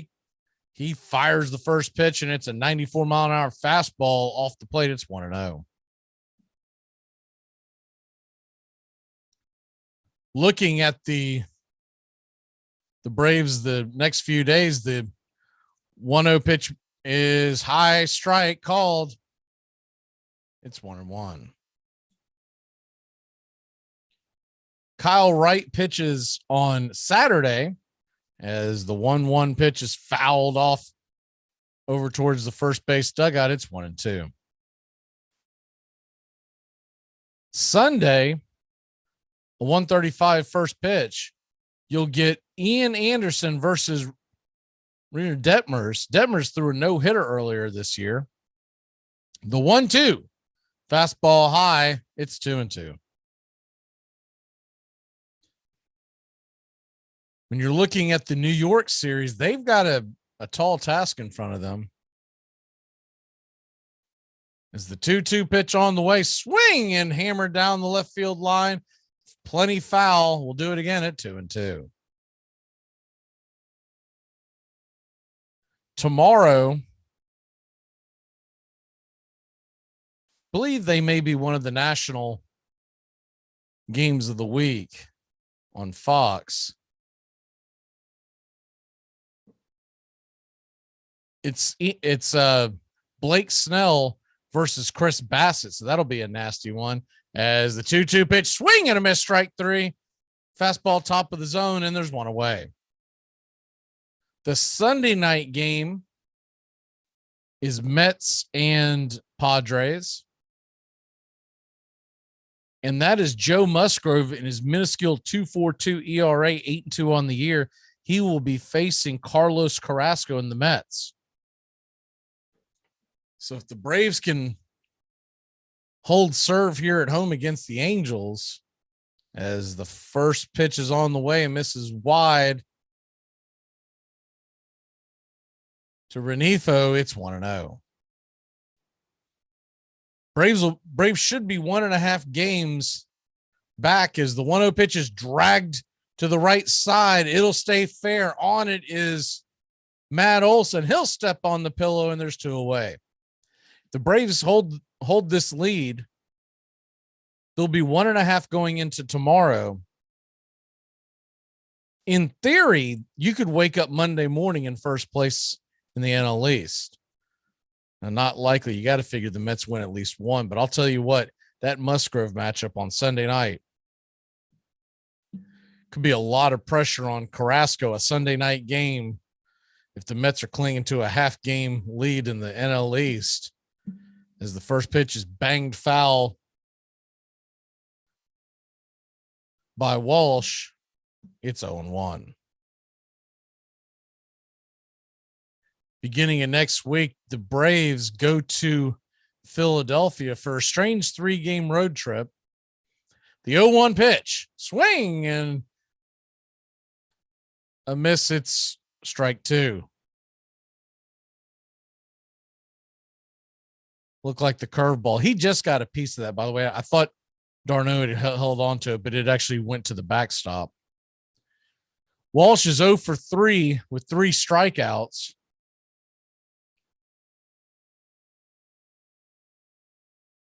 The 0-2 pitch is fouled down the left field line. It's 0-2.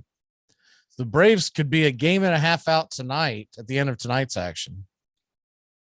If they were to win tomorrow and Sunday, and the Mets were to somehow lose tomorrow, that would be a lot of pressure on a Sunday night baseball for the Mets. Carlos Carrasco, as the 0-2 pitch misses inside, it's 1-2. He's been very up and down. There are games where he looks electric. There's other games where he looks lost. So you don't know what you're going to get out of him. And Joe Musgrove has been nasty. The Braves can somehow find a way to beat these Angels. It could be very interesting Monday morning. The 2-2 pitch, or the 1-2 pitch misses outside, ball 2. It's now 2-2. But the Braves go for a strange 3-game road trip beginning Monday. We'll have the action here Tuesday night, 7:05. It's an early first pitch as they are on the road in Philadelphia. The 2-2 swing and pop down the left field line, just foul. I mean, just misses an extra base hit. We'll do it again at 2-2. On Tuesday night,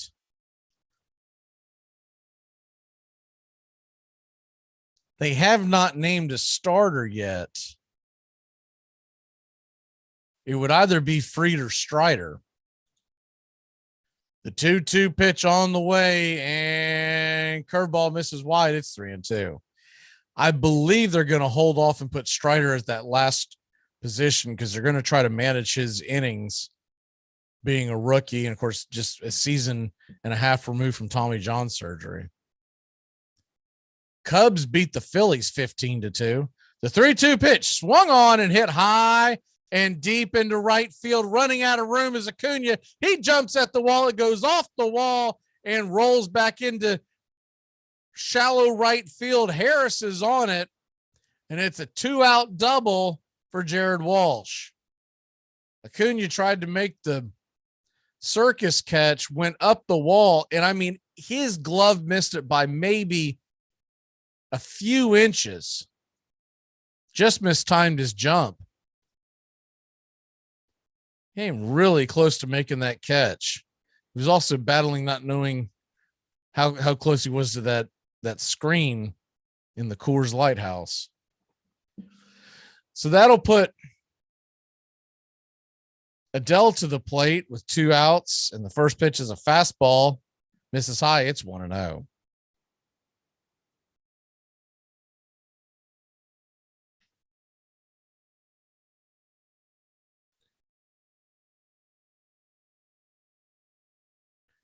Braves 7.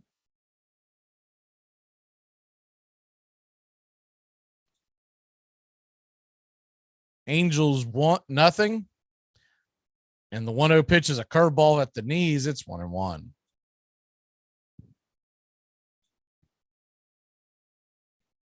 As far as the Phillies are concerned, if you look at what they have on tap for their pitching staff, to get an idea who we might be facing.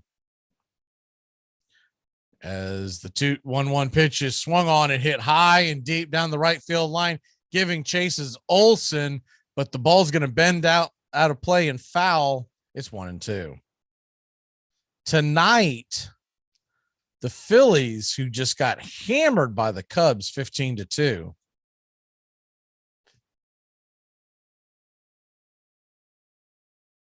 Their starting pitcher tonight was Kyle Gibson.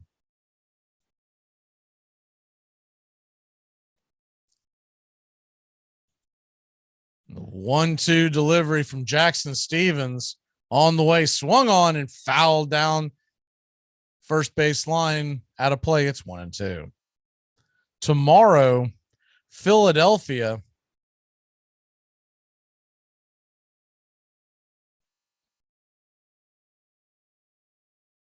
they are playing the Cubs at 6:05, and it looks like Zach Wheeler is going to be on the mound on Saturday.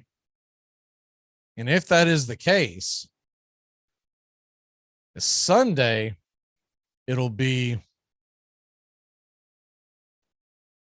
as Stevens steps off the mound for a second to grab the rosin bag.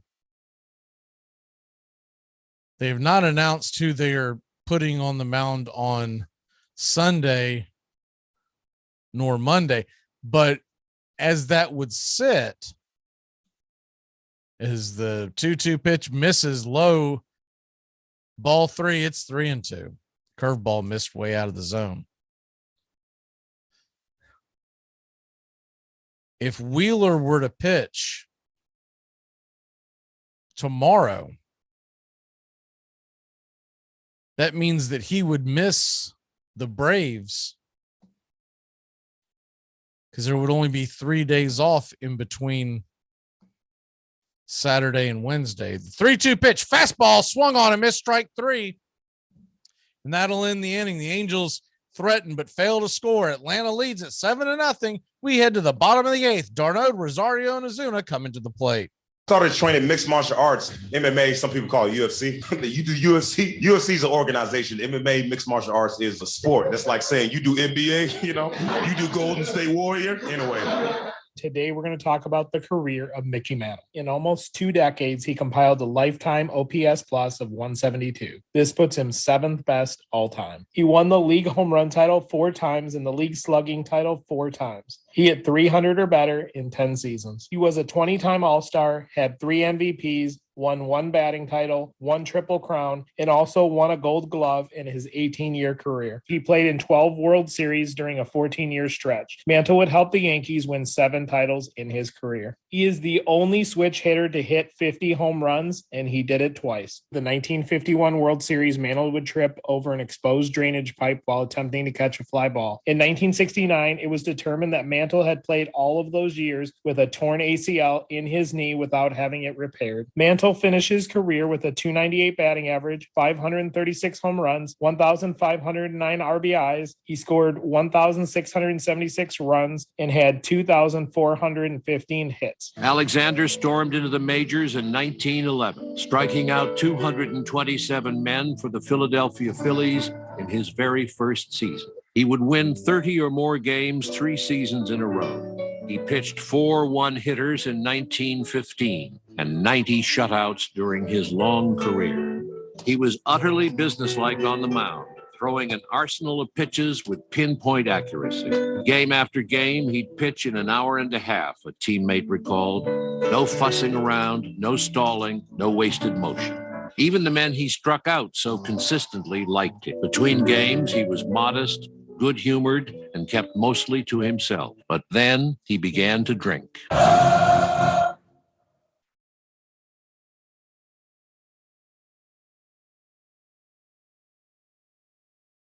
Welcome back to Braves Country Baseball. The Atlanta Braves lead at 7-0 over the Angels.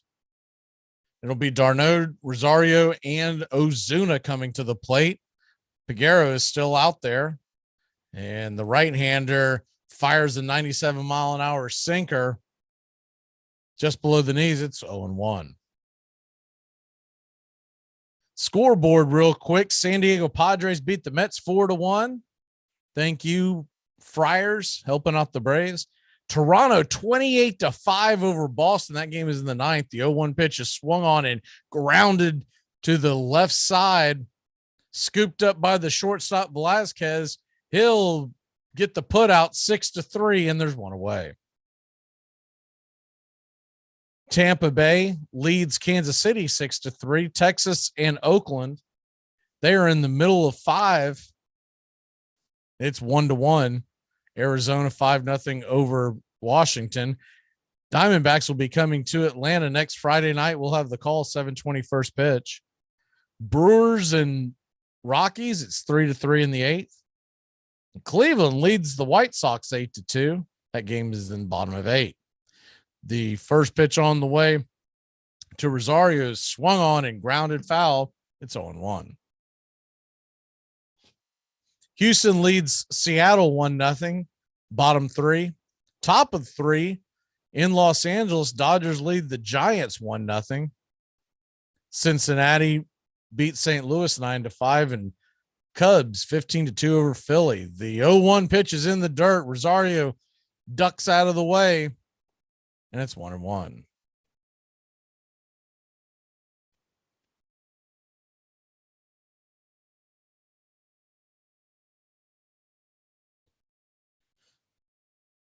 I see the comment there about the we were 3.5 back at this time last year, and Braves are a better team this year. 1-1 pitch is swung on and banged foul.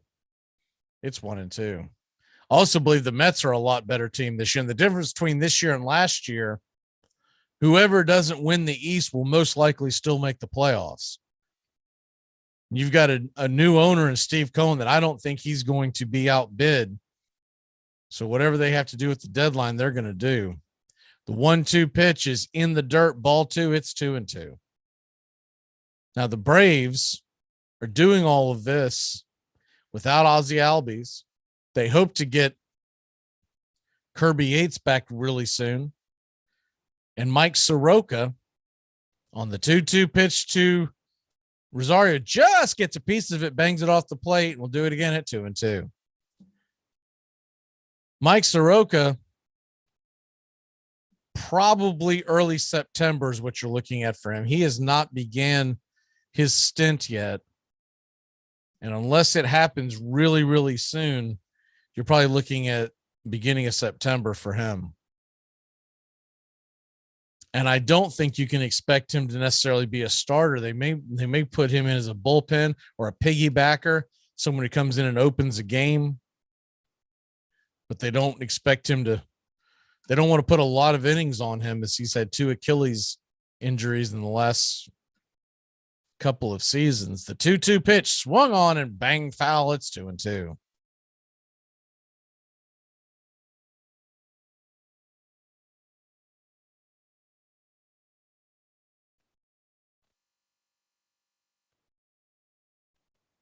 I don't think Duvall, Ozuna, and Strider get you Ohtani. I think it's going to take a lot more. Now that might be a good starting point. The 2-2 pitch swung on and missed, strike 3, and there's 2 away. I feel like that the Angels are going to want pitching more than anything else. And to get Ohtani, you're going to be talking about some prospects, and you're going to be talking about at least one person who's already up in the bigs that they think they can ride with, whether it's Strider, could be Strider. And one of the theories I saw was Strider and Andy and Anderson, along with some other pieces, which would be interesting. That'll bring Ozuna to the plate. And the first pitch to Ozuna is a fastball misses high. It's 0-1. Only reason why you would trade Ozuna and have to give cash is because nobody really wants Ozuna for what he is owed. But if you're going to take on Ozuna, you can't really put him in the outfield. He's a defensive liability. The 0-1 pitch swung on and hit high and deep into left field, going back over the wall. Ozuna just helped out his trade prospects. He hits a solo shot, and it's 8-0 Atlanta. Ozuna got that thing just over the left field wall, had plenty of height. His 18th home run of the season. But back to what I was saying about Ozuna, if the Braves made a trade for someone like Ohtani, I really think that's pie in the sky thinking. But if it were to happen, the reason why you have to trade Ozuna is you got nowhere to put him. You can't put him in. I mean, in theory, you could put him in left field, but if you do that, then you have to get rid of Rosario. You signed him to a 3-year deal. You'd rather keep Rosario because he's cheaper. I don't think Anthopoulos is going to mortgage the farm, though, for one player, especially a guy that he's going to have to go out as the first pitch is on the way to Arcia, who had a 3-run shot his last time up. It's 0-1. When you sign someone like Ohtani, you have to make the commitment and get him signed. Because if you're going to give up all those prospects, you got to lock them up long term. The 0-1 pitch is swung on and grounded over to shortstop. The long throw, rainbow throw from Velasquez is over to first, and Arcia is out by about a step or 2. That'll end the inning, but not before Marcell Ozuna makes it 8-0 Atlanta. We head to the 9th. That reminds me, I had a dream about your sister yesterday. My sister? Yeah. What do you mean dream? What kind of dream? A sex dream.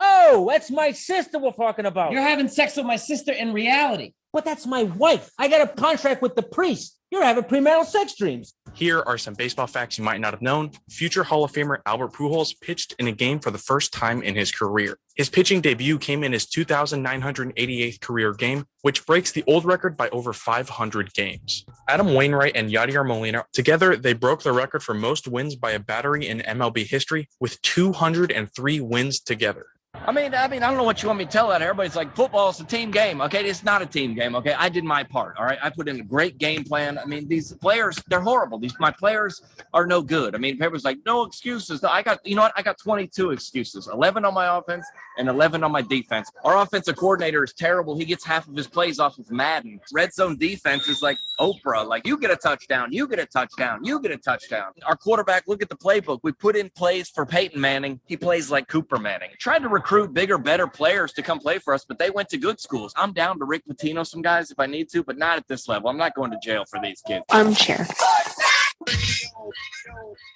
The greatest competitions, I think, in sports is the pitcher and the hitter. Now I'm going to hit this ball. See, right now I'm going to be better than you. And this pitcher's saying the same thing. I'm going to be better than you at this particular moment. This is in a pressure situation. So, and you are competing, and it's nobody can help you. Nobody can block for you in this. You got to do it on your own.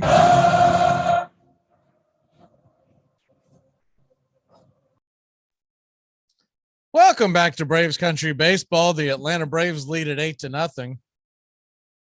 I think what's more realistic, getting back to that trade discussion, is Atlanta's going to try to bolster the bullpen as much as they can, knowing they have pretty good starting pitching, and they know how they won that championship last year. They've got a pretty good offense. Yeah, when you start talking about the Juan Sotos and the Ohtanis, and that's pie in the sky, and you love thinking about that, and who doesn't? Daydreaming about having those kinds of players on your team, but realistically, you don't want to tear up a defending World Series champion team, especially with good young prospects in a mid-market that cannot quite afford to pay these big players. Now, in a few years, we're going to be out of the terrible contract, as the first pitch from Will Smith is swung on and hit high and deep, and that ball is over the wall and into the bullpen. It's 8-1. Will Smith, speaking of a reason why we need to make a trade, gives up a solo bomb. And I mean a bomb. It's 8-1. Remember last time he was out here? Was that last Friday night? Come in. We had to go to the closer when he came in an 8-2 lead. It's 8-0. Now 8-1. That was just a floater curveball. I think he expected Villar to take that all the way. There's no question how much the Braves, as the first pitch on the way is a fastball right there over the knees and over the plate. It's a strike to Thomas, who's in the game now. The lefty, it's 0-1. 0-1 pitch is swung on and missed. Slider just off the plate. It's 0-2. There's no doubt how much the Braves owe to Will Smith and the way he pitched last October.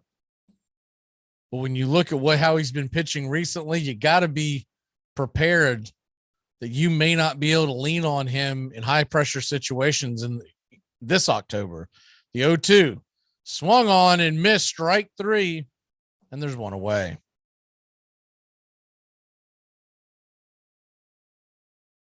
Now, I'm not saying Will Smith can't turn it around, but you kind of have to have that backup plan in your bullpen. Dylan Lee's pitched incredibly, and thank goodness for that. And you've got Minter, so you've got two really good left-handers. And of course, Kenley Jansen gives you a righty at the back of the bullpen, and Kirby Yates on the way. The first pitch is fastball over the plate and strike. It's 0-1. And that sounds great, but you don't know what you're going to get out of Kirby Yates. It's a couple of years removed. He at one point was one of the best in the league. Colin McHugh gives you good innings at the end of the 0-1 pitch is popped up in the middle of the infield. Who wants it? And Travis d'Arnaud makes a backhanded sliding catch. That was too close for comfort. There's 2 away.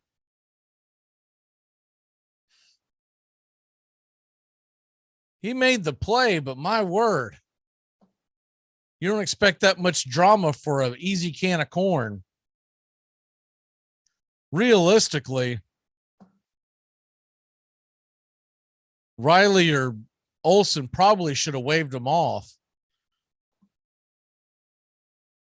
Good play by d'Arnaud when it's all said and done. That's one of those ones you see pop out of catcher's gloves all the time.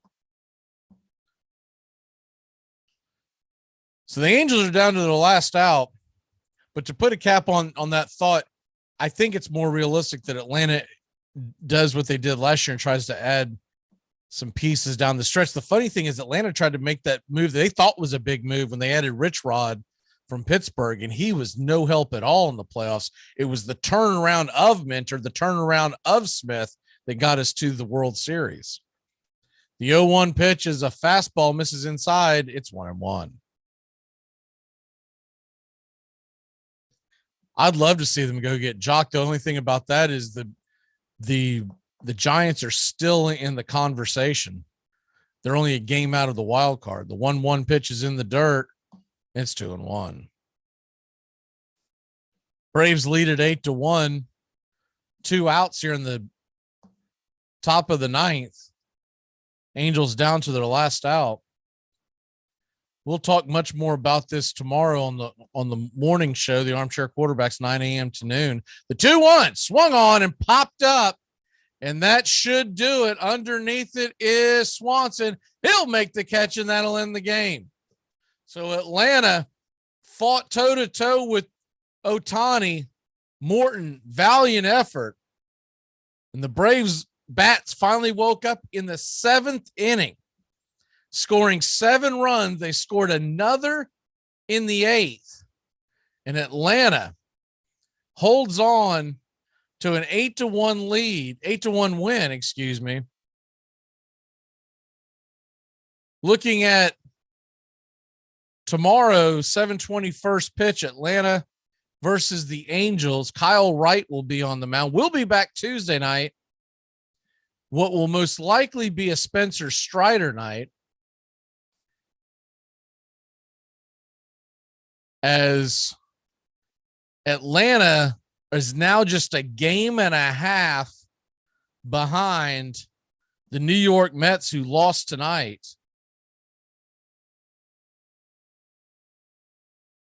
Charlie Morton went 6 innings, 3 walks, 7 strikeouts. Lee, who will be your winner tonight, 1 inning pitched,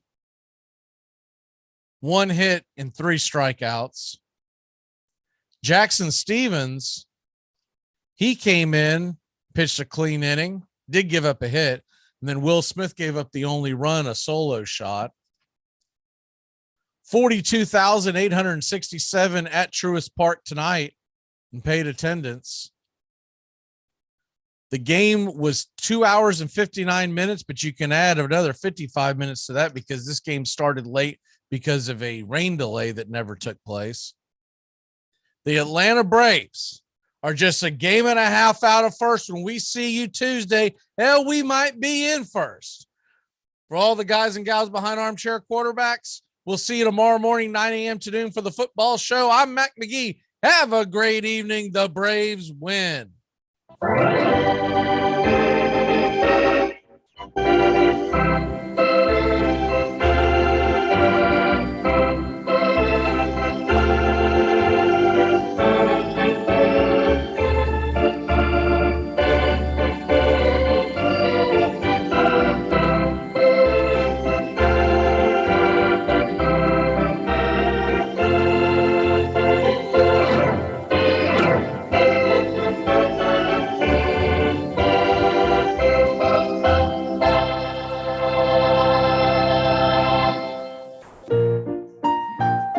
Braves fans, the Armchair Quarterbacks YouTube channel are bringing you Braves baseball all season long.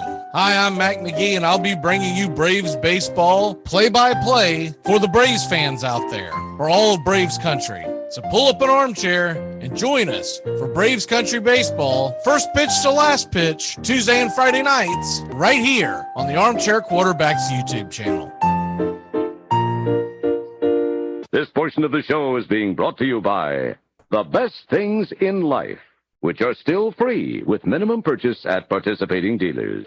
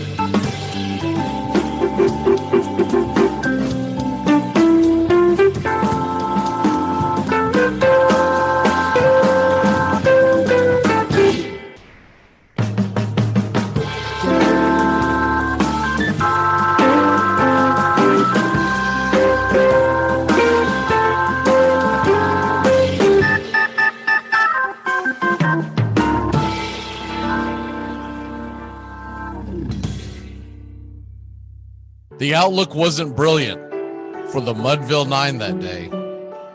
The score stood 4-2 with but one inning more to play. And then when Cooney died at first and Barrows did the same, a pale-like silence fell upon the patrons of the game. A straggling few got up to go in deep despair. The rest clung to hope which springs eternal in the human breast. They thought, if only Casey could but get a whack at that, we'd put up even money now with Casey at the bat. But Flynn proceeded, as did Jimmy Blake, and the former was a hoodoo, while the latter was a cake. So upon that stricken multitude, grim melancholy sat, for there seemed but little chance of Casey getting to the bat. But Flynn let drive a single to the wonderment of all, and Blake, the much despised, tore the cover off the ball. And when the dust had lifted and men saw what had occurred, there was Jimmy safe at second and Flynn a hugging third. Then from 5,000 throats and more, there rose a lusty yell. It rumbled through the valley. It rattled in the dell. It pounded on the mountain and recoiled upon the flat. For Casey, mighty Casey, was advancing to the bat.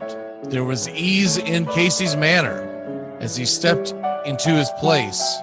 There was pride in Casey's bearing, and a smile lit Casey's face. And when responding to the cheers, he lightly doffed his hat. No stranger in the crowd could doubt 'twas Casey at the bat. 10,000 eyes were on him as he rubbed his hands with dirt. 5,000 tongues applauded when he wiped them on his shirt. Then while the writhing pitcher ground the ball into his hip, defiance flashed in Casey's eyes. A sneer curled Casey's lip. And now the leather-covered sphere came hurtling through the air, and Casey stood a-watching it in haughty grandeur there. Close by the sturdy batsman, the ball unheeded sped. That ain't my style, said Casey, Strike one, the umpire said. From the benches black with people, there went up a muffled roar, like the beating of the storm waves on a stern and distant shore. Kill him! Kill the umpire! Shouted someone on the stand, and it's likely they'd have killed him had not Casey raised his hand. With a smile of Christian charity, great Casey's visage shone. He stilled the rising tumult. He bade the game go on. He signaled to the pitcher, and once the dun sphere flew, but Casey still ignored it, and the umpire said strike two. Fraud, cried the maddened thousands, and echo answered fraud. But one scornful look from Casey, and the audience was awed. They saw his face grow stern, and cold they saw his muscles strain, and they knew that Casey wouldn't let that ball go by again. The sneer is gone from Casey's lip. His teeth are clenched in hate. He pounds with cruel violence his bat upon the plate. And now the pitcher holds the ball, and now he lets it go. And now the air is shattered by the force of Casey's blow. Oh, somewhere in the favored land, the sun is shining bright. The band is playing somewhere, and somewhere hearts are light. And somewhere men are laughing, and somewhere children shout. But there is no joy in Mudville. Mighty Casey has struck out. Goodbye, sweetheart, well, it's time to go. We're back tomorrow with another show. Well, unless we're fired, we'll talk to you then. Goodbye, sweetheart, goodbye. Goodbye. Guys and gals, it's time to go. We'll see you on the next show. Same bat time, same bat channel. Thanks for listening to the Armchair Quarterbacks on these CBS Sports affiliates and catching the show on YouTube Live. The Armchair Quarterbacks bring you Braves Country Baseball every Tuesday and Friday night, play-by-play with Mac McGee. Find Armchair Quarterbacks on YouTube Live today. Please subscribe and share and take us everywhere you go. The Armchair Quarterbacks, your first choice for Southern sports talk, live from the First Coast. Gonna get